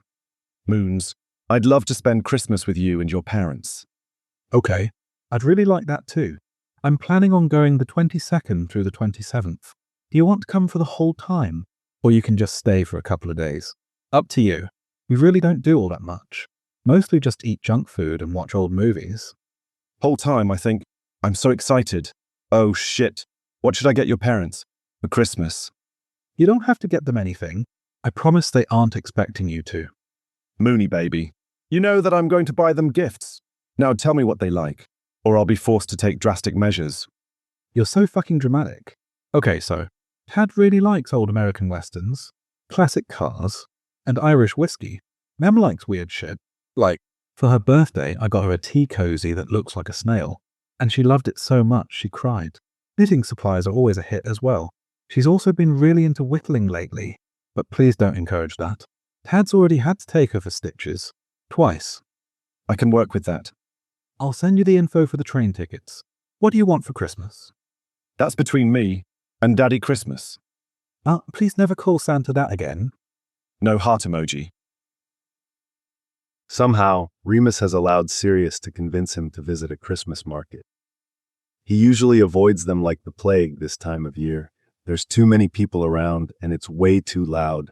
The lights and sounds and smells always managing to give him a headache. No one is paying attention to where they're going, too hopped up on holiday spirit and mulled wine, bumping into him at every turn and continually knocking him off balance. The music blaring tinnily from the little speakers hung outside the market stalls guarantees that he can barely hear a thing, regardless of how many times he adjusts his hearing aid. It's not all bad, though. Sirius has their elbows linked together, dragging him along as they wander amongst the booths and crowds, and he's got a paper cup of hot chocolate in his hand that Sirius spiked with a shot of peppermint schnapps from the little flask in his pocket. Sirius also keeps shooting him these secret little smiles that make his stomach flip over, leaning in every time he speaks to be heard over the ambient noise, making his palms sweat beneath his gloves and his knees go weak. Are your parents Catholic? Sirius asks, just before sucking in a gasp and digging his elbow into Remus's side, pointing frantically until he follows his gaze to see a Great Dane wearing a Santa hat and a little beard. Oh shit, that's adorable, he says, scowling when he turns back to see the excited gleam in Sirius's eye. Don't even think about it, Pants. You can't get a dog that's bigger than you are. And yeah, I guess you could call them that. Tad is technically Catholic, but I wouldn't necessarily call him devout. Mam was raised Muslim, but she isn't particularly religious nowadays. They do go to Mass on Sundays, but it's mostly so that they can socialize afterwards. Huh. Sirius nods slowly, the two of them wandering past a booth selling little glass figurines, which Remus doesn't even want to get close to for fear of breaking something, leaning in close to him as they squeeze past a group of people. And are they cool with... Sirius trails off, glancing at him from the corner of his eye, making a little gesture with his wrist that makes him snort. Queer people? He asks wryly, smiling at the sheepish look Sirius shoots him. Yeah, they're cool with it. They were incredibly supportive when I came out to them as bisexual, to the point where I had to physically stop them from ordering shirts that said, "I heart my bi son." Because while I may have been okay telling them, I was not ready to be outed to the whole village. Sirius chuckles, taking a sip of his cocoa, and Remus watches raptly as the apple of his throat bobs when he swallows. So I don't need to pretend to be straight when we visit them? Christ, no. As much as I'd love to see what you think an attempt at heterosexuality would look like, it's not needed. They already sort of know that you're gay anyway, he says, shrugging when Sirius arches a brow at him. I told them the whole story about Caradoc two-timing us, so their baseline assumption is that you at least like men in some capacity. I promise you they're cool with it. They're not mad at you either, he assures when he sees Sirius's mouth opening, already knowing what he's going to ask next. They know it's not your fault he was a disease-ridden asshole. They're actually really excited to meet you. Your parents sound amazing, Sirius says, more than a little wistfully. Effie and Monty are great. Don't get me wrong, I just wish, I don't know, that my own parents could have been more like yours or James's. Remus tightens his grip on the other man's arm, leaning in to bump his forehead against his shoulder. They are pretty cool, but also they're complete nutters, and I want you to keep that in mind when we visit. Oh, speaking of, I almost forgot. Our house is pretty small, and we've only got the 2 bedrooms. Mam wants to know if you'd like to bunk with me, or if you'd like her to make one of the sofas into a bed for you. With you, definitely, Sirius says before playfully leering at him, leaning in close enough that Remus can smell the peppermint on his breath. Unless bunking with your parents is an option. I assume they're both hot based on how adorable you are, Moon Pie. Fuck off. He rolls his eyes, shoving at Sirius while biting down on a grin. Just for that you're sleeping on the sofa. You're so mean to me. Sirius whines, leaning against him before going still, focused on something ahead of them, blinking a few times before he barks out a laugh. Hey, you said your mam likes weird shit, right? Right. Remus confirms, letting Sirius drag him along until they come to a booth of leatherworks, letting out a laugh when Sirius gleefully points out what he'd seen. Yeah, that would be perfect, actually. Sirius smiles at him, cheeks rosy and gray eyes glowing in the warm, yellow lighting of the fairy light strung overhead. He can't help but to smile back at him, stomach full of butterflies, knowing that he is completely and utterly fucked. Hey, train just pulled into Cardiff Central. Okay, we are running late. Your ma'am accidentally got on the M4. Should be there in 20. Okay, that's fine. We're in no rush. Turn off your caps lock. How? Christ, face palming emoji. Little arrow on your keyboard. I don't have a keyboard. My laptop is at home. Oh my god. Never mind. We are pulling up. Yep, I realised that, seeing as Mam started honking before she'd even turned off the main road. Your boy is a good-looking lad. Your ma'am is practically swooning. Yeah, Tad. I know. We can hear you giggling from the back seat. And you're both shit at whispering. Thank God Sirius doesn't speak Welsh. Tell Mam to stop talking about his arse. It's weird. Sorry, Rem. Remus really should have considered this aspect of bringing Sirius home with him. Oh my god.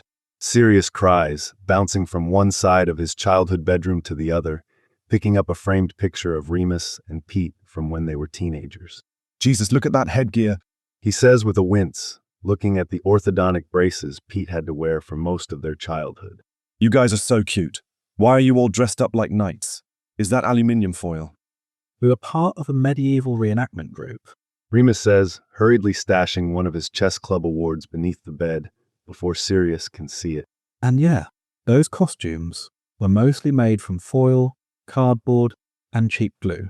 They'd start falling apart the second the temperature got warm. Sirius laughs, setting the picture down and snatching a stuffed toy off the end of the bed, ignoring Remus's grumbled cursing in his pink cheeks. Who's this little guy? He crosses his arms, shuffling back and forth on his feet, nearly overwhelmed with embarrassment. He'd worried himself sick over the last couple of weeks, thinking about any and every possible situation that he might find himself in by bringing Sirius home for the holiday. But not once did he think about the fact that his bedroom is a shrine to what a loser he was as a child. Though he's still a bit of a loser as an adult, so maybe Sirius was expecting this. Balto, he mumbles, watching as Sirius examines the stuffed wolf before pressing a kiss to its little nose, putting it back on the bed with a pat to the head. I loved that movie as a kid. Really leaning into those werewolf stereotypes there, Mooney. Sirius says, waving a hand at the wolf and then the tapestry on the wall, depicting the phases of the moon. He looks around, picking up a little dinosaur figurine and studying it before wandering over to the wardrobe, pulling open the door and letting out a laugh, taking out a jumper with a wolf embroidered on the front. See what I mean? Fuck off, Padfoot. Remy, be nice to your guest. Hope chastises, poking her head through the open door. I don't know who taught you language like that, but it sure as fuck wasn't me. Sirius laughs, smiling as she steps fully into the room, wrinkling his nose at Remus. Yeah, baby, be nice to me. He turns to Hope, putting on an exaggerated pout. You have no idea how much your son bullies me. I believe it. Hope says solemnly, patting him on the shoulder as Remus lets out an undignified squawk of offense. Are you boys hungry? Lyle and I thought we could go into the village for dinner, give Sirius the grand tour, have a drink at the pub. The Cadwallader boys are supposed to be out doing the Marie Lloyd tonight, so maybe we'll see them about. That sounds great. Sirius smooths a hand down his shirt. Do I need to change? Ach no! Lyle's wearing his dungarees with a hole in the bum. You'll be fine. Ma'am, no. Remus whines, ducking away when she tries to fuss with his hair. Make him change. It's fine, Remy. He's wearing pants underneath this time. Oh, look at this. She grabs a photo album off the shelf, jabbing him in the stomach when he immediately tries to snatch it away. Sirius, has Remy ever shown you his baby pictures? He was so cute as a boy. He has, but I've never seen these. Sirius looks delighted, leaning in over her shoulder as she flips through the pages, letting out a barking laugh that makes Hope start giggling, telling him about Remus's horrifying and thankfully short-lived emo phase. Remus thinks about making a grab for the album now that his mam's guard is down, but ultimately decides to let it go, especially when Sirius shoots him a happy grin, eyes soft and warm. His embarrassment is worth putting that look on his face. Where should we have dinner? He asks, subtly slipping the second album off the shelf and shoving it to the bottom of the clothes hamper. I'm going to murder my fucking sister. And that walrus she married. Don't do that. Who will take me to the big Tesco? If you're in prison, what's she done now? Made a bunch of nasty comments about my weight, and then went on a 32-minute tirade. I timed it. About how it's a moral failing that I haven't shacked up with some man and started popping out babies like she has. Vernon had the fucking nerve to tell me it's because I'm not feminine enough. Yikes. Maybe a little murder is justified. In this case, I'm pretty sure the courts would understand. You all right? Yeah, fine. I'm currently hiding in the attic. How's Sirius liking Wales? He's having a grand old time. I might die from sheer mortification, but that's neither here nor there. Mam let him name one of her new chickens. Yorker Honor. Mam and Tad love him. Like peas in a pod, those three. Oh boy. Yeah. I'm sorry your holiday isn't going better. It's fine. It actually makes me miss Severus a bit. I used to sneak off to his when things got bad here. I know, Lils, but he turned into a creepy incel. I'd rather you murder Petunia and Vernon than reconnect with him. Me too, truthfully. What's up with that video James just posted? It's all broken heart emojis over the sound of someone sobbing. He misses Sirius. They just called each other to say goodnight. And I'm not exaggerating when I say that there were real tears involved. Wow. Okay. I have many things to say about that. But I have to go because I can hear people screaming. And I think that Dudley may have just broken my parents' telly. Oof. Good luck with all that. And remember, you're too pretty for prison. Remus pauses when he gets to the bottom of the stairs, still half asleep and not quite ready to be awake, rubbing his eye with the back of his hand as he squints at his mother. Ma'am, what the fuck are you doing? Morning, Cariad. Hope glances over at him, blowing her fringe out of her eyes and giving him a smile before she turns back to the flour-coated worktop, a smudge of something along the apple of her cheek, the kitchen all but destroyed. I'm trying to make chocolate babka. Your Tad was just saying the other day how much he'd been craving it. It's such a shame that the bakery in the village closed. The one in the supermarket is a bit shite. Remus steps up behind her, peering over her shoulder and huffing out a breath. I don't know what you've done to that poor dough, but I'm fairly certain it's not supposed to look like that. I know. Hope frowns, poking at the hard little lump of dough. The recipe said to let it rise until doubled in size, but it hasn't changed at all in the last hour. He hums, running his eyes over the cluttered worktop, taking an inventory of all the ingredients that have been scattered about. Did you remember to add the yeast? Hope is silent for a long moment before letting out a growl. Fuck it all to hell. She picks up the dough and chucks it in the bin, wiping her hands on her trousers. I knew I was forgetting something. Kettle should still be hot if you want a cuppa. Cheers. Remus takes down 2 mugs from the cupboard, filling them both with hot water, tossing a tea bag in one, before adding a couple spoonfuls of instant coffee to the other. Is Sirius awake? She asks, plunking the sugar and milk jug down by his elbow. Yeah, he was just starting to stir when I got out of bed. He fixes both their drinks, lifting his mug to his lips as he turns, pausing when he sees his ma'am looking at him with one brow arched. What? Nothing. Hope says, in a way that clearly means something, shrugging her shoulders as she picks up the bag of flour and stuffs it into the wrong cabinet. He makes a mental note of that, so that he remembers where it is when she goes looking for it later. You two just looked awfully cozy when I poked my head in this morning. I believe the proper term would be spooning. He scoffs, shaking his head as he takes a fortifying gulp of tea. Ma'am, I purposely locked the door so that you wouldn't be able to come in and snoop on us. Didn't you think it was weird that my door was closed and locked? Also, I don't know how many times I need to say this, but we are just friends. I did think it was weird you never close your door, hence why I picked the lock. She gives him a look that makes him squirm, crossing her arms over her chest. And you can say you're friends all you like, but either I've been making the wrong sort of friends all my life, or you're full of shit. She holds up a hand, counting off on her fingers as she goes on. He had his arm around you when we picked you from the train station. He was wearing one of your jumpers. You put your head in his lap last night while we were watching telly so that he could play with your hair. You two were eating off each other's plates at dinner. You've been calling each other baby, and don't think I missed you calling him Anwil. She takes a deep breath, continuing before he can interrupt. In fact, I don't think you two have stopped touching since you got here. All you ever talk about these days is Sirius. You've never brought someone home before, Not even that Coco and Caradoc, and you dated him for over a year. You stare at him like the sun shines out of his arse. And trust me, Remy, he looks at you the same way. You're really going to look me in the eye and tell me you're just friends. He groans, glancing upstairs at the sound of the toilet flushing. We are just friends, ma'am. That being said, I wouldn't be opposed to us becoming more. Ha! I knew it. That's practically a love confession coming from you, Cariad.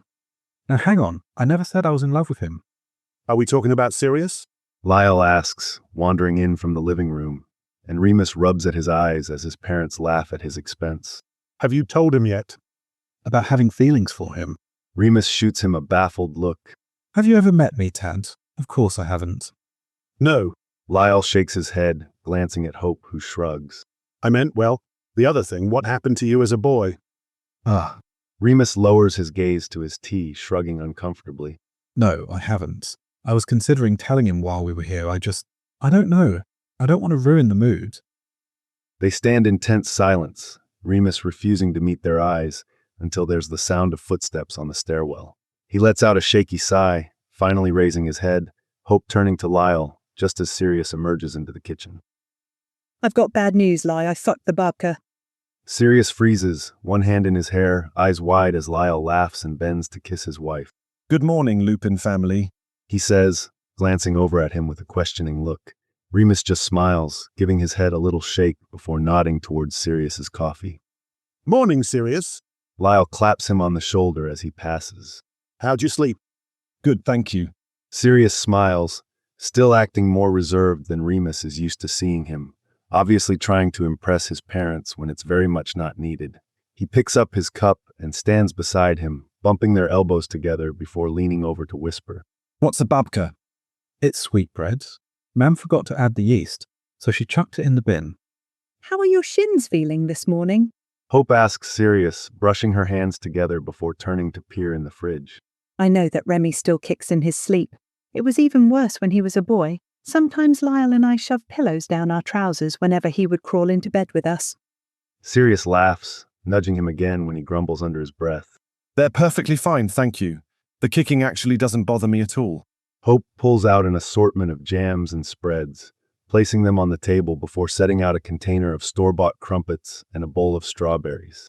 Would you like any help, Mrs. Lupin? No, breakfast is served. The toaster is in the corner there if you want yours warmed. She beams at them, slapping Lyle's hand when he reaches for a strawberry. Wash your hands, you filthy man. You've been out in that shed of yours all morning. Lyle just shrugs, ambling over towards the sink as the rest of them settle in around the table. You know, I was thinking, what if we all went on a little hike today? That loop that runs past all the waterfalls is stunning this time of year, and the elevation isn't too bad. That's a 9-kilometer hike. That sounds like a great idea. Hope says, laughing at the betrayed look Remus gives her. Oh, you'll be fine, Cariad. A little bit of exercise will be good for you. Put some meat on those skinny bones. Have you lost weight again? Here, take another crumpet. You need to eat more. He rolls his eyes, glancing over to see Sirius watching them with a fond expression, smiling softly when their eyes meet.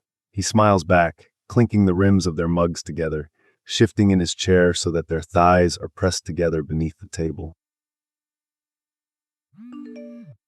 Everything all right? You and Tad have been gone a while. I've got good news and bad news. Oh, Jesus Christ. What's happened? Good news. We found a bunch of felled tree limbs, and your Tad let me do the chopping with his nifty little hatchet. Bad news. At some point, between the middle of nowhere and the car, your Tad has lost the keys. Fucking hell. All right. Send me your location. The neighbor said he'd give me a ride. We'll bring the spare. Thanks, Moons. I'm sorry. Not your fault. Not the first time Tad has done this, actually. Yeah, he said as much. We've been looking for them for nearly an hour. I'm fucking frozen. Poor baby. I offered to loan you my anorak. You're the one who traipsed off to the wilderness. In a fucking leather jacket. But the jacket is cool. Sometimes you have to choose aesthetic over function. You're such an idiot. We'll be leaving shortly. I'll make you some cocoa when we get home. We can add some of Mam's Irish cream. I take back every mean thing I've ever said about you. Rolling eyes emoji, middle finger emoji. I've never actually seen this film. Sirius says as Hope dusts off their ancient VCR player, popping the tape in and settling on the sofa across from them, next to an already sleeping Lyle. The Christmas tree in the corner is lit, multicolored bulbs glowing among the mess of ornaments they'd spent the afternoon hanging, flames crackling within the hearth, the iron rack beside it freshly filled with the firewood Sirius and his Tad had collected. I haven't seen most Christmas movies, actually. James always makes us watch Die Hard and then the sequels. That man loves Bruce Willis. We watch it every Christmas Eve before my parents go to Mass. Remus murmurs, tucked beneath Sirius's arm, warm and sleepy with a mug of cocoa cradled to his chest. Does your family not celebrate Christmas? Hope asks, fiddling with the remote before whacking it against the arm of the sofa, satisfied when it begins to work, fast-forwarding through the commercials before her face falls. Oh, fuck, are you Jewish? Or, a different religion? I didn't even think to ask, Remy, why didn't you? No. Sirius chuckles softly, thumb rubbing little circles on the back of his neck. My adopted family are Hindu, but they celebrate all the Christian holidays as well. Monty and Effie love any excuse to decorate and throw a party. My parents, well, they didn't really see the point in most celebrations. I'm still sort of catching up when it comes to learning holiday traditions. That's a shame.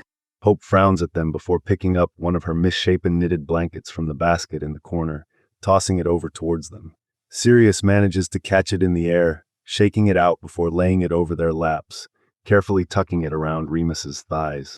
Well, hopefully you like the film. It's a classic. I'm sure I will. Sirius smiles at her, leaning his cheek against the top of his head, as Hope rewinds a little and hits play, tucking her feet beneath her as the opening credits to Rudolph the Red-Nosed Reindeer scroll across the TV.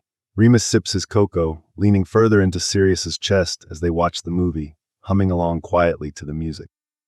Sirius looks enraptured, watching the screen with wide eyes, distractedly responding when Hope starts rambling on about her nursery students and the drama with their pub trivia group, his ma'am never having been the type of person able to focus on one thing at a time.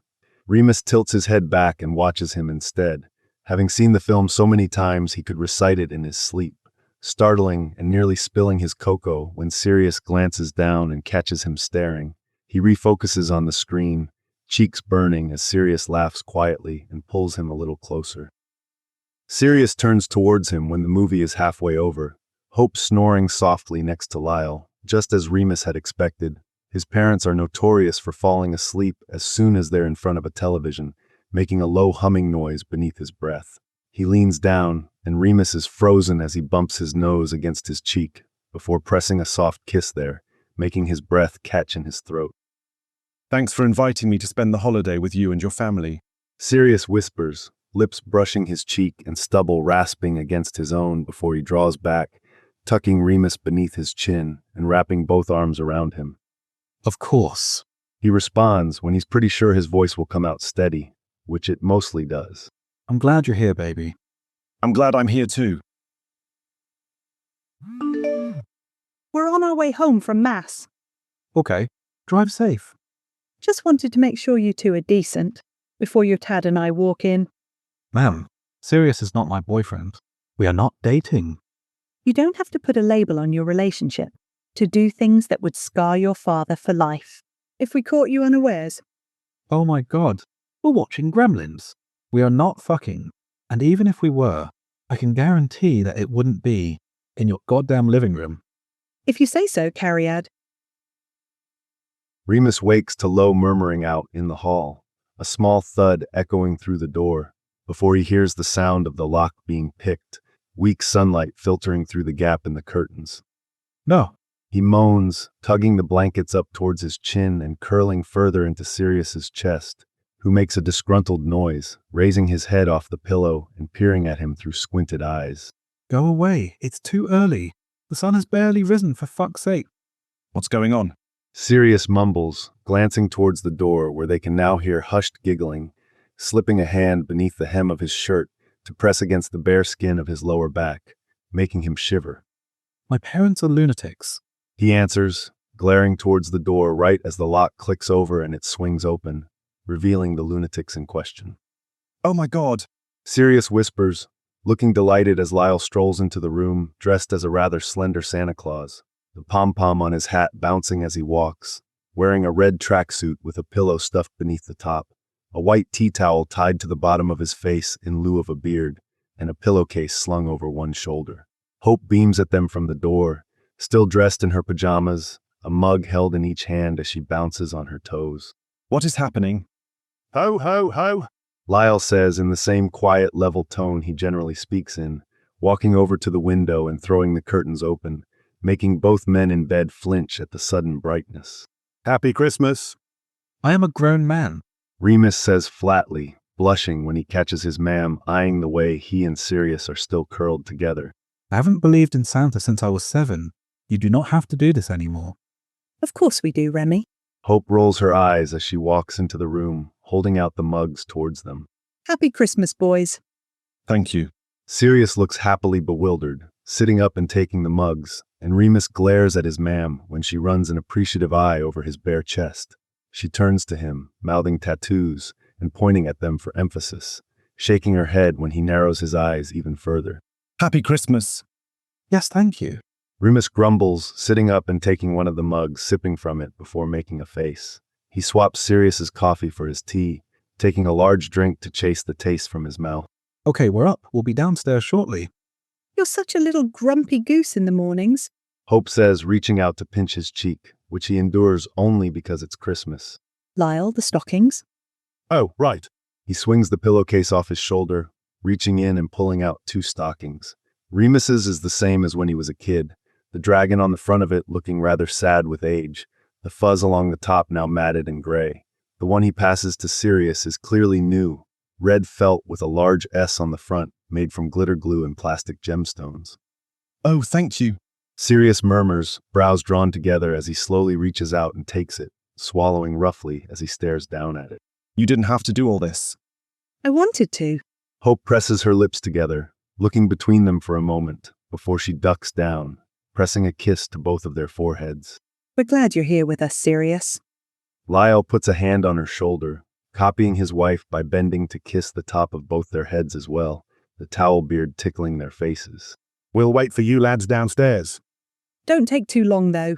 Hope cries, actively fighting against Lyle as he steers her towards the door. Breakfast is almost done, and you need to see what Santa Claus has brought you.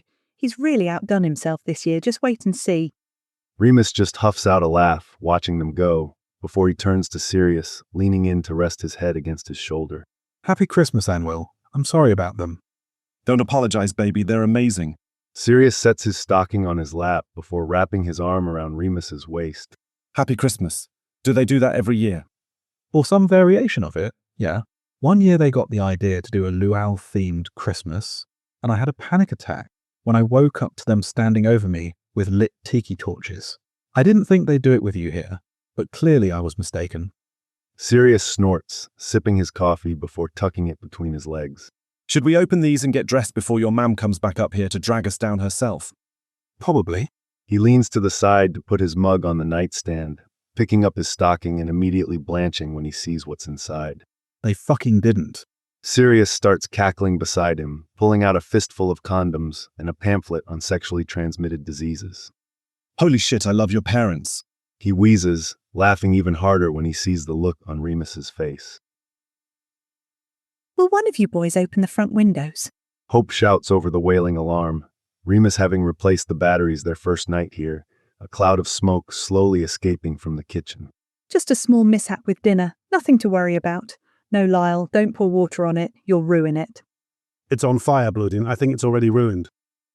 Sirius lifts his head from where they're sprawled out on the rug in front of the fireplace, glancing over at him before heaving himself up with a grunt, sidestepping the piles of wrapping paper still littered around the room.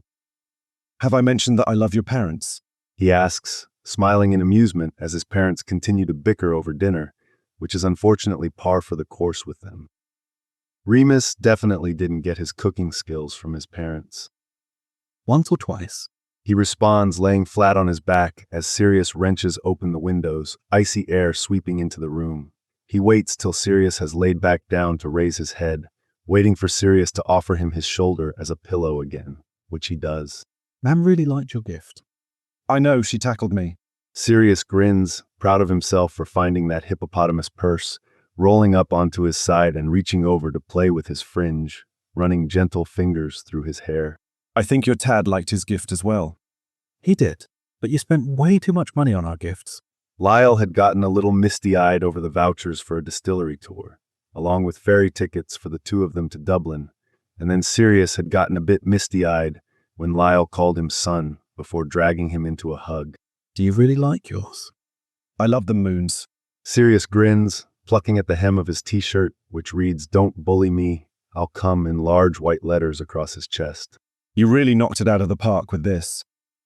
Remus rolls his eyes, secretly pleased. Shopping for Sirius is hard, especially because he can afford to buy nearly anything he wishes, but he'd been ecstatic about the t-shirt, slippers shaped like dog paws, book about the history of tattoos in Japanese culture, and the Jurassic Park-themed Lego set he and his parents had gone in on together, not to mention the horrible knitted bobble hat Hope had presented him with. Thank you for all of mine. I love this jumper. It's so soft. I thought you'd like it. Sirius's eyes are soft as he gives Remus's shoulder a gentle squeeze through the forest green cashmere. Remus stares up at him, stomach twisting and heart racing, his breath catching when Sirius leans a little further over him, opening his mouth to. We're having frozen pizza for dinner. Hope chirps, sweaty and disheveled, as she walks into the room, the smoke alarm still beeping its little heart out. Who wants ham anyway? Pizza sounds great, ma'am. Remus says after a moment, Sirius rolling away with a small noise he can't decipher, blinking as he turns and offers her a smile. Are you sure you don't need any help? No, it's fine. Your Tad chucked the pan out into the yard and it's nearly put itself out. He's going to make us a salad to go with it, so we'll have some veg as well. She picks one of her gifts from Remus up off the coffee table, giggling at the penguin soap dispenser. I'm going to put him in the kitchen. Do you boys want to find us a movie to watch? Sure. He responds, listening to the sound of his Tad grumbling before there's a sharp whack and something clatters across the kitchen floor, the alarm finally going quiet. Any requests? Let Sirius pick. He's our guest. She starts to turn away and pauses, eyes gleaming. I highly recommend It's a Wonderful Life, though. Remus always bawls like a baby the entire time, poor lamb. I hate all of you. It's Christmas. He groans, throwing an arm over his face. Why are you trying to make me cry on Christmas? It's little baby Jesus' birthday. I doubt he'd want me to cry. Catholics are the guiltiest bunch I've ever met. Hope says with a laugh, digging her bare toes into his side and making him squirm. I'm sure he'd be thrilled that you're all teary-eyed on his special day. Besides, you're just so cute when your eyes get all beady and your face goes splotchy. It reminds me of that time you got into the stinging nettles. He groans again loudly as Sirius and his ma'am laugh. Hope and Lyle are fast asleep when the movie ends, slumped against each other on the sofa. The living room is dim, lit only by the glow of the telly and the Christmas lights, the fire burning low in the grate. Sirius is seated between his legs, leaning back against his chest, still sniffling occasionally as the credits roll. Remus adjusts his arms around his waist, tucking his chin over his shoulder while giving him a soft squeeze. Bet you feel like an arse for teasing me earlier, huh, Pads? Shut up, Mooney. Sirius sniffs again, glaring at the screen, absent-mindedly playing with Remus's fingers where they rest over his stomach. What a depressing movie. He laughs softly, turning his hand over in Sirius's grasp, drawing on some previously undiscovered well of courage to briefly lace their fingers together. Sirius lets him go when he pulls away only seconds later, brushing gentle fingertips across his palm, making him shudder. It's not so bad. He murmurs after a moment, watching as Sirius traces the lines of his hand, tapping their fingers together lightly. George gets a happy ending in the end. You and I have very different ideas of a happy ending. Sirius says, pausing for a moment before letting out a snort. Remus smiles, laughing softly as Sirius giggles, bumping the sides of their heads together. He takes a deep breath, chest hitching as he slowly lets it out. Would you want to go on a walk with me tomorrow? Sirius's fingers pause on his, apparently picking up on his shift in mood, tracing a shape on the center of his palm before he tilts his head back, meeting his eye. Sure, Moons. We can go for a walk. Any particular reason why? He shrugs, turning to tuck his face into the side of Sirius's neck, grimacing when he feels the way Sirius picks up on the tremble in his hands, holding them a little tighter. He sighs, already regretting his decision, but he can't exactly take it back now. I have something to tell you. Okay. Sirius says slowly, nodding his head a few times. And it's about something. Kind of. He clears his throat, voice thick. It's hard to explain. He raises his head enough to glance at his sleeping parents, his Tad's arm wrapped protectively around his ma'am. It's about my past. Something happened to me as a kid, and I feel like it's time that I tell you about it. Okay. Sirius rasps after a moment, turning his head so that his cheek is pressed to the top of Remus's head. You know that you don't ever have to tell me something that you don't want to, right? I know. He nods, tucking his face back into Sirius's neck. I want to tell you, though. Then I guess we're going for a walk tomorrow. Sirius says before raising one of Remus's hands and pressing a kiss to the palm. Whatever you want, Moons. I'm going to tell Sirius tomorrow. Whoa, seriously. You're going to tell him about everything? Yeah, I think so. Wow. Way to ruin the holiday spirit. Thanks for the support, Pete. Shut up, I'm just surprised. Me too, kinda. Too late to back out now, though. Mind if we come by the farm? Tad's letting Sirius borrow the car. What? You want to tell him there? You could tell him anywhere. Why there?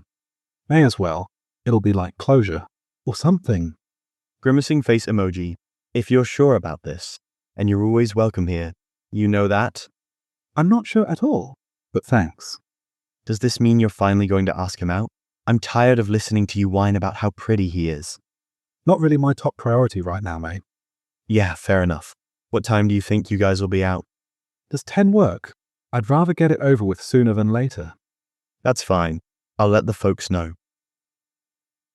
Growing up in a small village where everyone knows everyone has its ups and downs. Sure, the gossips and the busybodies spread your business around like wildfire. And yeah, everyone remembers the time that Remus got sick all over the Fire Thieleth, the local lord after eating too much candy floss, but living in such a well-connected community meant that he was only missing for a little over a week when he was kidnapped as a boy. This is where he kept me. Remus rasps, staring at the dilapidated, broken-down cottage that sits a ways beyond the fields of the Pettigrew's farm, nausea churning in his stomach and shoulders hunched up by his ears.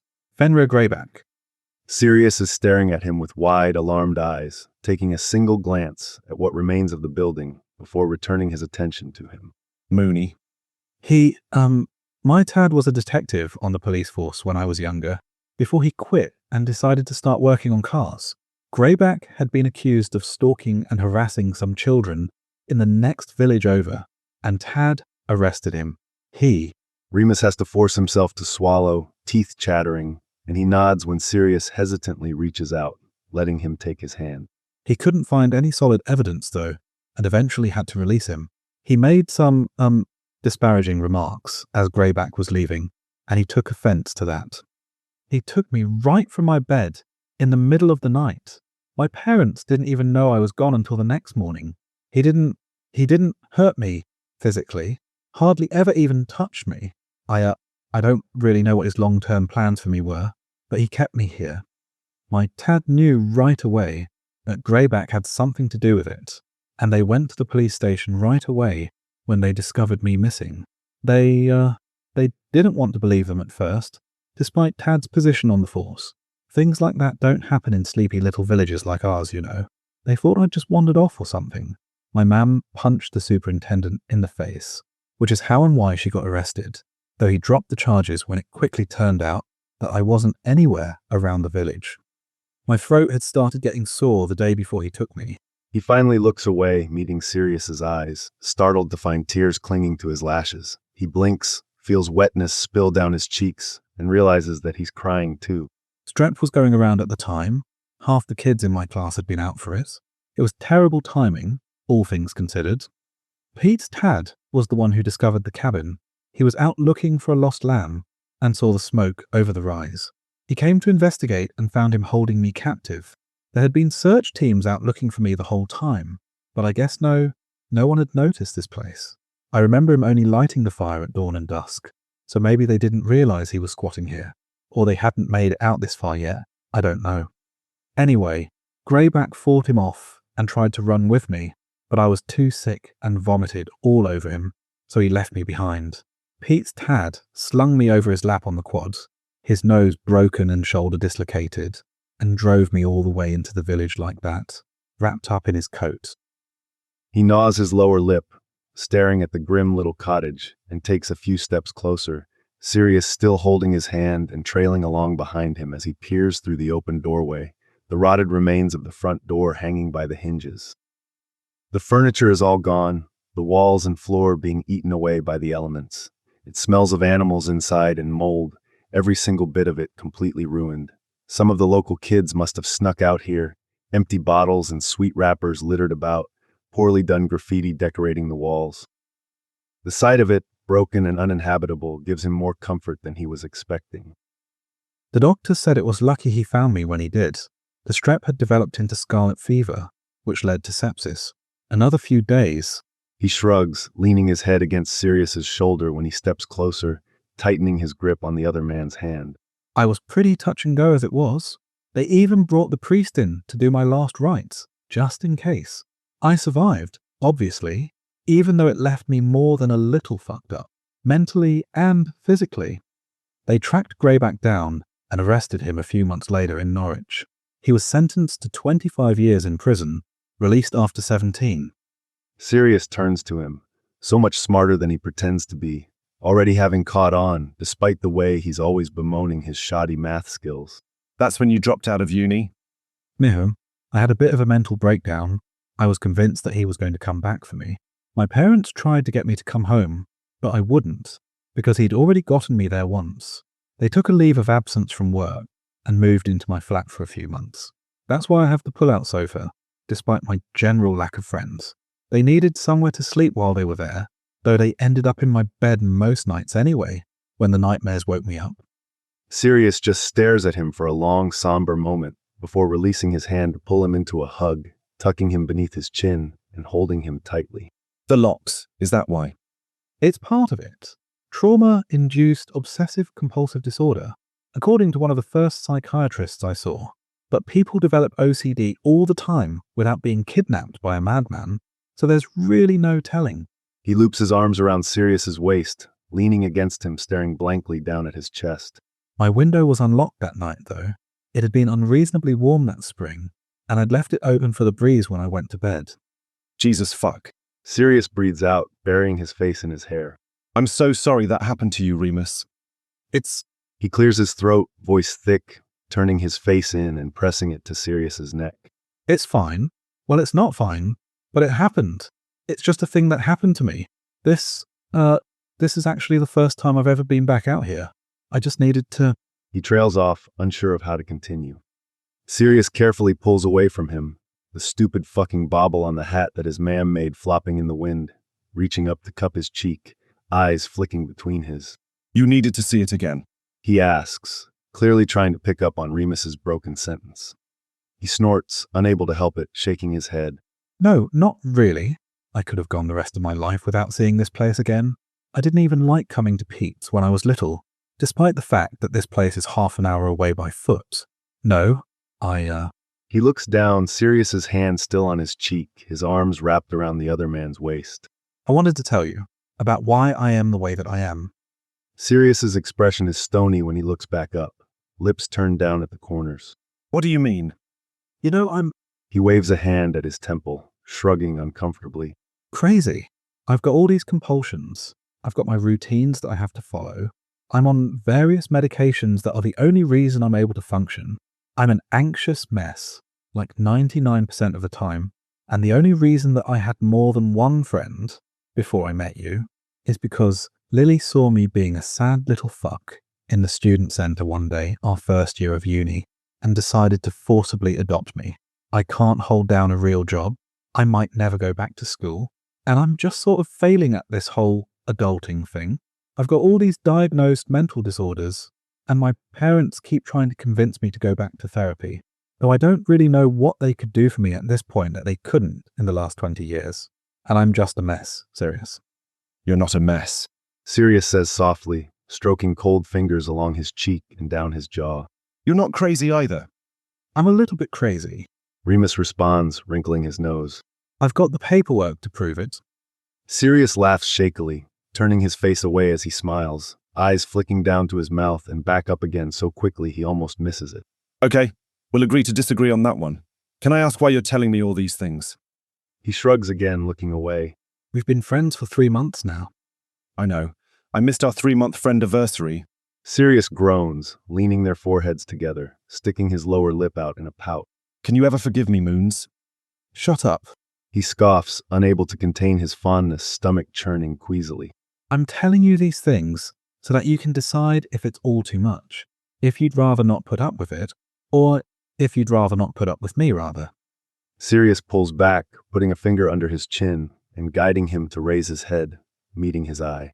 You're not a burden, Remus, he says, somehow having gotten to the heart of the conversation without him ever having to say it. Sirius studies him, and he feels flayed open, all his worst secrets laid bare. Did you ever tell Caradoc any of this? No, I am... He blinks, sniffling a little.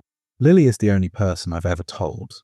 Pete knew already, obviously, as does everyone else in the village, even if it's one of those things no one ever really talks about. I heavily considered telling him, though, but it never really seemed like he cared enough for me to go through with it. He knew I had some issues, but, He shakes his head, sniffing again. He would get really annoyed with me over the locks and stuff. One time he actually left in the middle of the night because I kept getting up to check the door. Sirius sucks his teeth, looking very much like he wants to say something nasty about Keradok, but refrains. Anyway, I'm telling you all this because... Remus gnaws the inside of his cheek, reminding himself to be brave. If he can face this place again, he can do this. Well, correct me if I'm wrong, but it seems like there's maybe something happening between us. I just wanted you to have all the facts before... Sirius's lips twitch up at the corners. You're not wrong, and it doesn't change anything on my end. Remus smiles weakly, stomach fluttering. Yeah. Sirius's eyes flick down, again, lingering for the length of a heartbeat. I really like you, exactly as you are. Sirius's hand slides from his chin to the back of his neck, fingers tangling in his hair. I'd really like to ask you out on a date at some point, Moons. I'd like that too. He lets his fingers twine in the hem of Sirius's jumper beneath his jacket, glancing over at the cottage. Maybe not here, though. Well, yeah, baby, no fucking shit. Sirius scoffs, following his gaze for a moment, staring at the ruins with a dark expression before turning back. There's no rush, yeah. No rush. Remus agrees, biting down on his lower lip. Besides, I'm still waiting on James to say yes to dating me, so maybe. He breaks off with a little shriek as Sirius grabs him around the waist, laughing as he spins him in a circle. You ready to get out of here? Sirius asks after setting him back on his feet, reaching up to brush some of his fringe to the side, fingers lingering at his temple. Yeah. He takes one last look at the sad, broken cottage, stones crumbling and thatched roof sagging in the middle, before nodding. Let's head back. He holds his hand out towards Sirius, smiling when he takes it and laces their fingers together, bringing their joined hands up to brush a kiss over his knuckles, eyes warm and soft. They hold hands all the way back to the farm. When are you guys headed back? Harry misses Sirius. Really? Just Harry? Yep. I think he's depressed. Tomorrow, James. As you know. Tomorrow isn't soon enough. Rolling eyes emoji. We're having dinner with my parents. Sirius will call you when we're done, and you two can do your little homoerotic bedtime routine. It's not gay if balls don't touch, but also, I'm confident enough in my sexuality to tell another man how much I love him. If you get any more confident, James, your head will explode. Oh, I can't believe it's your last morning here. Hope says, standing next to Remus's chair at the table, cupping his face between her hands. Are you sure you have to go, Cariad? Yes, ma'am, I work tomorrow. He smiles up at her, closing his eyes when she leans down to kiss his forehead and both cheeks. Besides, I've got plans for New Year's Eve. My friends would be pretty disappointed if I bailed on them. Beneath the table, Sirius hooks their ankles together, smiling softly at him when he opens his eyes, expression turning to alarm when Hope spins around and gives him the same treatment, holding his face so tightly that it squishes his cheeks and puckers his mouth. You'll keep an eye on our boy, right, Sirius? She asks, bottom lip wobbling, lowering her voice slightly. Don't tell Remy, but we've been rather worried about him. I'm glad he's finally starting to come out of his shell a bit. I know I'm deaf, ma'am, but I'm not that deaf. Sirius smiles, as much as he's able to, with Hope still holding his face, reaching up to put his hands over hers. I'll take very good care of him, Mrs. Lupin. Ugh, enough of that. She swats at his shoulder, smoothing out the wrinkles in her shirt as she steps away, letting his Tad pull her onto his lap. We've told you to call us Hope and Lyle. No more of that Mr. and Mrs. bullshit. You better come back to visit us as well. I think that can be arranged. Sirius says, smiling as Lyle reaches over to grip his shoulder. Thank you so much for having me. You're always welcome here. Lyle says, giving him a little squeeze before letting go. What time is your train again? Not till 6. Remus says, pulling out his phone to confirm, like he didn't just check it that morning before coming downstairs, and last night before bed. We've plenty of time. Hope takes a shuddering breath, wiping beneath her eyes. I want you to know, Remy, that we are just so proud of you. I know, ma'am. All right, Blodin, quit smothering our boy. Lyle presses a kiss to the side of her head, glancing between him and Sirius. What do you say, lads? How would you like to spend your last day in Wales? You guys are acting like we're never going to see each other again. Remus says, glaring at Sirius when he snickers. I'll be back in a month for Mam's birthday, and you two will be in London in March for mine. We just miss you, Cariad. Hope leans across the table, putting her hand over his. But we're so happy that you're happy. Focus, Hope. Lyle pats the outside of her leg, smiling when she scowls at him. We're trying to plan out our day. I'm up for anything. Sirius says before taking a sip of his coffee, cold toes creeping beneath the hem of Remus's pajamas to press against his calf. Do you have any suggestions? We could visit the Coal Museum. Lyle offers excitedly, wilting when his wife and son both narrow their eyes at him. You're the only one that enjoys that lie. Hope shakes her head, letting out a sigh. Why don't we just load up in the car after breakfast and we can head down to Cardiff for the day? I'm sure we'll find something to entertain us until it's time for the boys' train. We'll play it by ear. Last time you said that we were banned from the Natural History Museum. Wait. Sirius blinks a few times, looking between Remus and his parents. Exactly how many places has your family been banned from? I'm back home. Good. Tell James thank you again for dropping me off at my flat. Much better than taking the tube. I will. He's still whining that his back hurts. He picked up the both of us at once. I bet it does. Thanks again for inviting me along. I had an amazing time. I'm really glad. I did too. Mam and Tad absolutely love you, by the way. You know, I sort of figured that out on my own. Your mom has already texted me like 10 times since we left, and just added me to a group chat called Ellie Frau Gleib. Leave that. Right now. It's Mam's book club for smutty romance novels. A bunch of middle-aged women thirsting over fictional men with fucking 12-pack abs and horrifyingly large penises. Holy shit. This is amazing. James is actually reading their current book. He said it's really good. I'm going to borrow it when he's done. I can't with the two of you. I'm going to shower and go to bed. Good night, Anwyl. Yeah, me too. Night, baby. I can't sleep. I got too used to sleeping next to you. Now my bed feels cold and empty. Yeah, same. It's too quiet. Without you snoring in my ear, go cuddle up with James. I don't snore, and it's not the same. You're rather bony. It's like cuddling a bag full of sticks. Don't quite get the same effect. Sleeping next to James. Rude. Hey, wait a second. Didn't you guys buy that life-sized skeleton for Halloween? Yeah, John Bon Jovi. I'm not even going to comment on the fact that you named the skeleton. Slap a jumper on it and tuck it into bed. You joke, but I might actually do that. Wow. I know it was my idea, but I'm rather offended. No skeleton could replace you, Moon Pie, though John Bon Jovi does make a delightful bedmate. Good night, Sirius. Chapter 6. Can't get enough of you, baby. Happy New Year's Eve. Partying face emoji, party popper emoji, fireworks emoji. Woo. The continual passage of time is terrifying. You're in a mood this morning. Everything all right? Yeah, fine. Just slept poorly. Poor baby. Nightmares. No, thankfully. I was just up and down all night. Disappointed face emoji. You know, you can always text or call me. I know. Heart emoji. Heart emoji. Are you going to take a nap before tonight? Yeah, I'm going to lay down for a while, as soon as I get home from work. Good idea. James and I went to the shops. We got party hats, noisemakers, and confetti poppers. And fancy new outfits. We're going to be the talk of the party. Oh no. What did you do? It's a surprise, Mooney. I think you'll be Sparkles emoji, dazzled Sparkles emoji. Christ, are you guys still meeting us at the pub? Yep, James is very excited. He's practically vibrating with how worked up he is. I'm going to pretend that excitement is for me, and not a certain redhead, who will also be in attendance. You two aren't allowed to be friends anymore.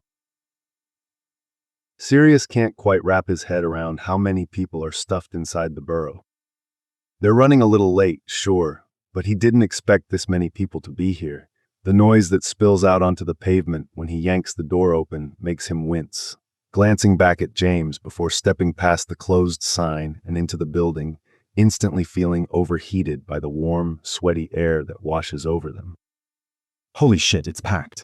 James shouts over the music and general chatter, stumbling into his back when a few women force their way in behind them. Do you see them? Sirius rises up onto his toes, trying to see over the crowd, latching onto James's shoulder when he wobbles. Maybe. He shouts back, catching a glimpse of long, ginger hair. I think they're towards the back. He grabs James's hand, holding onto him tightly as they begin to fight their way through the room, struggling past what must be over 100 people, crammed into a space that probably shouldn't hold more than 50. They're halfway across when he hears someone shouting his name, looking around to spot Lily kneeling atop the bar, which is a very daring move considering how short her dress is, waving her arms until he raises a hand and corrects their course. She's sitting on the edge of the bar top when they finally manage to squeeze past a group of people, legs dangling next to Pete's bar stool, whose cheeks are already flushed from alcohol. Hello, lads. Peter cries, reaching out to shake their hands. Sirius, it feels like I haven't seen you in ages. It's been, 5 days? Tell me about it. He smiles at Lily, stepping forward when someone bumps into his back, moving in close enough that he's practically pressed to Pete's side as he tries to get out of the way. Sorry, we're late. Where's Remus? He popped down to the cellar to grab another rack of pint glasses. Lily looks between him and James, letting out a low whistle, brows arched. Those outfits are certainly something. Do you like them? James asks with a winning smile, worming in to throw an arm around his shoulders. Both of their suit jackets are entirely sequined. Sirius is in silver and James is in gold, with matching ties covered in little fireworks. Lily crosses her legs, bouncing one high-heeled foot as she props her elbow on her knee, cupping her chin in her hand as she examines them, nodding slowly. No.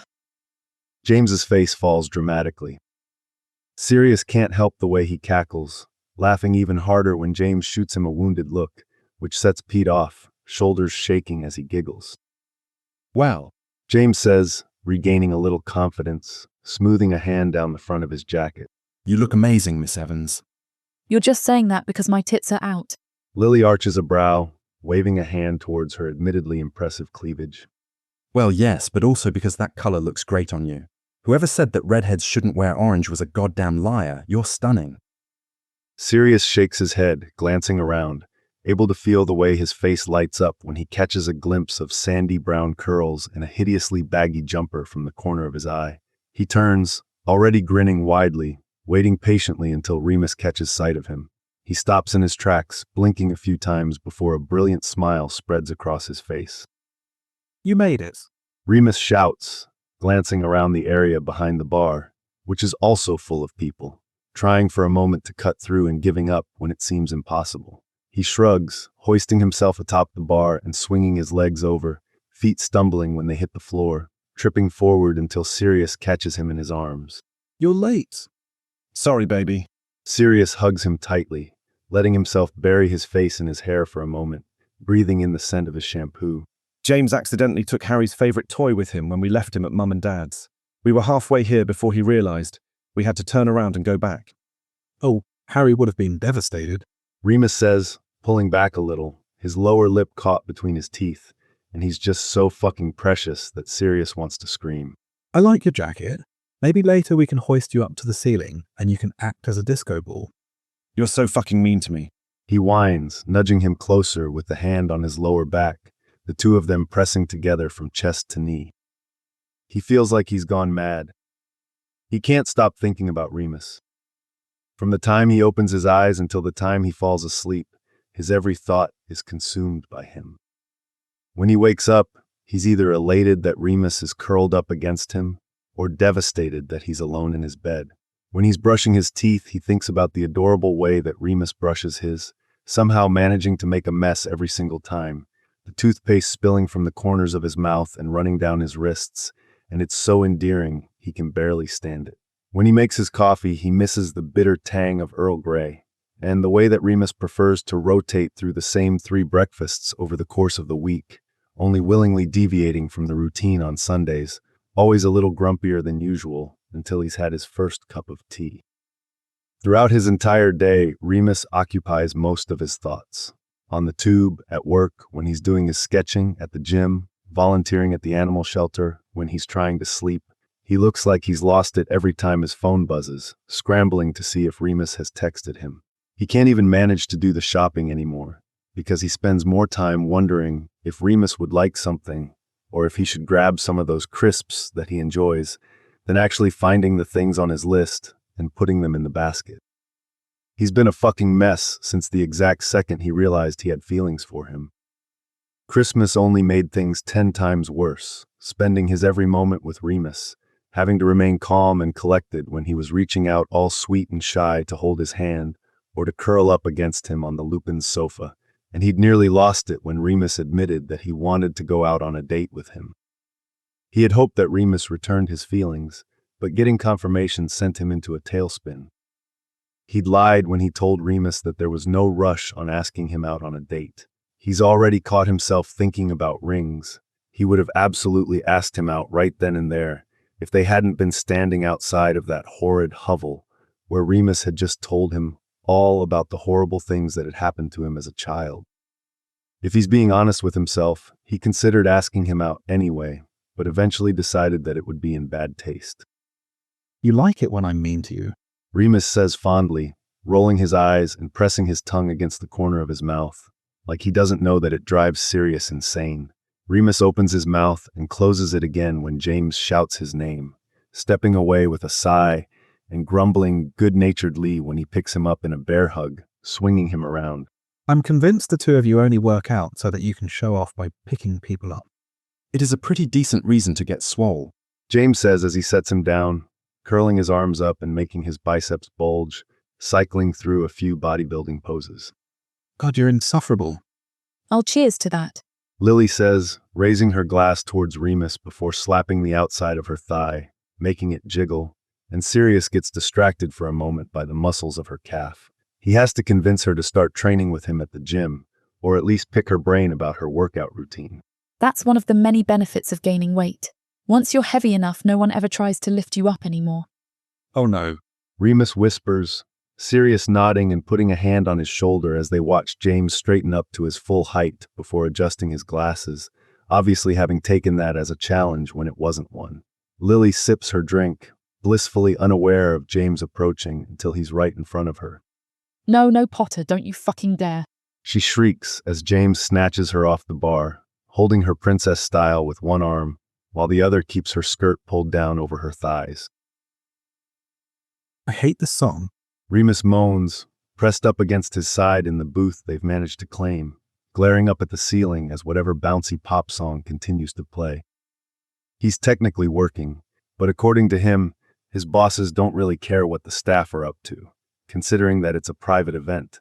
As long as the patrons are occasionally provided with beer and snacks, Remus and the other employees are free to hang out and mingle. I just bought a bunch of credits for the jukebox, James says from his other side, waving his phone around.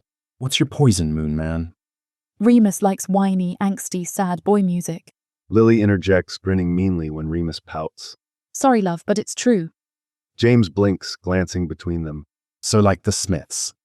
Sirius can't contain his bark of laughter, smiling when Remus elbows him in the side. They're one of his favorites, Jim. How'd you know? I hate you all. Remus grumbles, crossing his arms over his chest and flinching when James turns his head. Watch those fucking prongs, mate. You're going to take an eye out. I think I look dashing. James reaches up, adjusting one of the many cone-shaped party hats atop his head, sticking out in every direction. Prongs. Pete shouts, slapping a hand on the table and making them all jump. What? Sirius asks, glancing down at Remus, who looks baffled. James needs a nickname. Remus is Mooney, you're Padfoot, I'm Wormtail. Yeah, speaking of, James interrupts, pushing his glasses up his nose. why the hell does Remus call you that? Remus laughs, slinging one leg over Sirius's beneath the table, thigh resting atop his. So you guys know what a rat tail haircut looks like? Yeah. Don't do this to me. Pete mumbles morosely, covering his face with his hands. You brought it up, mate. Sorry. Anyway, when we were, 11 or 12, Pete had the outstanding idea to have his mam cut his hair into one. The only problem was that Pete's hair wasn't all that long, so he just had this sad little clump of hair hanging on the back of his head when she was done. The little arseholes we went to school with started calling him Wormtail, because in their words, there wasn't enough hair to be a rat tail, and it just sort of stuck. They still call me that. Pete says, lowering his hands with a sigh. Though they still call Remus Looney, so at least I'm not alone.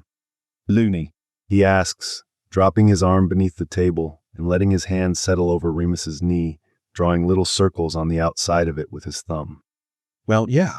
Remus shrugs, cupping his glass between his hands.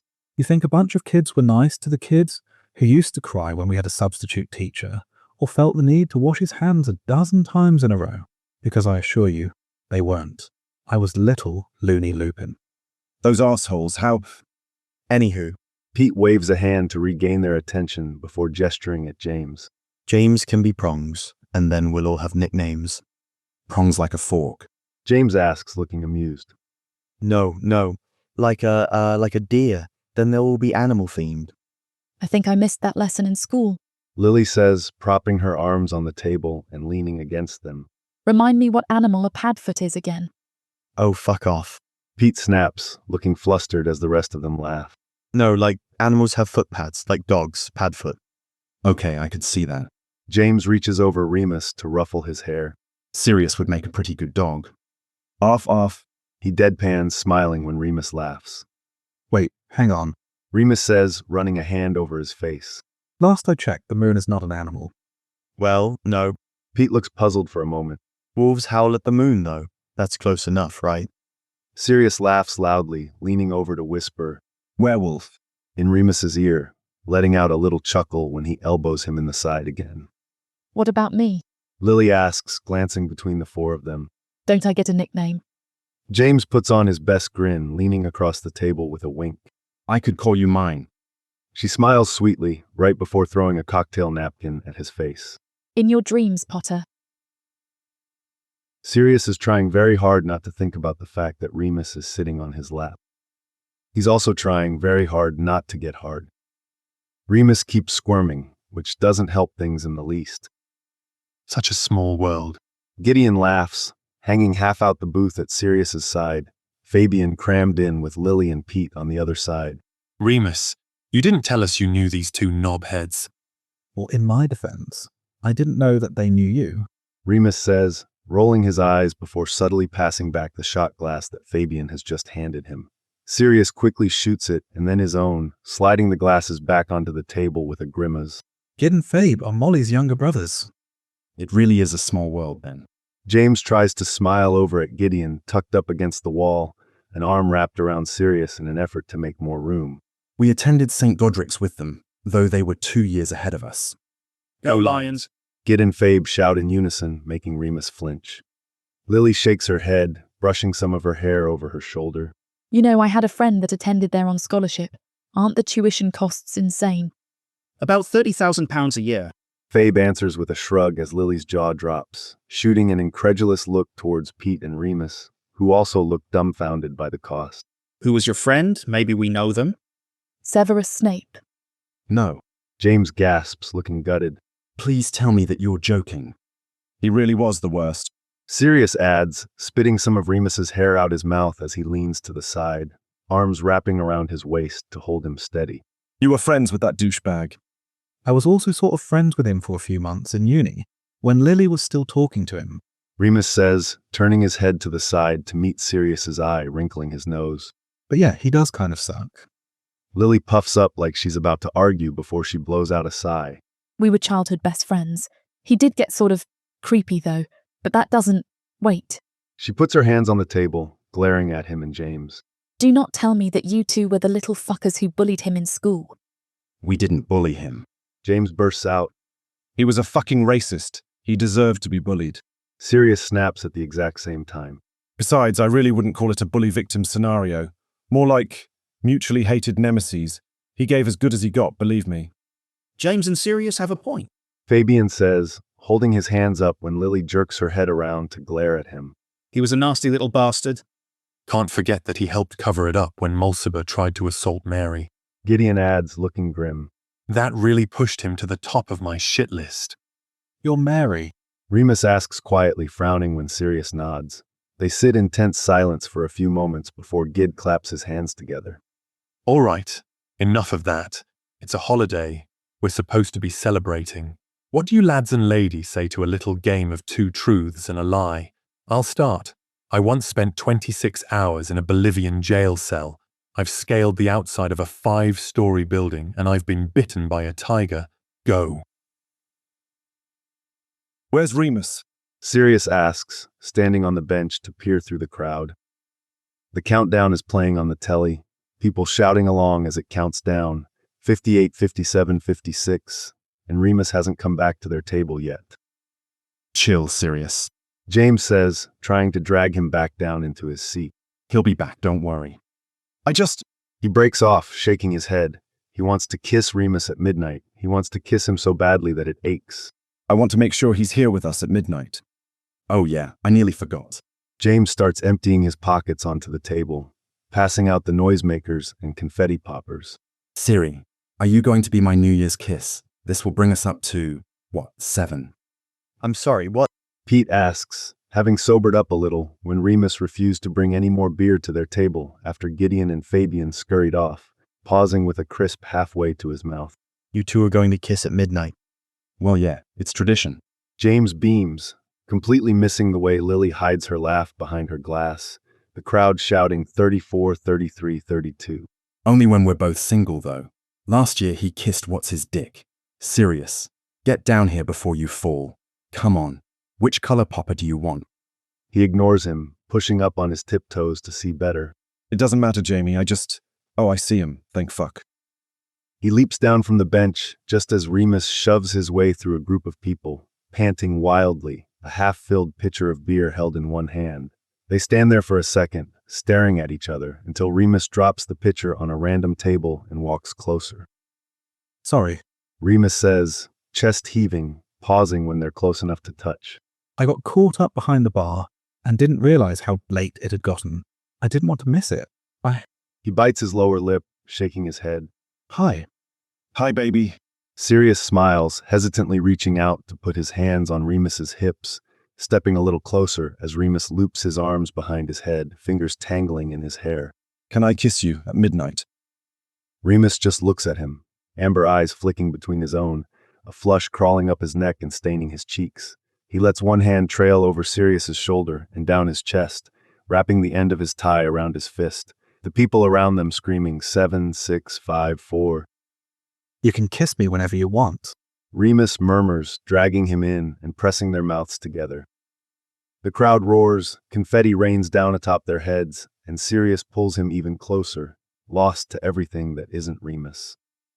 Sirius isn't sure if he's ever, in his entire life, had a kiss that felt as right as this. Remus's lips work against his, tasting of chapstick and the blackcurrant squash he's been sipping throughout the night, squirming impossibly closer when Sirius slides a hand to his lower back, holding him tightly. His mouth is soft and insistent, tongue brushing wetly against Sirius's lower lip before he opens his mouth, moaning softly when Sirius licks his way inside, and... No! I fucking knew it. I called it. Get bent, Evans. I won. Sirius reluctantly pulls away, blinking dazedly, immediately getting lost in the kiss again when Remus chases his mouth. Remus pulls away again just seconds later, though, when there's another shriek, panting even harder than before, lips looking spit-slicked and puffy before he turns his head to the side, an incredulous expression on his face. Sirius gives his head a little shake before following his gaze, finding Lily, Pete, and James out of the booth and staring at them. Lily looks devastated, Pete looks pleased, and isn't sure he's ever seen James look so smug. What? Remus asks flatly, looking between them. What the fuck? Did you bet on whether we'd get together or not? Pete snorts, shaking his head. No, mate, we all knew that was inevitable. These two placed a bet on who would kiss who first. Sirius's brain trips over inevitable before it catches up to the conversation. You bet against me, James. How could you? Lily wails, stabbing a finger into Remus's shoulder, who is still pressed against his front, arms wrapped around each other, knocking them both off balance. Why did you have to choose this moment to grow a pair for the first time in your life? Why couldn't you have let Sirius kiss you first? Speaking of kissing, James beams, grabs Sirius by the face, and smacks a kiss to his lips before doing the same to Remus, who splutters. He turns, grabbing Lily around the waist and whispering something he doesn't catch before dipping her towards the floor and sealing their mouths together. What the fuck is going on? He asks after a second of watching them aggressively kiss, turning to Remus, who looks flabbergasted before glancing at Pete, who shrugs. As I understand it, the bet was that if Remus kissed you first, James gets to give Lily a kiss and take her out on a date. If you had kissed Remus first, then James wouldn't have been allowed to flirt with her anymore. Poor Lily, Remus says, snorting. Yeah, she looks pretty distraught. He says, brows rising as she hitches one leg up around James's hip, kissing him harder. Wow, they're really going for it, huh? I honestly thought she hated him. Oh no. Remus shakes his head. That first time we all hung out, she went on for hours afterwards about how insufferable James was, how stupid his glasses were, how annoying his laugh was, etc. Lily is only ever that mean about people she thinks are attractive. Shut up, Remus. Lily barks, the words coming out muffled against James's mouth. Did you just say etc. in an everyday conversation? Sirius asks, returning his attention to Remus, who rolls his eyes. You're such a swat baby. Fuck off, Pads, he says, kissing him again. The second kiss is somehow even better than the first, and he quickly gets lost in the feeling of Remus's lips against his, groaning when Remus bites down on his lower lip and tugs. He slides his hands into the back pockets of his trousers, pulling him closer too. You know, Pete says sarcastically, loud enough that it manages to catch his attention, and he pulls away from Remus's mouth with a huff. I'm feeling kinda left out here. Oh, how could we leave out our precious wormtail? James cries, setting a dazed-looking Lily back on her feet. Come here, Petey. Wait, James, hang on a second. Pete stammers, backing away right before James grabs him around the waist and dips him low, smacking a loud kiss against his mouth. They trip their way into Remus's flat, arms tangled around one another, connected at the lips. It had taken them nearly an hour to walk the 10 minutes back to Remus's flat, shoving each other up against lampposts and buildings as they kissed, hands roaming and groping over their clothes, and Sirius had nearly lost his head when Remus pushed him up against the wall next to the entrance of his building, kissing his neck with one slender thigh pressed between his. Shit! Sirius gasps, kicking the door shut with his foot, reaching back to blindly flick the locks and slide the chain into place. Baby, your mouth. Remus kisses him again, hands fisted in his hair, doing something with his tongue that sends a shiver of arousal skating down his spine. Just wait, baby. You haven't even seen what I can do with it yet. You're so fucking sexy. He rasps, diving down to trail kisses along the side of his neck, licking over the little cluster of freckles that have been driving him mad before biting down gently. Jesus Christ, you've been driving me insane. Me? Remus gasps loudly, tilting his head back to offer him more room, moaning as he continues to lick and kiss and bite, the taste of Remus's skin making his head spin. Have you seen yourself?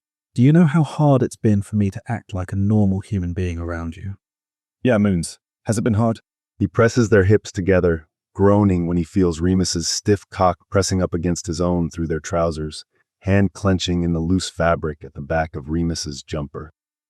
Some very small, very distant part of his brain is screaming at him to take things slow. The rest of his brain is screaming at him to lick every single inch of Remus that he can.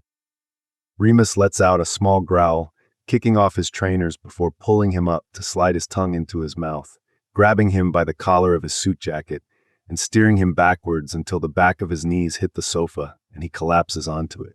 Remus studies him for a moment, panting, before he straddles his lap and kisses him again. Mooney. He groans, putting his hands on Remus's hips, giving them a soft squeeze as Remus's tongue slides across his. Remus pulls back, nipping at his lower lip before stripping his jumper off, tossing it off to the side before ducking back in and kissing him fiercely. He isn't sure where all this fucking confidence is coming from, but it's the sexiest thing he's ever seen. Off.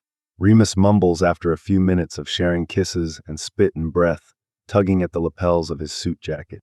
Take off this stupid fucking jacket, I swear to God. Easy, Moons. Sirius places one more kiss against his lips before gently pushing him back, smoothing his hands up and down his sides. Time out, baby. Take a deep breath. Remus's chest is heaving, hair mussed to hell, lips swollen, and Sirius's cock throbs between his legs. We should talk about what we're doing here. Remus licks his lips before shrugging. I was hoping we were going to fuck. Shit, yeah, okay. He cranes up, pressing their lips together as he fights the buttons on his jacket, finally giving up and simply ripping it open. One of the buttons pops free, landing somewhere on the sofa next to them, but he's too busy loosening his tie and struggling with his button-down shirt to care. Oh my God. Remus whispers when he finally has all the buttons undone, pulling back and staring down at his chest with something like awe, putting his hands over his ribcage and running them up towards his throat, brushing his thumbs over the tattoos at his collarbone before raking them down his stomach, nails dragging lightly. Do you know how long I've wanted to touch you like this? Your fucking abs pads, holy shit. How long, Mooney, baby? He asks, genuinely curious. Sirius knows that he realized he had feelings all at once, the weight of that realization hitting him like a bag of bricks, but he's pretty sure that they started developing long before that. He has possibly spent more time staring at Remus's lips than was strictly normal for a platonic friendship. Remus hums, brushing a thumb over his happy trail, breath catching when Sirius feels his muscles clench. Do you remember? Remus says, dragging a finger up and tracing the dagger beneath his ribcage. That night, I stayed over at yours, and we stayed up late playing video games, and you kept laughing at me because I kept dying every 5 seconds. Yeah, of course. I could barely fucking concentrate on the game because I was busy thinking about how badly I wanted to kiss you. He reaches up, cupping Remus's jaw and pulling him down, brushing their lips together. Remus sighs against his mouth, hands curling around his sides, lips parting to grant him access when he licks across the seam of his mouth. You too. He mumbles after an indeterminate amount of time, unsure if they've been kissing for minutes or hours or days. Let me see you, Moons. Remus scrunches his nose and pulls away, reaching overhead to fist a hand in the neckline of his t-shirt before he pauses, eyes glued to Sirius's stomach. I don't look like you. Mooney, baby, I promise I don't expect you to. Sirius lets his hands settle on his hips, squeezing them gently, a moan slipping through his lips when Remus rocks forward a little. I like you exactly how you are, remember? Remus rolls his eyes, looking exasperated, shoving at his face playfully before he tugs his shirt off, holding it in his hands as he sits back on Sirius's thighs. Oh, baby. He murmurs, sliding his hands up over warm, bare skin, biting his lower lip into his mouth. Look at you. He feels like the air has been knocked out of him. Remus has never taken his shirt off in front of him before. He wasn't sure what he was expecting, but it definitely wasn't for Remus to be so fucking pretty that his chest clenches.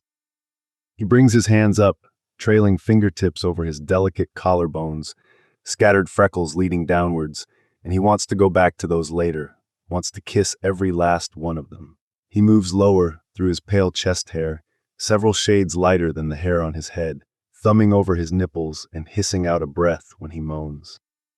What's this from? He asks, rubbing over a faded silvery scar on his left side, just inside the sharp line of his hip. Appendectomy. Remus answers, gasping when Sirius tucks his fingertips beneath the waistband of his boxers. My appendix decided to call it quits when I was 13. What an asshole of an organ.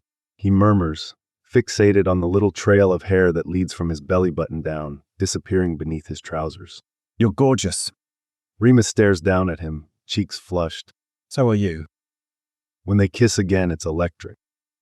He lets his hand slide up the smooth expanse of Remus's back, the little ridges of his spine nudging against his palm, groaning loudly when Remus begins to roll his hips, his hands coming up to cup the sides of Sirius's throat.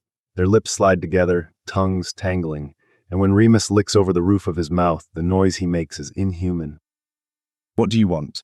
He whispers into Remus's mouth, chasing the words with his tongue, determined to lick them back out again. What do you want to do, baby? Remus groans, hands slipping against the sweat slicking his skin, sliding them down towards his shoulders and up again, weaving through his hair and tugging in a way that sends tingles throughout his entire body. I don't care, but I really want you to fuck me. Sirius's brain whites out for a moment, static ringing in his ears. Jesus fucking Christ, yeah. He slides his hands down Remus's back, taking a well-deserved moment to knead his bony little arse, which he's been dreaming about doing for weeks before he stands, holding him in his arms. Fucking hell. Remus mutters, laughing as he wraps his legs more securely around Sirius's waist, ducking in to nibble at the shell of his ear before he curses. Baby, hang on a second, the door. Sirius turns away from the bedroom, eyes squeezing closed when Remus places a wet, open-mouthed kiss beneath the hollow of his jaw, carrying him over to the door and waiting as Remus does his usual nighttime door routine. Remus dives back in the second he's done, attaching his mouth to his throat, scraping his teeth over the skin and making him shiver. Sirius manages to make it to the bedroom on muscle memory alone, more focused on dragging his tongue across the freckles on Remus's shoulder, biting down softly when the muscles beneath his mouth shift. When they reach the bed, he kisses the slight indentations his teeth made before tossing Remus down onto the mattress. Remus laughs as he bounces against the duvet, the sound bleeding into a moan when Sirius follows him down, body sliding into the space between his thighs before he grinds their hips together, leaning down to kiss him again. The sounds Remus is making are driving him wild, letting out this breathy little whimper as he arches up beneath him, and Sirius can't resist rolling his hips, setting a slow pace as he grinds their cocks together, too turned on to care about the rough drag of fabric against the sensitive skin at the head of his cock. Naked. Remus moans out after a while, fingertips digging into his shoulder blades, throwing his head back against the pillows and giving him the opportunity to duck down, licking the sweat from the hollow of his throat before sucking a mark there. Clothes, baby, please. I've got you, Moons. He murmurs, kissing the bruise that's blooming at the base of Remus's throat before sitting up on his knees, running his hands up and down his sides, feeling the way his ribs press against his skin with every gasped inhale. He moves his hands to the buckle on Remus's belt, giving it a little tug. Can I? Yeah, please. Remus watches him through hazy eyes, lower lip trapped between his teeth as he undoes the belt, thumbing open the button of his trousers, the sound of the zipper impossibly loud when he drags it down. He glances up, waiting for Remus's nod before he tucks his fingers beneath the waistband of his boxers, standing as he pulls them both down at once, distractedly dropping them on the floor once he gets them over his feet, leaving his socks behind. Oh, Mooney. He stares, dumbstruck, practically drooling at the sight in front of him. Look at you, baby, fucking hell. Remus's long legs are slightly parted, bent at his knobby knees, covered in the same pale hair that sprinkled across his torso. His cock is beautiful, curving up towards his stomach, the wetness at his reddened head gleaming in the low light. He lets his eyes trace the lines of his body, hips and stomach and chest, slender arms splayed wide across the sheets. You too. Remus says, lifting one foot and poking him in the leg with it. I want to see you. Yeah. He rasps, quickly undoing his trousers and shoving them down, getting caught on his boots for a moment. His cock slaps against his stomach when it's freed, Remus letting out a low moan as he quickly strips out of the remains of his clothing, leaving it all in a pile atop his shoes. Christ, your thighs. Remus groans, sitting up and crawling forward on his knees, trembling fingers landing on his quads and giving them a squeeze. Do you have any idea what your legs look like in all those tight trousers you wear? I'm surprised you haven't been ticketed for public indecency. Sirius chuckles, the sound turning into a sort of rumbling moan when Remus's thin fingers wrap around his cock, giving him a firm stroke from root to tip, mouthing wetly at the V of his hip. Do you still want to bottom, baby? So badly. Remus mutters against his skin, licking over his happy trail and leaving it wet. Condoms are in the second drawer. He giggles as Sirius pushes him back down onto the bed, moving to the bedside table and rummaging through the drawer, emerging victorious with a condom that Remus promptly slaps out of his hand. Fuck no, those are the stocking condoms. I just bought a box, get one of those.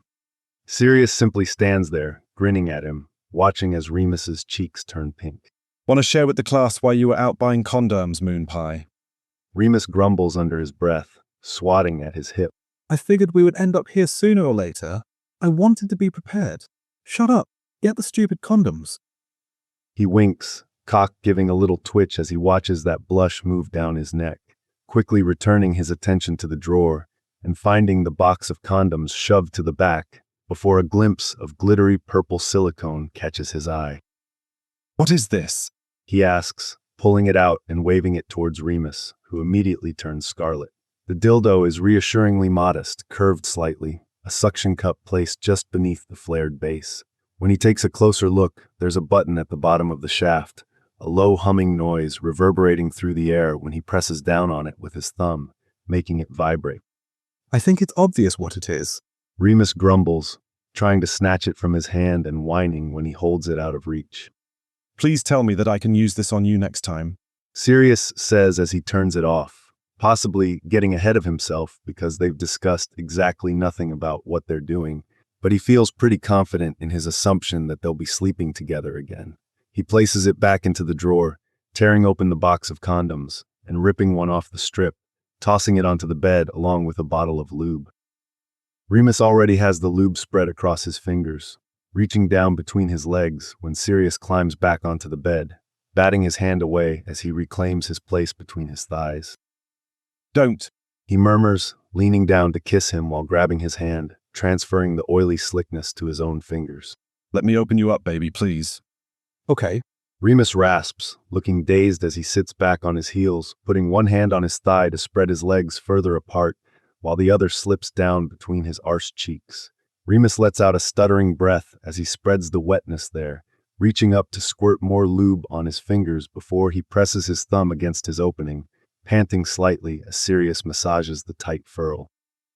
Sirius can feel sweat dripping down his back, muscles taut as he stares down between Remus's legs, biting down on his tongue as he presses the tip of his forefinger to his entrance, groaning when it slips inside with the barest amount of pressure. He slowly works it into him, glancing up at Remus's face and groaning again at his expression. He's slack-jawed, eyes hazy and half-lidded, moaning softly as Sirius presses his finger all the way in before dragging it out again. Fuck, baby, feels so good. Remus moans, voice cracking, words coming out breathy and strangled. Yeah. He watches as his finger slides in and out, losing track of time for a bit, until he curls it upwards, pulling it all the way out and pressing against his rim with 2 fingers. Are you ready for another? Fuck, please. Remus whines as he works the second inside, back arching, opening up so beautifully for his fingers, whining again when he pushes them in as far as they can go, letting him adjust around their girth before slowly dragging them out, fingers hooking inside his hole and stretching before sinking in again. Remus is a panting, sweat-soaked mess by the time he's worked 3 fingers into him, crying out softly each time he brushes his fingers over his prostate, cock flushed red and lying in a little puddle of pre-cum on his stomach. I'm ready. He babbles, one hand fisted in his own hair. Baby, I'm ready. Please, please. Hush. Sirius ducks down and presses a kiss to the center of his chest before running his tongue over his nipple, gently taking it between his teeth as he pulls his fingers free. He bites down softly, groaning when Remus whines, soothing the sting with a kiss before he sits up again. I know, baby, I've got you. He finds the condom in the bed sheets, slippery fingers unable to find purchase on the foil packaging, huffing out a breath before he carefully tears it open with his teeth. Remus watches as he rolls it on, giving himself a few strokes, having reached a point where he's been hard for so long that everything is starting to ache. He gets a pillow and stuffs it beneath Remus's hips, biting down on a groan when Remus lets himself be manhandled, pouring more lube over his length and scooting in until Remus's arse is pressed against his thighs. You sure, baby? He asks, smoothing his hands up and down Remus's legs, letting his thumbs settle in the crease of his thighs. We don't have to.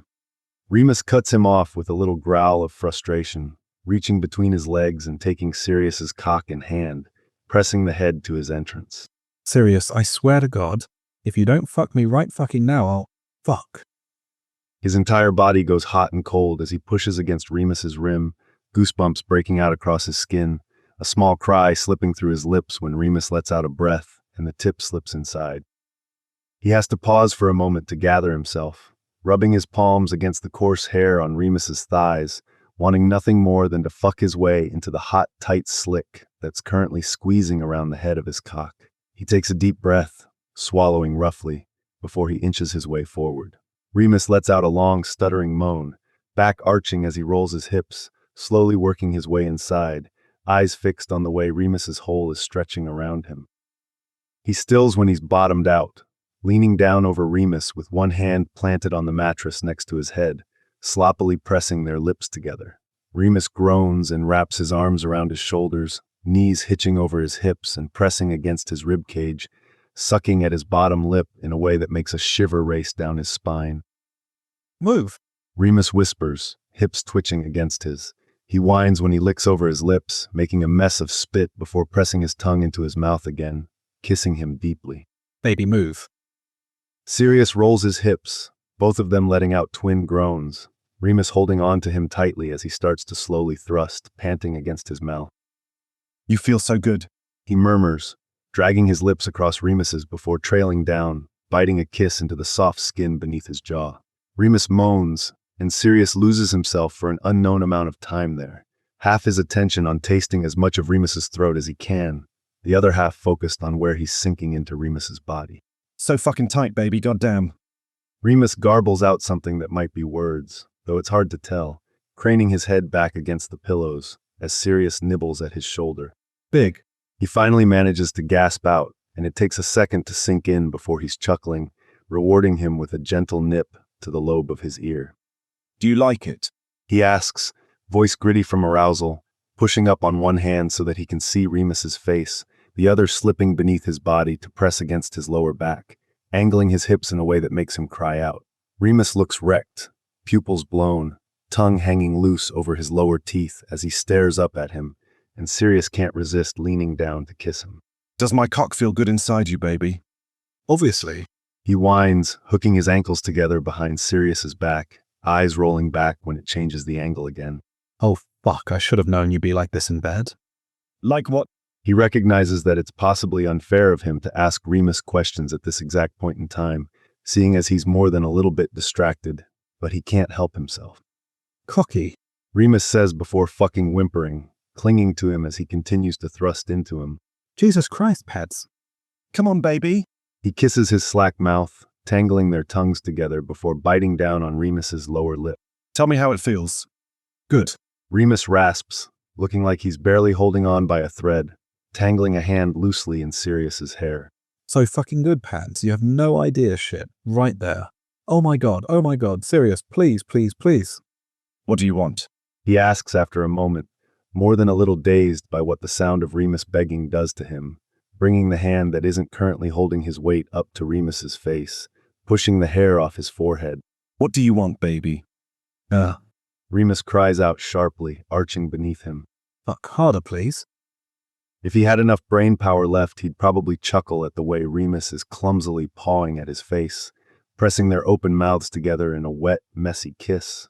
But he's pretty sure all rational thought has left the building. He steals one last kiss before pushing up onto his knees, grabbing Remus by the hips to drag him down into place, head spinning at the way Remus cries out as he does it. He pauses for a second, meeting Remus's eyes, an expression of nervous excitement on his face, before he slides his hands beneath his lower back and lifts him, hips hovering a few inches off the bed, holding him in place. Remus looks shell-shocked, moaning softly when he glances down to where Sirius is holding his lower half off the bed. He gives his hips an experimental roll, eyes glued to Remus's face, watching the way his eyes roll back in his head, before giving him a sharp, hard thrust. Fuck. Remus yells, eyes rolling back. God, yes, just like that shit, baby, please. Sirius genuinely hopes that there's decent soundproofing on his flat as he continues to fuck into him with hard strokes, jaw clenched as he tries to keep his rhythm steady, encouraged by the high-pitched noises Remus is making. Is that good, Mooney? He asks, waiting until Remus looks like he's about to respond before he yanks him down on his cock, white-hot heat building at the base of his spine as Remus mules and rides his upper body against the bed. Come on, pretty baby, use your words for me. Fucking hell. Remus stutters, whining on each exhale, cock flopping against his stomach with each sharp thrust, an angry purple color at the head. So good, baby. You're so hot. Oh my god. I'm gonna come soon, Thank fuck, Sirius thinks, teeth digging into the side of his cheek as he tries to stave off his own impending orgasm. He wants to make sure that Remus comes before he does. Touch yourself for me, baby. Remus cries out loudly the second he wraps his fingers around his cock, dragging his hand up once, twice, 3 times before he clamps down hard around Sirius, eyes rolling back as he screams Sirius's name. His cock kicks in his hand, spurting his release over his stomach and chest, sliding wetly through the top of Remus's fist. Fuck, fuck, fuck. Sirius hisses, finally letting himself thrust into his now vice-like hole with little to no finesse, muscles clenching as he holds onto his sanity by a fucking thread. Remus moans, arching his back and staring up at him with bleary eyes, white smeared across his chest, and all it takes is that pink tongue creeping out to touch the corner of his mouth to make him break. He manages to hold Remus up as he comes, but it's a close thing, grinding his hips against Remus's arse as his arms tremble, vision going blurry at the edges, cock pulsing for what seems like an eternity before it finally ends. He slowly lowers Remus to the bed, hunching over to press his forehead to his shoulder for a moment before he reaches between them, gripping the top of the condom as he gingerly pulls out. He ties it in a knot before tossing it towards the little bin Remus keeps next to his bedside table, reaching up to cup Remus's face in his non-lubed hand, brushing their lips together. Are you all right? He asks, running his fingers through Remus's curls, pressing a kiss to his cheek and pulling back when he doesn't answer after a handful of seconds. Baby. I'm good. Remus heaves out, still breathing heavily. You just fucked my brains out, Pads. Give me a minute before you start making me remember how to use words. Sirius snorts, dropping another kiss on his lips before he climbs off the bed. I'll be right back. 2 seconds. He ducks into the bathroom and washes his hands before he runs a flannel beneath the tap, carrying it back into the bedroom with him. Here, baby. He murmurs, kneeling on the bed next to Remus, smiling when he makes grabby hands towards him. Hang on, let me get you cleaned up, okay? He carefully wipes Remus clean, between his legs and over his softening cock, across his cum-splattered torso, dropping kisses on his skin as he goes. He tosses the rag towards the dirty clothes bin before he stretches out on his side, gathering Remus into his arms. Remus settles against him with a sigh, throwing an arm over his waist and tangling their legs together. Holy hell, He murmurs, pressing his lips to Sirius's collarbone. why weren't we doing that sooner? Sirius can't help the way he laughs, pulling him in even closer. When did you know? Remus asks quietly, the two of them laying in bed facing each other, sheet pulled up over their hips and his arm tucked beneath Remus's neck. When did I know what, Mooney baby? Sirius glances up from where he's been playing with Remus's fingers, smiling softly when their eyes meet. That I had feelings for you. Well, he says, reaching up to trace a line between a cluster of freckles on Remus's chest. I think I was repressing them a bit, if I'm being honest, but I knew for sure that day you got sick. I couldn't. He shakes his head, smile tugging at his lips when Remus catches his hand and brings it up to his mouth for a kiss. I don't know. I got here and you were all sad and sick and it just hit me, you know. Remus chuckles against his knuckles. I do know, actually. I did the same thing that night I stayed at yours and fell out of bed. I lied about having a nightmare. In reality, I was freaking out about the fact that I was mad about you. Sirius frees his hand from Remus's loose hold, lacing their fingers together and laying their joined hands on the bed between them. This isn't how I wanted to do things, just so you know. I really did want to ask you out on a proper first date. Remus laughs softly, shaking his head, lip caught between his teeth when he looks up. Pads, I'm pretty sure we've been dating since the night we met. He blinks at him for a moment, ready to argue, except when he really thinks about it, he can't. Son of a bitch. He whispers, mind racing. Don't feel too bad. I didn't realize what we were doing until I admitted to Lily that I liked you. She was the one who pointed out all those coffee and lunch dates we went on really were dates. It wasn't just the lunch dates, Sirius thinks. It was nearly everything they've been doing over the last few months under the guise of friendship. We've been sort of stupid, haven't we? He asks quietly, smiling when Remus chuckles. Just a bit. Remus looks down at where their hands are tangled together, giving him a gentle squeeze. I wasn't sure if you liked me back, if we're being truthful. I've got to admit, Moons, it's possibly a bit more than like for me at this point, but why the hell wouldn't I? Remus hums, turning over slightly so that they're no longer looking at each other, peering up at the ceiling with a sad look on his face. I mean, I'm not exactly a catch. Also, you have to keep in mind that my last and only boyfriend cheated on me with you. I'm sure you can see why this may have thrown me off a little. Hey. He chastises softly, leaning in to catch Remus's lips with his. You are a catch. I told you that just a few days after we met, and I meant it just as much then as I do now. Also, fuck Keradok. Been there, done that. Remus mumbles and Sirius laughs, kissing him again. He pulls back, resting his head on the pillow, taking a moment to look at Remus. He's just so lovely, lips turned up in the slightest hint of a smile, freckles just barely visible in the orange light creeping in through the curtains from the street lamps outside. Remus glances over at him and blinks slowly, teeth digging into that lower lip that Sirius has spent the last several months fixated on. And yeah, it's definitely a bit more than like, for him. Will you be my boyfriend? He whispers, watching the way Remus's eyes light up in surprise and then happiness, a shy smile spreading across his face. Yeah. Remus answers just as quietly, eyes flicking between his. Of course I will. I'm still taking you out on that date, though. Sirius says after a moment of simply grinning like an idiot. A real one, where we both know what we're doing. Okay.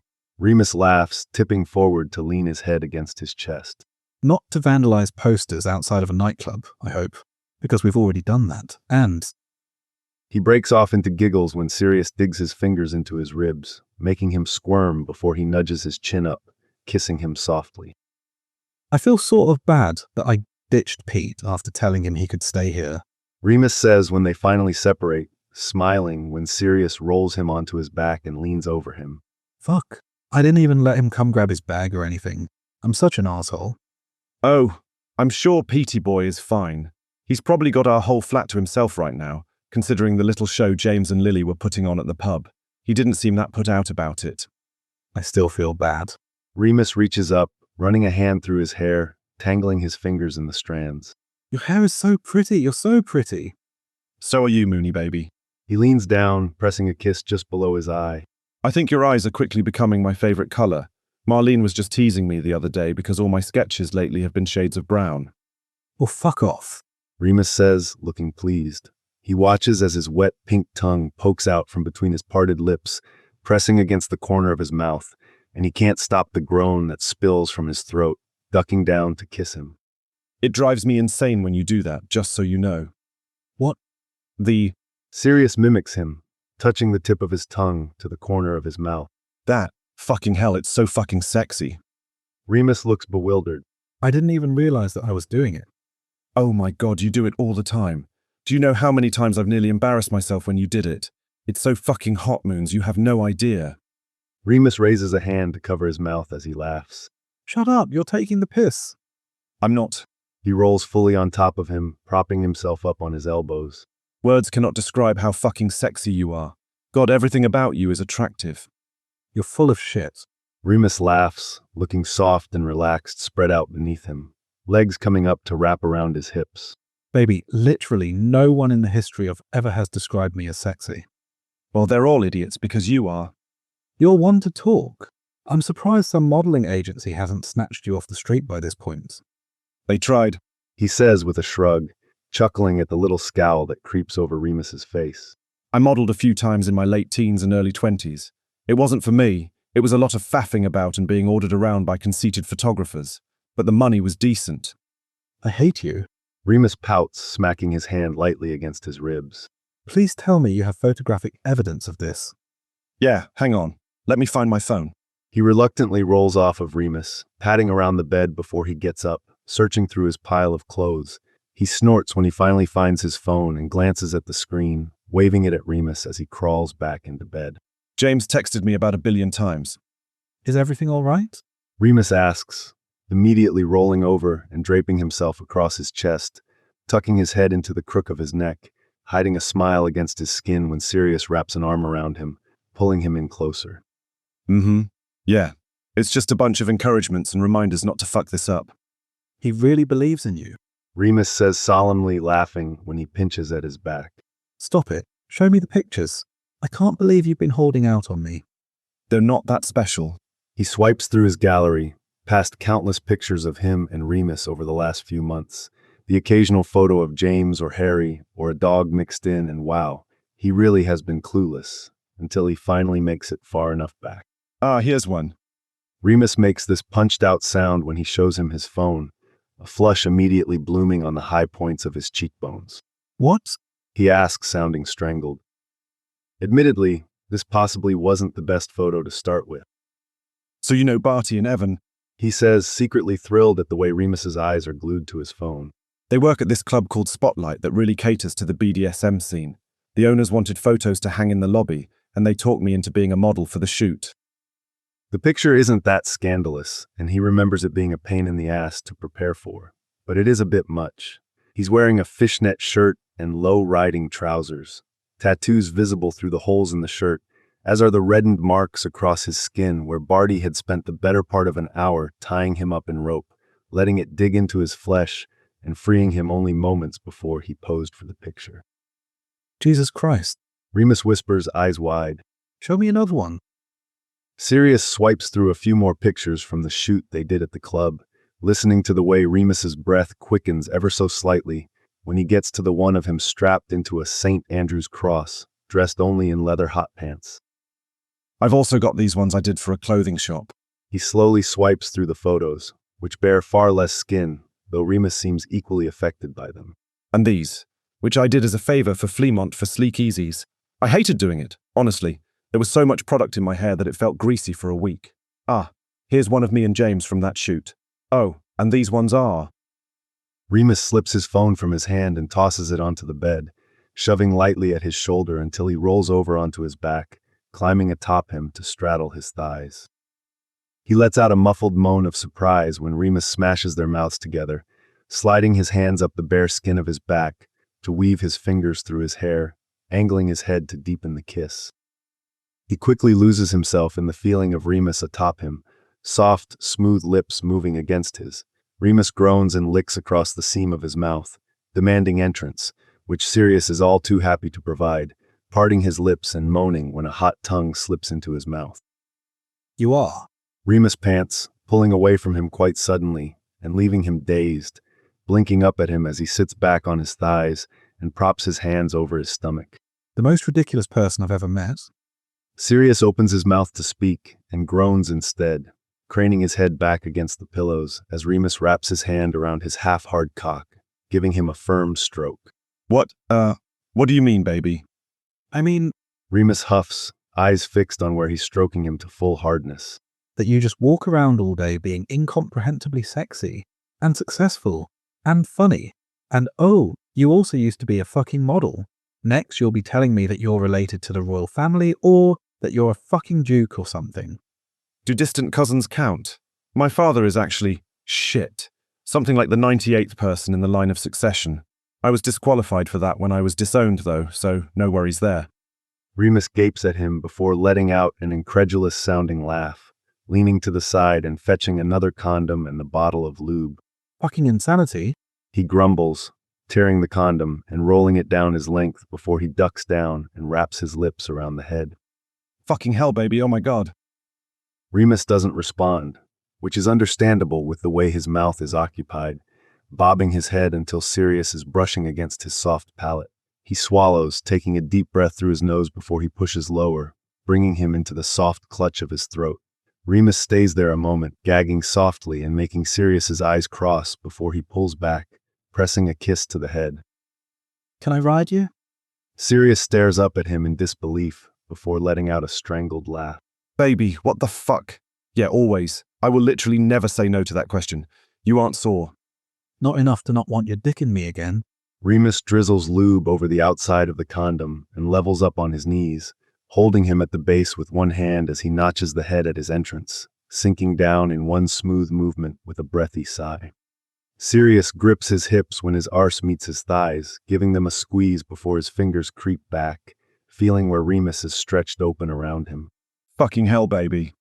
Remus gives him this little smirk that makes his blood run hot before he rolls his hips, looking like sin incarnate on top of him, a rasped moan slipping through his lips.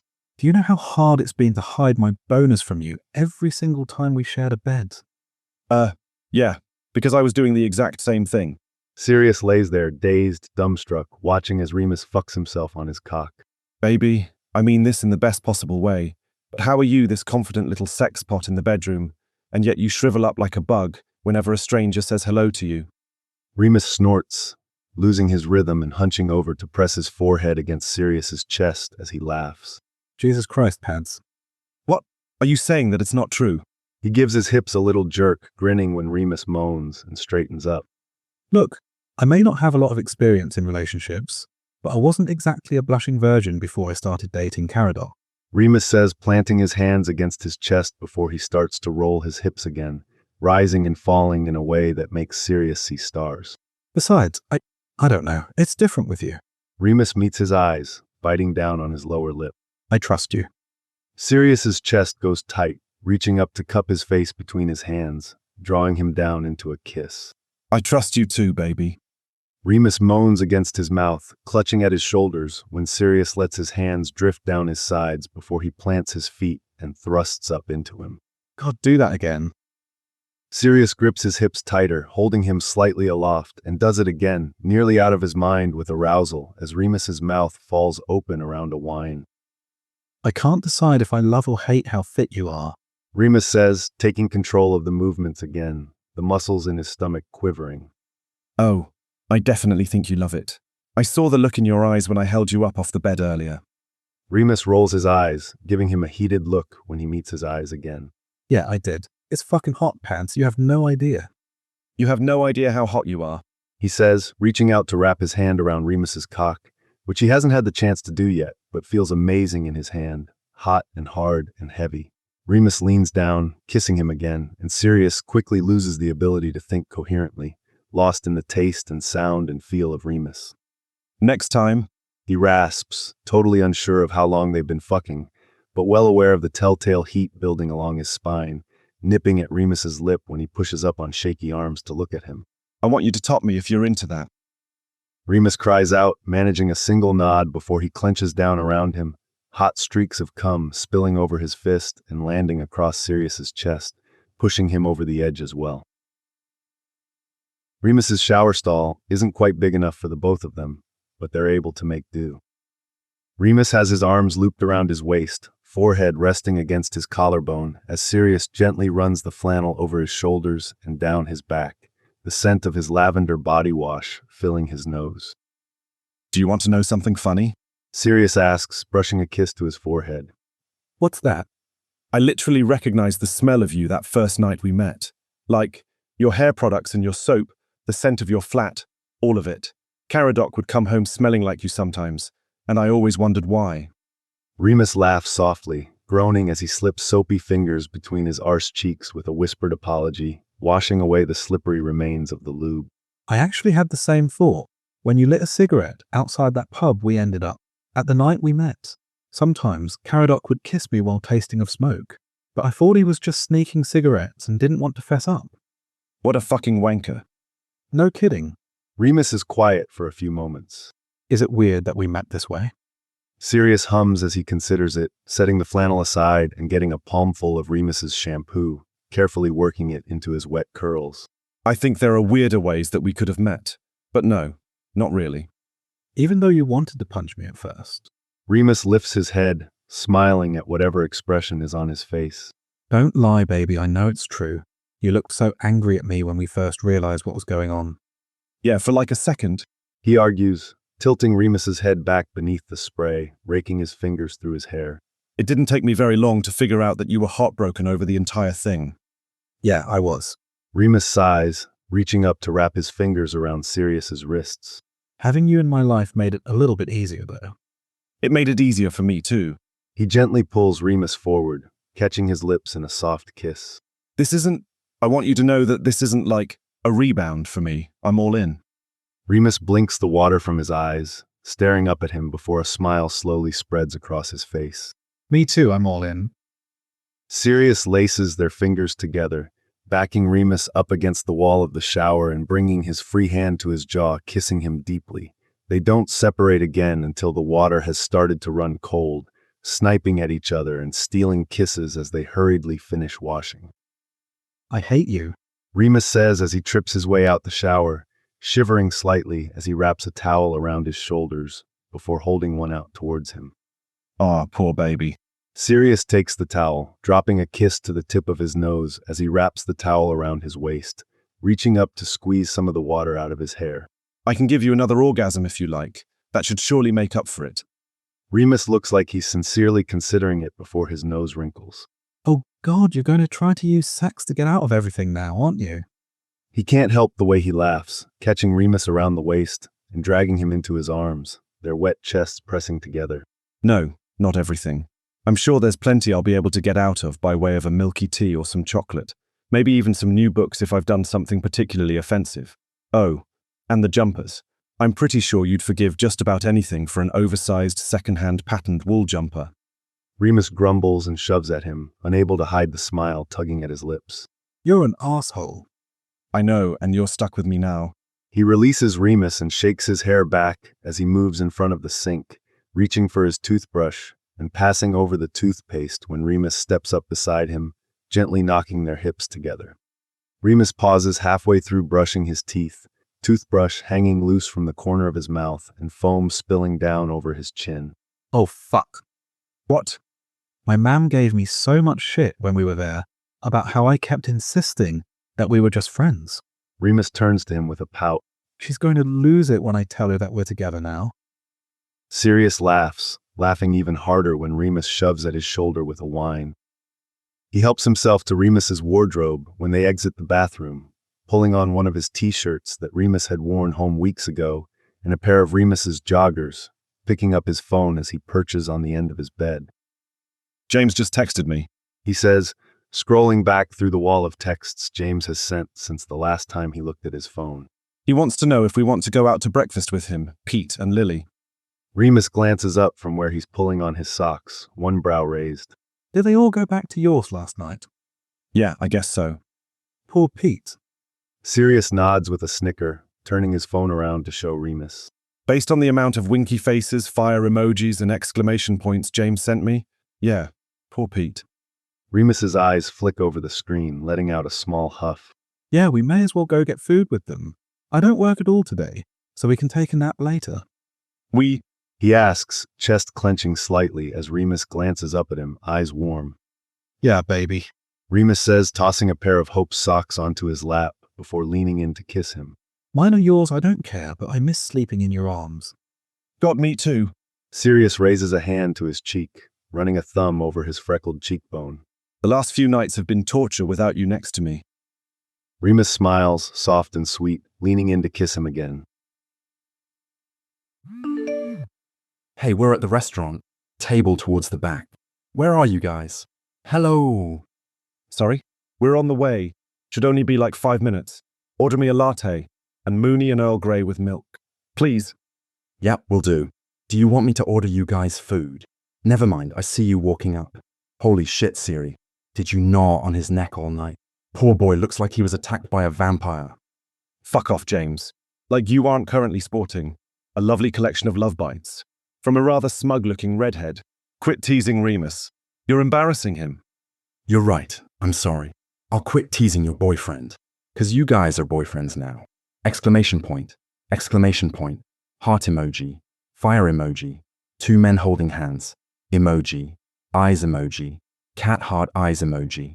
You're totally in love with him. We've been officially dating for all of a few hours. I think it's a little early for love confessions. Yeah, you're right. I'm gonna make a bet with Lily on who says it first and when. Are you guys holding hands under the table? That's so fucking adorable. Fuck off, James. Chapter 7, Truly Madly Deeply. 6 months later. Remus smiles when he pushes open the door to Sirius and James's flat, music and the sound of laughter spilling out into the hall, along with the scent of the incense his mam has started sending to Sirius as well in her monthly care packages. He slips inside and kicks off his trainers, adding them to the pile of shoes just inside the door and hanging his bag on his designated hook on the coat rack. He's just turning around when he hears something hit the ground in the next room, then the sound of oversized paws scrabbling over the floors, and he crouches down in preparation, holding his arms open as a mass of fur throws itself around the corner. Hey, Snuffles, how are you doing? He breaks off with a grunt as Sirius's dog collides with his chest and knocks him flat on his arse, chuckling as he tries and succeeds in licking every single inch of his face. Okay, down, boy. Take it easy. The giant, bear-like dog sits back on his haunches, tongue hanging out in a pant and tail wagging madly, already weighing in at over 7 stone at only 8 months old. The staff at the animal shelter weren't exactly sure what breed he is, but some of the most popular guesses were some mixture of a Newfoundland dog, Anatolian shepherd, and wolfhound, which means he's likely to be massive when full grown. Sirius hasn't yet stopped being smug that he adopted a dog that will be bigger than he is. All right, let me up. Remus says, giving him a good scratch behind the ears before he pushes himself to his feet, brushing strands of long black fur off the front of his shirt as Snuffles snatches one of his trainers and takes off down the hall. He follows along at a much slower pace, raising a hand in greeting as he steps into the crowded living room. Remus. Mary cries, the first one to spot him, a cheer going up around the room. She reaches out, tugging at his arm until he stoops and allows her to press a kiss to his cheek. Hello, sweetheart. Happy birthday, he says, wrapping his free arm around her shoulders. Oi, hands off my boyfriend. Sirius shouts, winking at him when their eyes meet. I've got my eyes on you, MacDonald. Nobody is trying to steal him from you, Sirius. Mary says with an eye roll, grinning up at him and squeezing his arm before she releases him. Thank you, Remus. Go get your man before he causes an incident. Remus chuckles, picking his way across the bodies sprawled across the living room floor to where Sirius is sitting on the sofa, bending to kiss him on the lips, Sirius's hand coming up to tangle in his hair. Hi, baby. Hi. Sirius pulls back enough to smile at him, Regulus making a sound of disgust and abandoning his spot on the sofa when he cranes up for another kiss. I missed you. I missed you too, he says, despite the fact that they've only been apart for a little more than half a day while he went to work and stopped by his flat for a bit, but it's true all the same. Sirius pulls him back down, kissing him again, and Remus can't quite help the way he smiles against his lips, letting his hands curl around the sides of Sirius's throat beneath his jaw. The last 6 months with Sirius have been nothing short of amazing. Well, the last 9, really, but he's only counting it from when he and Sirius officially started dating. As much as Sirius tries to argue for it, he refuses to count the start of their relationship from the night they met. He will, at most, consider it an extended courting period. Remus? Lily shouts, shortly before something hits the middle of his back and bounces to the floor. Quit being disgusting and come here. Ah, young love. James says with a sigh, putting a hand over his heart and leaning his head against Sirius's shoulder. It's quite touching, isn't it? 2 young lovers, having been separated by war, reunited only to have their heartfelt embrace ruined by... ow. James scowls, rubbing at his cheek where a tube of lip gloss has just struck him, making puppy dog eyes at Lily, who smirks. That hurt, Evans. I bet it did. She grins, patting the floor next to her and Pandora, who is currently dusting over her cheek with a fluffy pink brush. Remus, let Pandora do your face. What does she want to do to my face? He asks, glancing at Sirius, who rolls his eyes, before he gathers the weaponized lip products and moves over to sit on the floor with them. Hi, Pan. Hi, Remus. Pandora says distractedly, straddling Lily's thighs as she does her eyeshadow, the tip of her tongue between her teeth. Do you want pride makeup? I'm not opposed to it, I guess. He throws an arm around Snuffles as he comes barreling over, pulling him to sit in his lap before he can jostle the girls and ruin Pandora's concentration. Why exactly are we doing pride makeup? I thought we were going to karaoke. Oh, apparently the karaoke bar is running some sort of pride night tonight. Evan says, rolling over onto his back next to his sister, tucking his hands behind his head as he watches her work. There's no cover charge if you're wearing pride gear. Oh, I'm definitely in then. He looks around, noticing now that their friends do seem a little more colorful than usual, decked out in various forms of pride gear, James with a shirt that reads Ally across the front. He pauses when he gets to Pete, smiling and gesturing at his own cheek before giving him a little thumbs up. Pete shrugs and bashfully raises a hand to his face, the lines of black, gray, white, and purple standing out against his fair skin. You can borrow one of my shirts, Moon Pie. Sirius offers, plucking at the neckline of his t-shirt which says something so absurd in glittery hot pink bubble letters that he has to sit there for a moment with the knowledge that this is the man he's chosen to be with. Baby, I mean this with love, but absolutely fucking not. Sirius pouts before blowing him a kiss, turning back to where James is telling a story, hands waving wildly through the air as he gesticulates. Remus returns his attention to Pandora, scratching Snuffle's neck while watching as she dusts Lily's eyelids in shades of pink, yellow, and blue. Do you think you could do something with the bicolors? He asks, murmuring his thanks when Barty walks into the room with an armful of beers, handing him one as he passes. Maybe a little flag like you did for Pete. Yeah, I can do that. Pandora turns to smile at him, and a shocked laugh spills out of his mouth when he sees her shirt. A quick glance at Evan revealing that he's wearing one that matches, but in the opposite. Where did you get those? Barty made them for us. Evan says, grinning as his boyfriend straddles his hips, sitting atop his thighs and taking a swig of his beer. You like them? Yeah, they're great. He smiles before shaking his head. Do you think people will understand what they mean, though? Who cares? Pandora asks, slicking Lily's lips with some sort of fruity-smelling lip gloss before beaming. There, all done. Come here, Remus. Let me play with your face. Pandora turns to him, adjusting the knot in the hem of her shirt, the impossible-to-ignore lettering reading "My brother stole my gender at birth," before she waves, snuffles away and climbs onto his lap, gripping his chin in one hand and turning his face towards the light.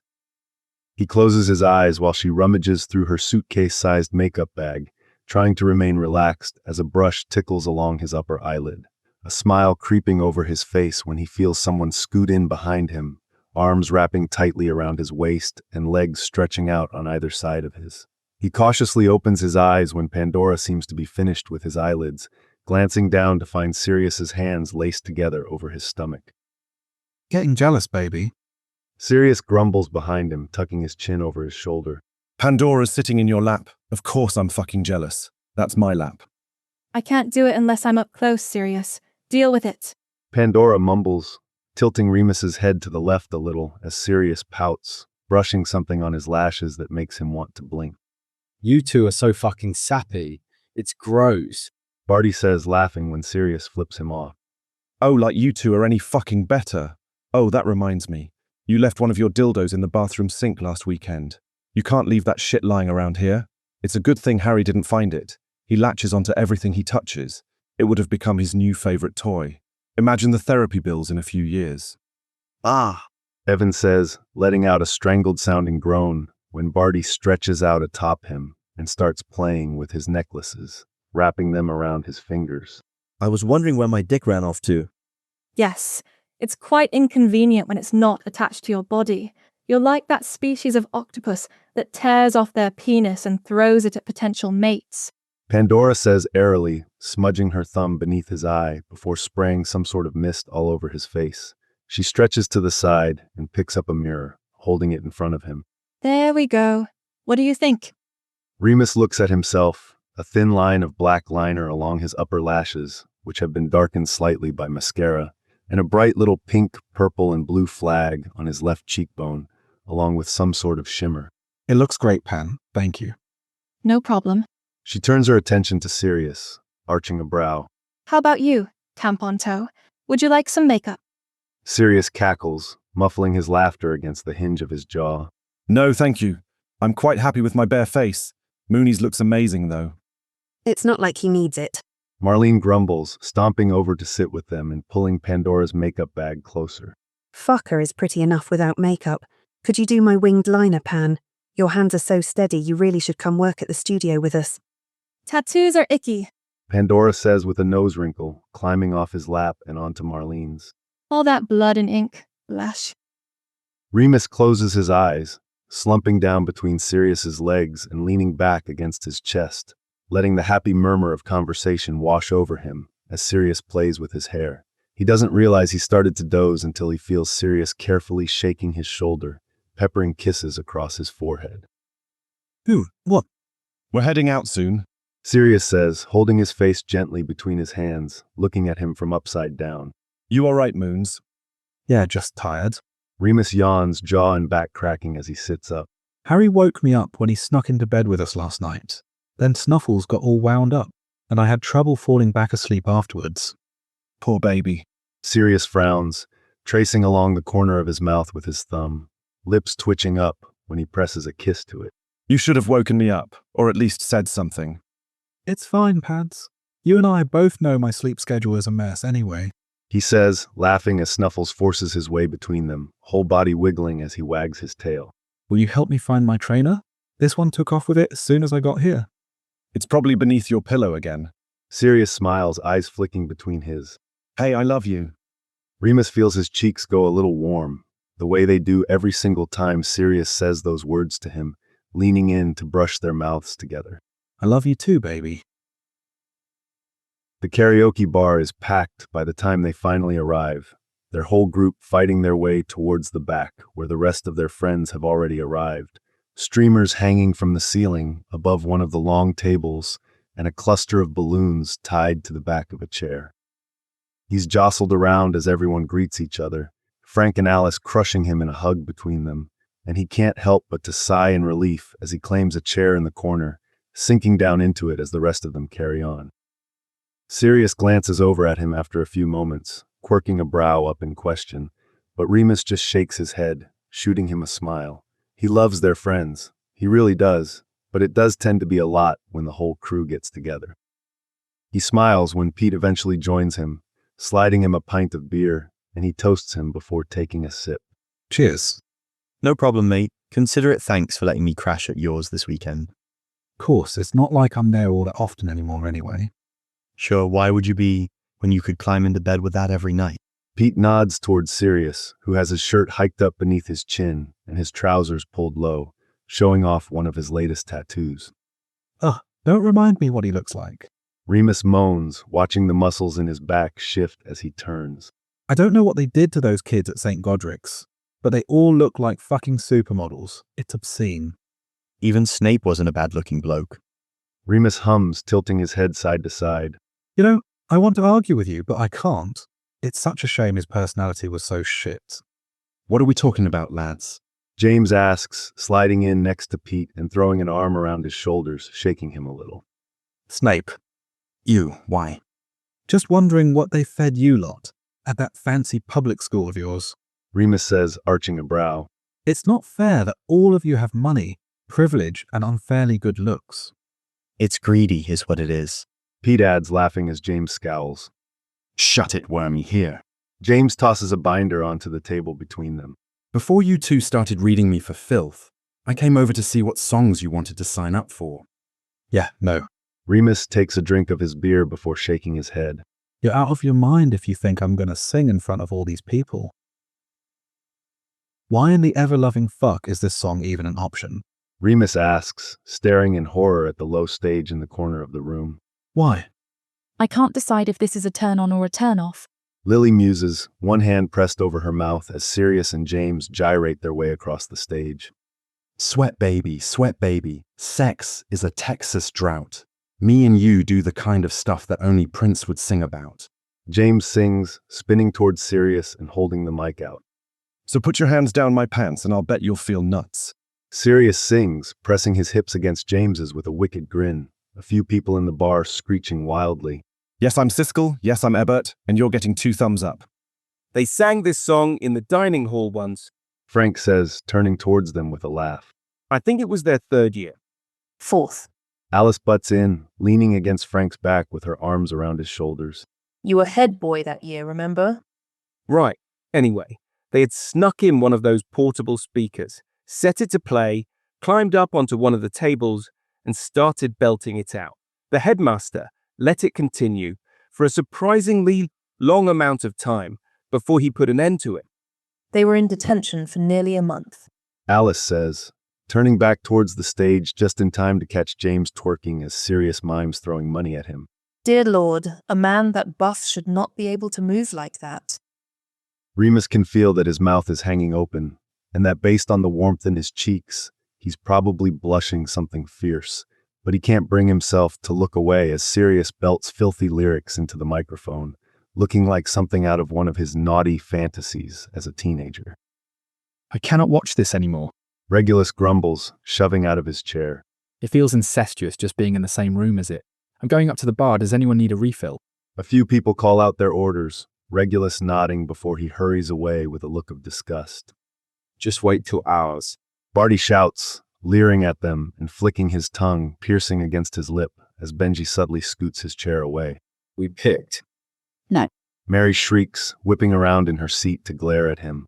You two will not get us kicked out tonight. It's my birthday. You can't be degenerates on my birthday. Ah, that's the problem, Mary.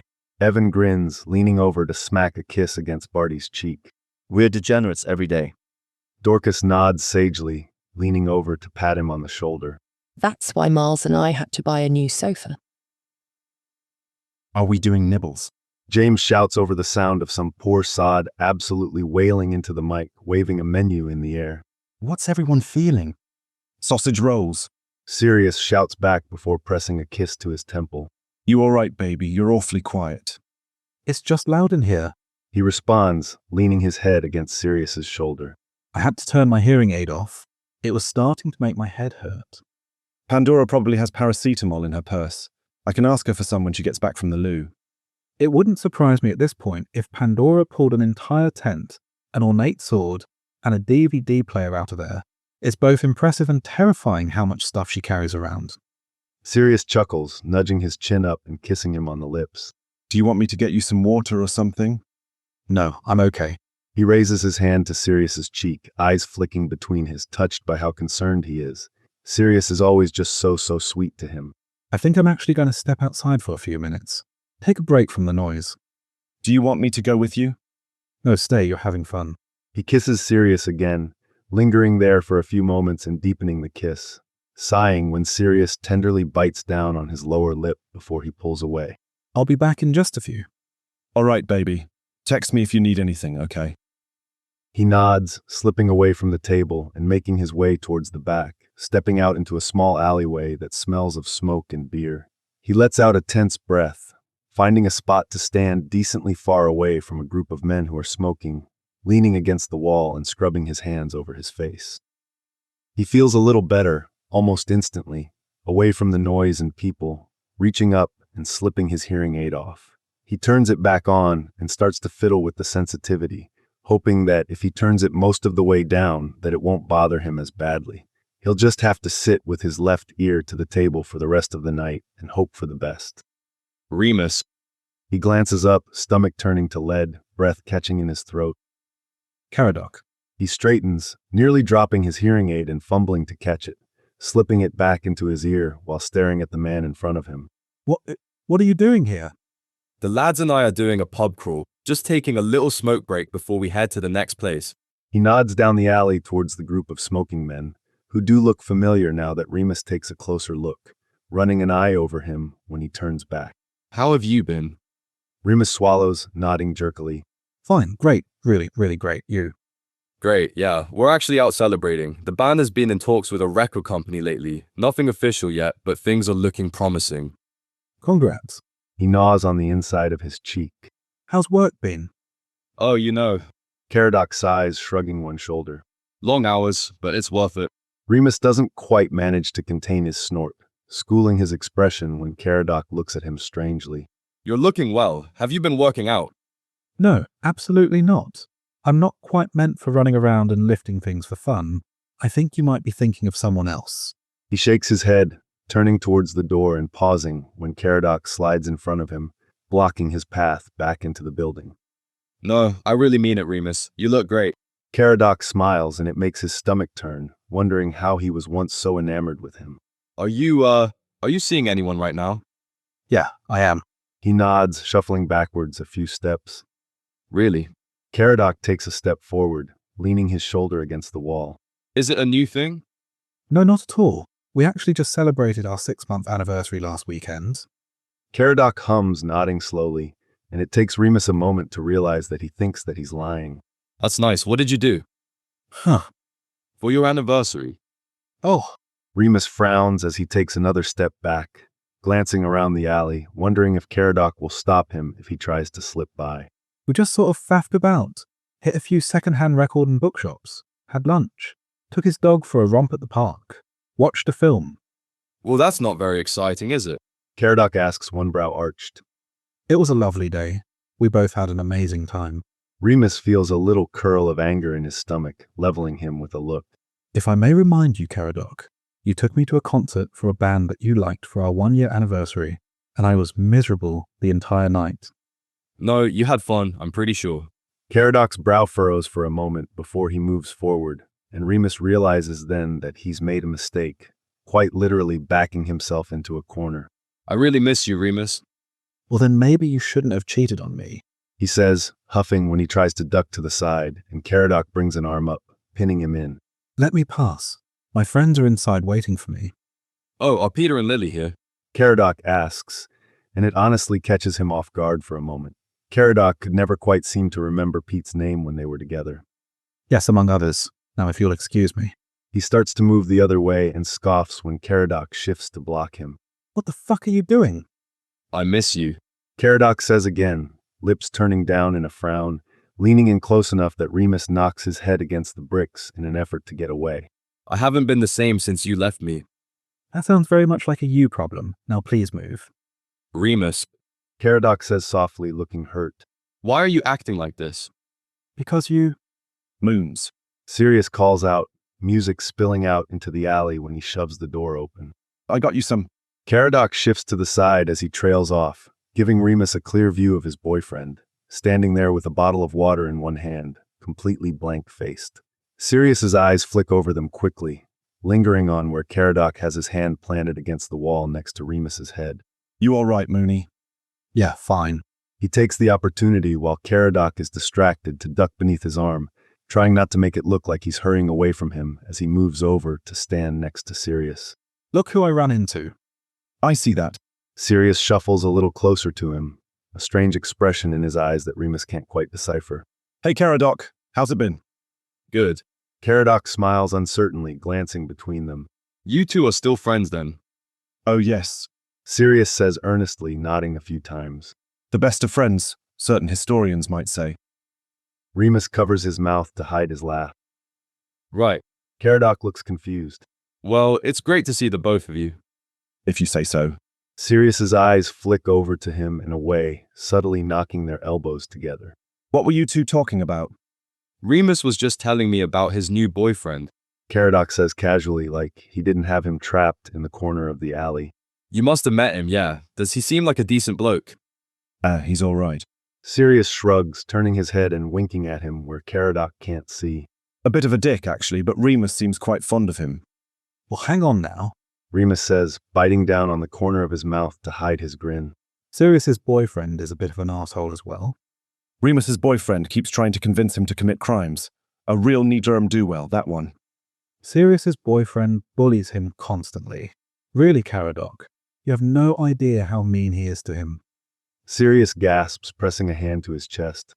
Take it back, Moons. I love my boyfriend very much. Even if he does bully me and kick me relentlessly in his sleep. He's my baby. My ride or die. Even for the ouchie boo-boos. Remus laughs, losing the little game they're playing, glancing over at Caradoc, whose expression has darkened. I think he might have caught on. Good. Sirius hands him the water before wrapping an arm around his waist, pulling him in close and kissing him gently. You all right? He whispers against his mouth, looking relieved when he nods. You know, baby, we really should be thanking Caradoc. He looks at Sirius with one brow arched before he shrugs his shoulders. Yeah, I guess you're right, baby. We never would have met if Caradoc wasn't fucking around on the both of us. We actually owe our entire relationship to him. What the fuck is this? Caradoc snaps, looking truly angry now, lip curling as he looks between them. You're pulling one over on me, yeah. No. Sirius snorts, shaking his head. Remus and I have been together basically since we found out you were cheating on us. Not quite, he says, rolling his eyes. We've officially been together since New Year's. Caradoc laughs, quite meanly. You're serious? Have been since birth. Sirius interrupts with a grin, Remus groaning at the horrible name-based pun. You aren't actually with him? Caradoc asks Sirius, gesturing towards Remus incredulously, and his eyes sting a little despite himself. Why? I know he's a great fucking shag, but he's so fucking boring, I can't believe. Nope. Remus shouts, dropping the water bottle and grabbing Sirius by both arms when he starts to throw himself forward, hands clenched into fists. Baby, there are more witnesses this time. You cannot get away with punching him again. Sirius doesn't struggle against him, even though he could break away quite easily, breathing heavily before he drops his arms. You're right, I'm sorry. I know he's just trying to rile us up anyway. Motherfucker does nothing but lie and fuck around. Remus wraps an arm around his waist from behind, glaring at Keradok from over his shoulder. How is the dick discharge, by the way? Did you ever get it taken care of? Or have you developed some fun new disease to spread to unwitting bedmates? Oh, shut it. I didn't give you syphilis. Keradok snaps, face red. The two of them stand there in stunned silence for a long moment before they lose it, clutching onto each other as they laugh hysterically. You gave us chlamydia. Sirius wheezes, clinging to his shoulder. Oh my god, he really is the typhoid Mary of sexually transmitted infections. Remus manages to get out between his giggles, laughing even harder when he sees the look on Caradoc's face. They're not Pokemon. You're not fucking meant to collect them all. Sirius howls, tears gathered in the corner of his eyes. Can you believe that we cried over this arsehole? What a goddamn loser. Remus stoops down when they finally laughed themselves out, picking up the bottle of water he dropped. You know what? Good luck with all that. Fuck. I am so glad I decided to surprise you at your show that night. Mostly because of me, right? Sirius asks playfully, fluttering his lashes, and Remus nods as he leans in to kiss him. You and the lack of dick discharge. Fuck you both. Caradoc growls, looking rather pathetic, puffed up like he's trying to appear larger than he really is. No thank you. Sirius says, taking him by the hand and lacing their fingers together, before turning him back towards the entrance to the karaoke bar. Have a good life, Caradoc. Maybe consider using condoms in the future. Christ knows you need them. I just don't understand. Remus has had it, spinning around to face him again. Caradoc, neither of us care about what you have to say. Like, not at all. We could not possibly care less. We don't give a single shit about you. Go find someone else to whine to about it. He turns back, surprised to find Sirius grinning proudly at him, following him into the building. They break out into giggles the second the door slams behind them, leaning against each other in the hall that houses the restrooms. Oh my god. Sirius gasps out, pressing a kiss to the corner of his mouth. Are you all right, baby? Yeah, I'm fine. Remus winds his arms around Sirius's neck, pulling him closer. Really glad you showed up when you did. He was getting sort of pushy. You held your own beautifully out there, baby. I'm so fucking proud of you. Sirius shakes his head, shooting an angry look at the door. I about pissed myself when I walked out and saw him trapping you like that. What did he even want? Oof. He rolls his eyes, letting out a sigh. He was asking how I've been, making small talk. He's still lying about his job, by the way. And then he told me I look well, and wanted to know if I've been working out. Has he ever met you before? Sirius asks with a snort. Right. Then he started going on about how much he misses me, and how he hasn't been the same since I left him. And that was about the time you walked out. Sucks to be him, you're mine now. Sirius says, kissing him again before he pulls back, shoving a hand into his pocket. Here, I actually came out to give you these. He holds out a little packet of paracetamol, which Remus takes with a smile. Thank you, baby. He tears open the packaging, popping them into his mouth and chasing them with a mouthful of the water Sirius brought him.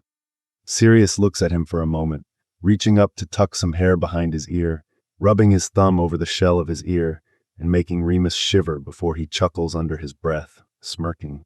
Was that better or worse than when we ran into his parents at the supermarket? Oh, worse. So much worse. Remus pauses, thinks about it for a moment. Actually, I don't know. Running into his parents was so awkward. Sirius laughs before his smile falls, lips turning down at the corners as he lets his hand slide down, rubbing his thumb along Remus's jaw and stroking his cheekbone. You should have let me punch him for talking about you that way. It's fine, Pads. I truly don't give a single shit about him, or what he might say about me. He nudges his head forward, pressing a soft kiss to Sirius's lips. I love you. I love you too. Sirius smiles at him, taking a step back and holding a hand out towards him, tangling their fingers together when Remus takes it. Come on, let's head back to the table. They give Pandora a little wave as they slip past the stage, and she beams at them as she belts out the lyrics to Pink Pony Club, Barty letting out a little wolf whistle as they drop into their seats. We weren't fucking in the bathroom, Crouch. Sirius snaps, pushing a napkin-covered plate in front of Remus, which is filled with various appetizers when he peeks beneath it.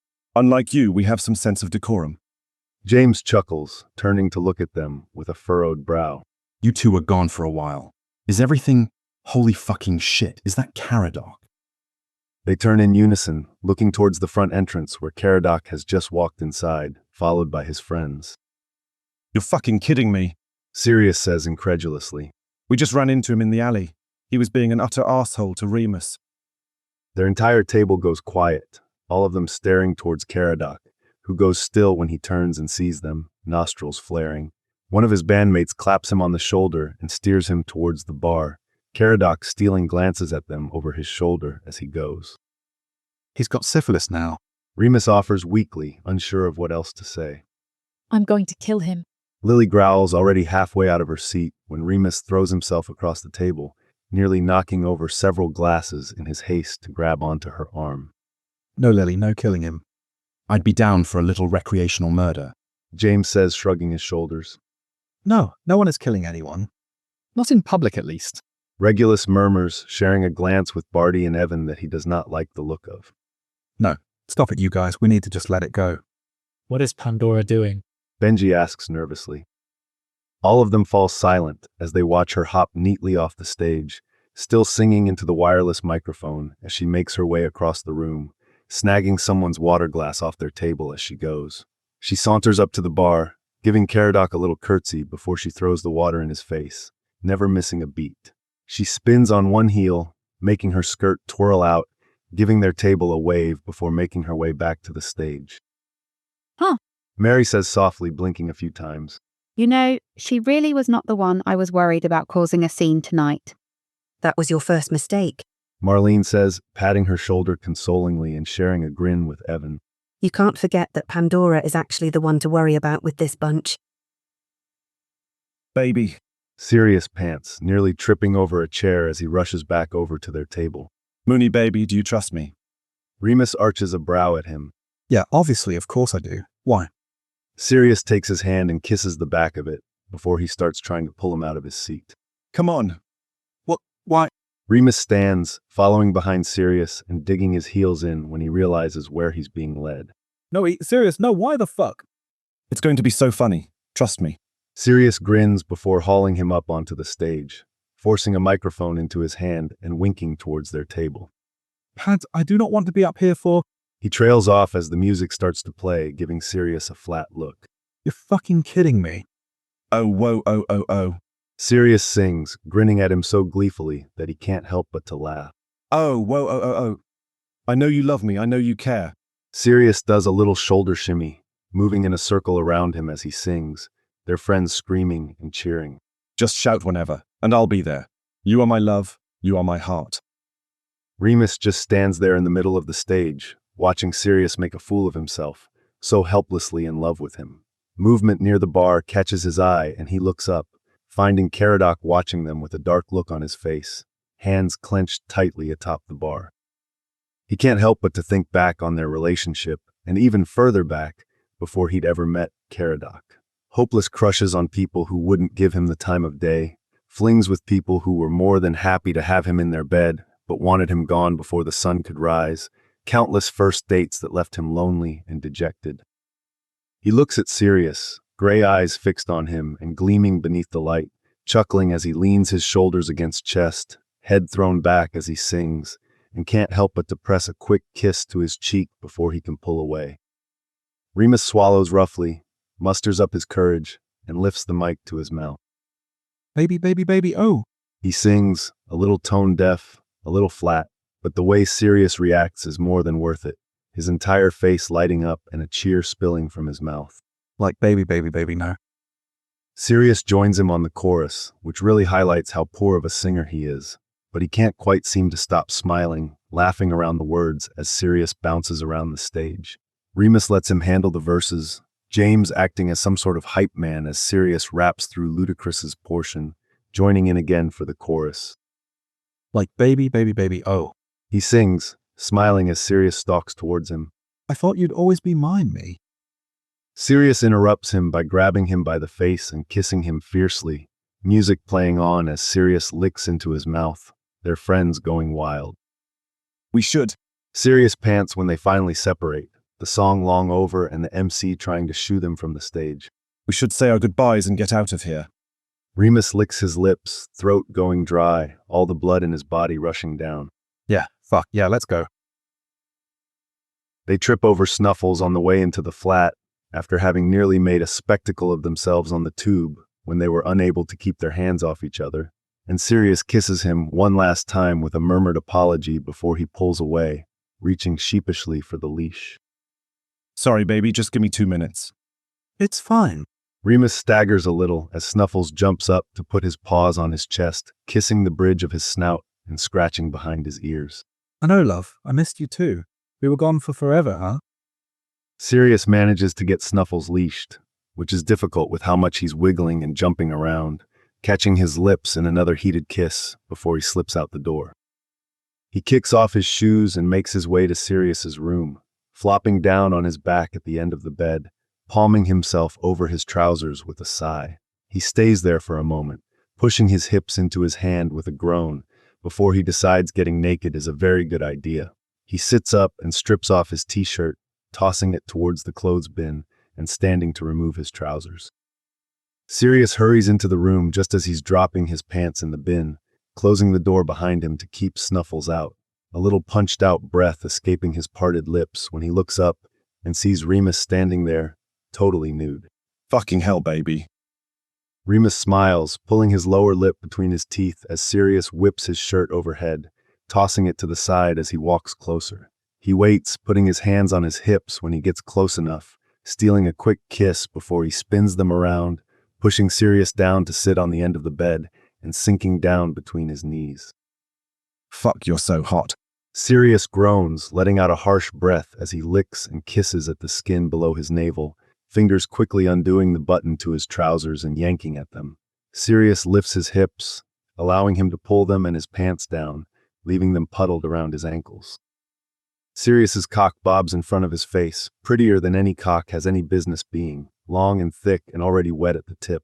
He raises his gaze, holding Sirius's gaze as he wraps his lips around the head and sucks, massaging the underside with his tongue. Oh, fuck. Sirius hisses, tangling his hands in Remus's hair, cupping the back of his head as he pulls off with a quiet pop, licking over the head and making a show of it before he takes it back between his lips and sinks lower. Mooney, baby, how are you so good at this? Remus hums, Sirius making a noise that makes his blood run hot, pressing his tongue to the pulsing vein on the underside of his cock and slurping, bobbing his head and letting it slide over his tongue, gradually working it deeper into his mouth. God, look at you. Sirius murmurs, rubbing his thumb against the corner of his mouth, probably feeling where Remus's lips are stretched tight around his cock. You're so goddamn pretty, baby. He draws back, sucking at the head before he stretches his tongue past his lips, licking over the pad of his thumb and making Sirius groan, cock still held in his mouth. He can feel spit already dripping down his chin as he starts to move his head again, Sirius groaning again as he runs his fingers through it, smearing it on his skin. He relaxes his throat when the tip starts to brush against the back of his mouth, hands landing on Sirius's thighs and giving them a soft squeeze, taking a deep breath through his nose before he sinks even lower, bringing Sirius into his throat. Oh, fuck, baby. Sirius moans, hands tightening slightly in his hair but not pulling, eyes rolling back when he swallows around him and gags softly. He pulls up slightly, enough to take another breath, eyes watering as he ducks down again, setting a pace that has Sirius babbling. Oh, fuck. Oh, fuck, Moons. Mooney, baby, you look so fucking pretty like that, Jesus fucking Christ. Oh my God, it's so hot when you do that. Why is that so hot? Remus pulls off, wrapping a hand around Sirius's cock and stroking him quickly, taking a moment to catch his breath. What's hot, baby? He asks, voice already raw, knowing that Sirius goes wild for a little dirty talk. Me choking around your cock, gagging on it. Sirius whines, and he takes him back into his mouth before he can respond, forcing himself all the way down, Sirius letting out a long string of curses as he presses his nose into the neatly trimmed black hair at the base. He stays there, working his throat, massaging the underside with his tongue until he has to pull back to breathe. Fucking hell, your mouth. Sirius growls, catching his lips in a filthy kiss, groaning when Remus takes him in hand again, twisting his wrist as he strokes up and down. Baby, I'm not going to last long if you keep that up. Good. Remus nips at his lower lip and ducks down again, sinking all the way down until his lips are wrapped around the base of Sirius's cock, drawing up until the head is resting on his tongue and repeating the motion, his own hips twitching in a desperate bid for friction when Sirius cries out above him. He sets a quick pace, jaw aching as he bobs his head, lips tingling. Based on the sounds Sirius is making, it really isn't going to last very long, but Remus wouldn't mind if it lasted for hours. He's always liked going down on people, but fuck if Sirius doesn't make it 10 times better, running gentle, trembling fingers through his hair while letting out a long moan that has him nearly shaking with how turned on he is, murmuring praise the entire time. Moons. Sirius rasps, tapping gently against his cheek. I'm gonna come, pretty baby. Remus hums and picks up the pace, making Sirius cry out, and he whines when he feels his cock throb before he starts to come, spurting in hot bursts down his throat. He pulls back after a second, opening his mouth and letting the head of Sirius's cock rest on his tongue, and Sirius lets out this sort of growl as he watches his cum pool in the middle of his tongue, the heated look in his eyes making him tremble. His cock kicks, a stray spurt landing on his lips, and he whines again, panting heavily as Sirius finishes. When he's done, he swallows roughly, Sirius groaning softly as he does it, licking his lips before running his tongue over the tip of his cock, cleaning him up. Fuck, Sirius says softly, running his fingers beneath Remus's eyes and pressing his thumb against his lower lip, before he ducks down, holding his face between his palms as he licks into his mouth, chasing the taste of himself on his tongue. You drive me insane, holy shit. Your turn. He lets out a little squeak of surprise when Sirius pushes him back onto the carpet, moaning when he follows him down and kneels between his legs. Sirius grins at him, reaching up to steal one of the hair ties off his wrist, before tying his hair up, winking as he leans down and takes him into his mouth. They're curled up in bed together, his head on Sirius's chest, and Sirius's arms wrapped around him, talking quietly when they hear the front door slam open, voices shouting over one another as Snuffles barks like crazy. What the hell? Sirius mutters, sitting up a little, and Remus doesn't even have time to respond before the door to Sirius's room bursts open and the lights come on, people spilling into the room. Boy, we're naked in here. Remus squawks, pulling the blankets up over his chin as Snuffles jumps onto the end of the bed and spins in circles. What the fuck are you doing? Remus, I'm sorry. Peter wails, wringing his hands together and looking distraught. It's all my fault. I didn't know. This is why cybersecurity is important, Peter. Lily barks, her right hand wrapped in a towel. If you hadn't. Now hang on. It really isn't Pete's fault. James says, holding his hands up when Lily wheels around to glare at him. It isn't. It's... Sirius whistles loudly, Remus flinching away as everyone stops talking. What the hell is going on? Pete, why are you sorry? It's my fault Caradoc was at the bar tonight. Remus feels his brows shoot up, sitting up a little while, keeping the blanket pulled as high as it will go. What do you mean? I posted that group photo we took and tagged the bar we were at. I didn't realize Caradoc was still on my friends list. Pete looks miserable, wrapping his arms over his stomach. He saw that you were there and that's why he was at the bar. Remus blinks a few times. Wouldn't he have known Sirius was there as well then? No, you couldn't see everyone unless you clicked on the picture. He and James were off to one side, whereas you were front and center. Okay, but... Sirius tries to sit forward until Remus cries out in alarm, grabbing at the covers. How do you know that he went there specifically for Remus? He admitted it after Lily broke his nose and had him pinned up against the wall. She was glorious. James says, practically glowing with admiration as he gathers her into his arms and kisses her. She made him cry. Barty got it on video if you want to see. I thought we agreed to not murdering him. Remus says, exasperated. No. Regulus says, making him startle a little. He hadn't even realized he was in the room. You agreed. The rest of us never said such a thing. Okay. Sirius says, scrubbing his hands over his face before he leans to the side, snagging some of his discarded clothes off the floor and tugging his shirt over Remus's head, which gives him the courage to lower the blanket to shoulder height once he slid his arms through the sleeves, working his pants on beneath the covers. Lily, why did you decide to go rogue and fight Caradoc after we left? I wasn't planning on it. She says, shrugging a shoulder. But then I was on my way to the loo with Marlene and Mary, and we overheard him talking about, well, She wrinkles her nose, shooting him an apologetic look. let's just say Remus would self-combust from embarrassment if he'd heard what sort of horseshit Caradoc was saying. He groans, hiding under the covers as she continues. Marlene yanked him off his stool, and honestly, I didn't even have time to really think about it before I decked him. Poor Mary. He mumbles under the covers. They owe her big time for ruining her birthday, emerging again with a sigh. Okay, first things first, Pete. I'm not mad at you, mate. It's not your fault. Secondly, Lily, is your hand okay? Oh, it's fine. Lily unwraps the towel, holding up her hand. Her knuckles are red and split, which doesn't necessarily seem fine, but it doesn't look any worse than Sirius's did when he punched Keradok. Pete wasn't exaggerating, though. I really did break his nose. He was whining and crying the entire time the paramedics loaded him up in the van. His band also looked very embarrassed of him. Mary says, coming into the room with an ice pack, which she offers to Lily before wrapping an arm around her waist and smacking a kiss to her cheek. Lily was proper tough. It was brilliant. The bartenders backed us up, and Frank and Alice spoke to the police, so we didn't even get in trouble for assaulting him. James nods before throwing himself on the bed with them, wrapping his arms around them both, while Remus squawks. I'm so glad you guys broke up with that tosser. That's great, James, but I am still very pantless. That's okay, Rem, I don't mind. James pulls him in even tighter, him and Sirius sort of squashed beneath his weight. I love you both so much. Jesus Christ, Jamie. Let Remus put clothes on before his face catches on fire. Sirius scolds, slapping at James's shoulder until he rolls off of them. He gets up, dressed only in his pants, grumbling under his breath as he moves over the wardrobe and grabs a pair of boxers and pajamas, which he hands to Remus. Everyone close their eyes while Moons gets dressed. He's under the covers. Regulus tries to point out until Sirius turns to glare at him. Fine.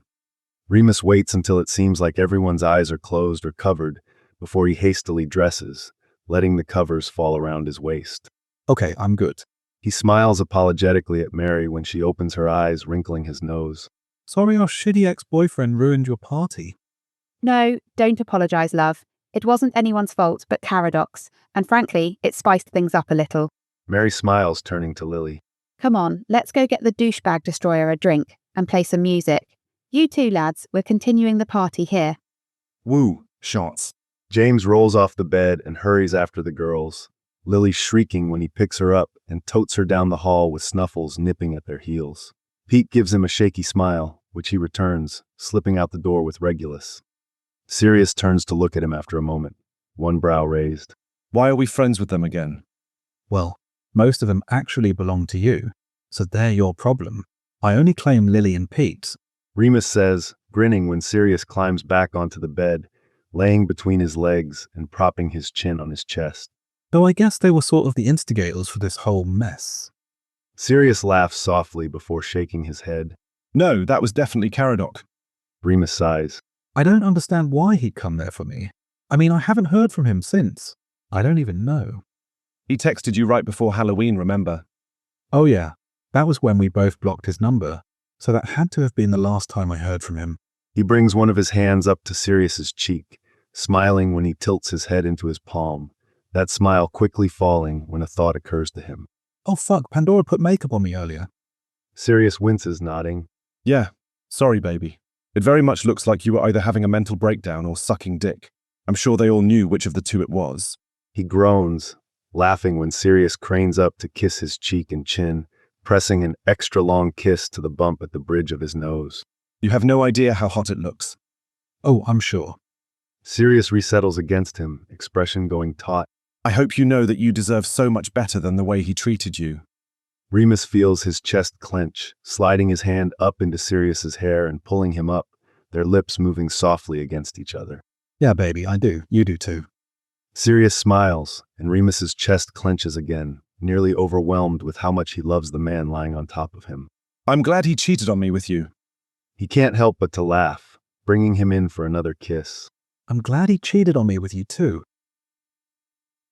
They sneak out just before midnight with Snuffles, muffled music and laughter just barely audible in the hall outside their flat, their hands laced together as they make their way down the pavement.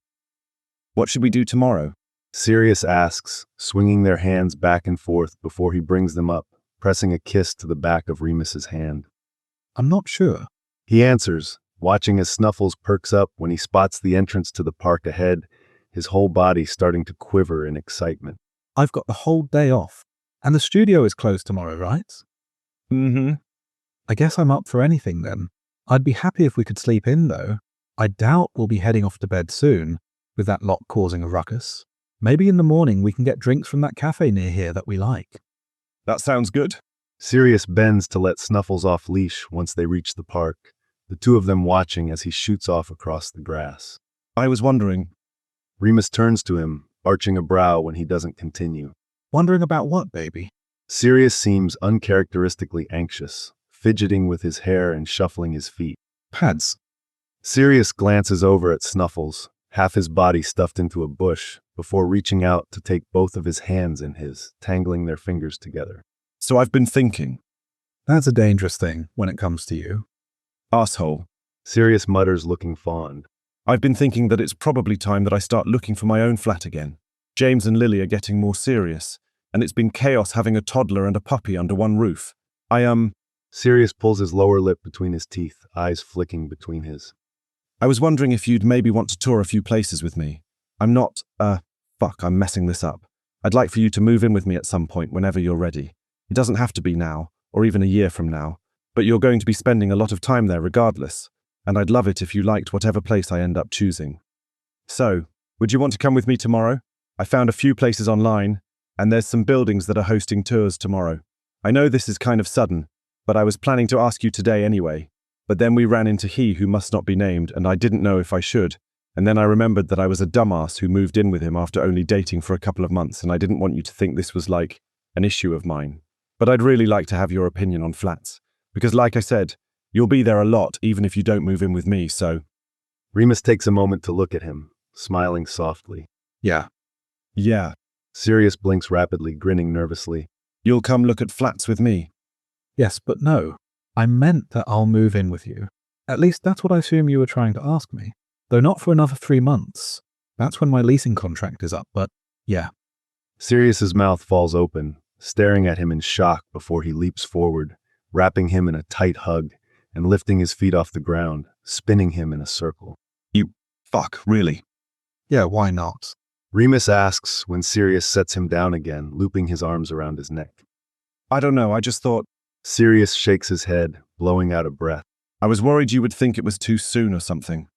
I mean, I guess, he says with a shrug. But we'll have been together for 9 months by the time my lease is up, and I really can't see us breaking up anytime soon. I have no plans to cheat on you. I highly doubt that you would ever cheat on me. We spend most nights in each other's beds anyway, so no, I really don't think it's too soon. Don't think it's too. Sirius smiles, so indescribably beautiful beneath the light of the street lamps and the full moon overhead, eyes warm and happy. All right then, I guess we're looking at flats tomorrow. I have some conditions though, Remus says, the two of them glancing over when Snuffles barks to find him chasing his own shadow. It has to be some place that we can both afford. I saw the types of places you were looking at before, and that is way out of my budget. Okay. Sirius nods, pulling him in until they're pressed together from chest to knee. I'm fine with that, truly. I'd just like to have somewhere with a garden for Snuffles, and maybe a spare bedroom. That way our friends or Harry have a place to crash. I think we can swing that. Remus stares up at him, tilting his head up and pressing their mouths together. They've been kissing for a few minutes when a thought occurs to him, pulling away breathlessly. What are the odds James and Lily have a bet going about this? Oh, almost certain. Sirius responds, eyes fixed on his lips. Those two are obsessed with our love life and hopelessly competitive. Christ, I never did find out who won the last one, when they bet on which of us would apologize after our first fight. It lasted, 10 minutes? I still wouldn't call that a fight. Sirius says, scrunching up his nose. It was more like a mild argument, or like foreplay, considering what we did after. Lily won that one, though. What was the prize? Sirius grins, waggling his brows. She got to peg James. Christ. What would the prize have been if he won? I'm pretty sure the prize was still him getting pegged. Remus rolls his lips between his teeth, nodding slowly. Are we absolutely certain that James is straight? Sirius laughs, shrugging his shoulders as he bends to take a stick that Snuffles has brought them, bringing his arm back and sending it spinning through the air. You've missed your chance with him, Moons. You're stuck with me now. Oh, fuck off. He scowls, rolling his eyes as Sirius tucks him under his arm and leads him on after Snuffles, wrapping an arm around his waist and leaning against his side as they walk. It's well into tomorrow by the time they make it back to the flat, Sirius opening the door and letting Snuffles inside first, warm light and the quiet murmur of conversation spilling out into the hall as Remus reaches out and wraps his hand around his wrist. Sirius turns to him, smiling softly, eyes flicking between his. Everything okay, baby? Yeah. Remus responds, leaning in to kiss him. Just wanted to tell you that I love you. Sirius's face softens, taking his hand and lacing their fingers together. I love you too. Remus tilts his face up, kissing him again. Finite. Thanks for listening to this text-to-speech podfic composed by Burning Aurora, Kaliana, and Flowerhawk.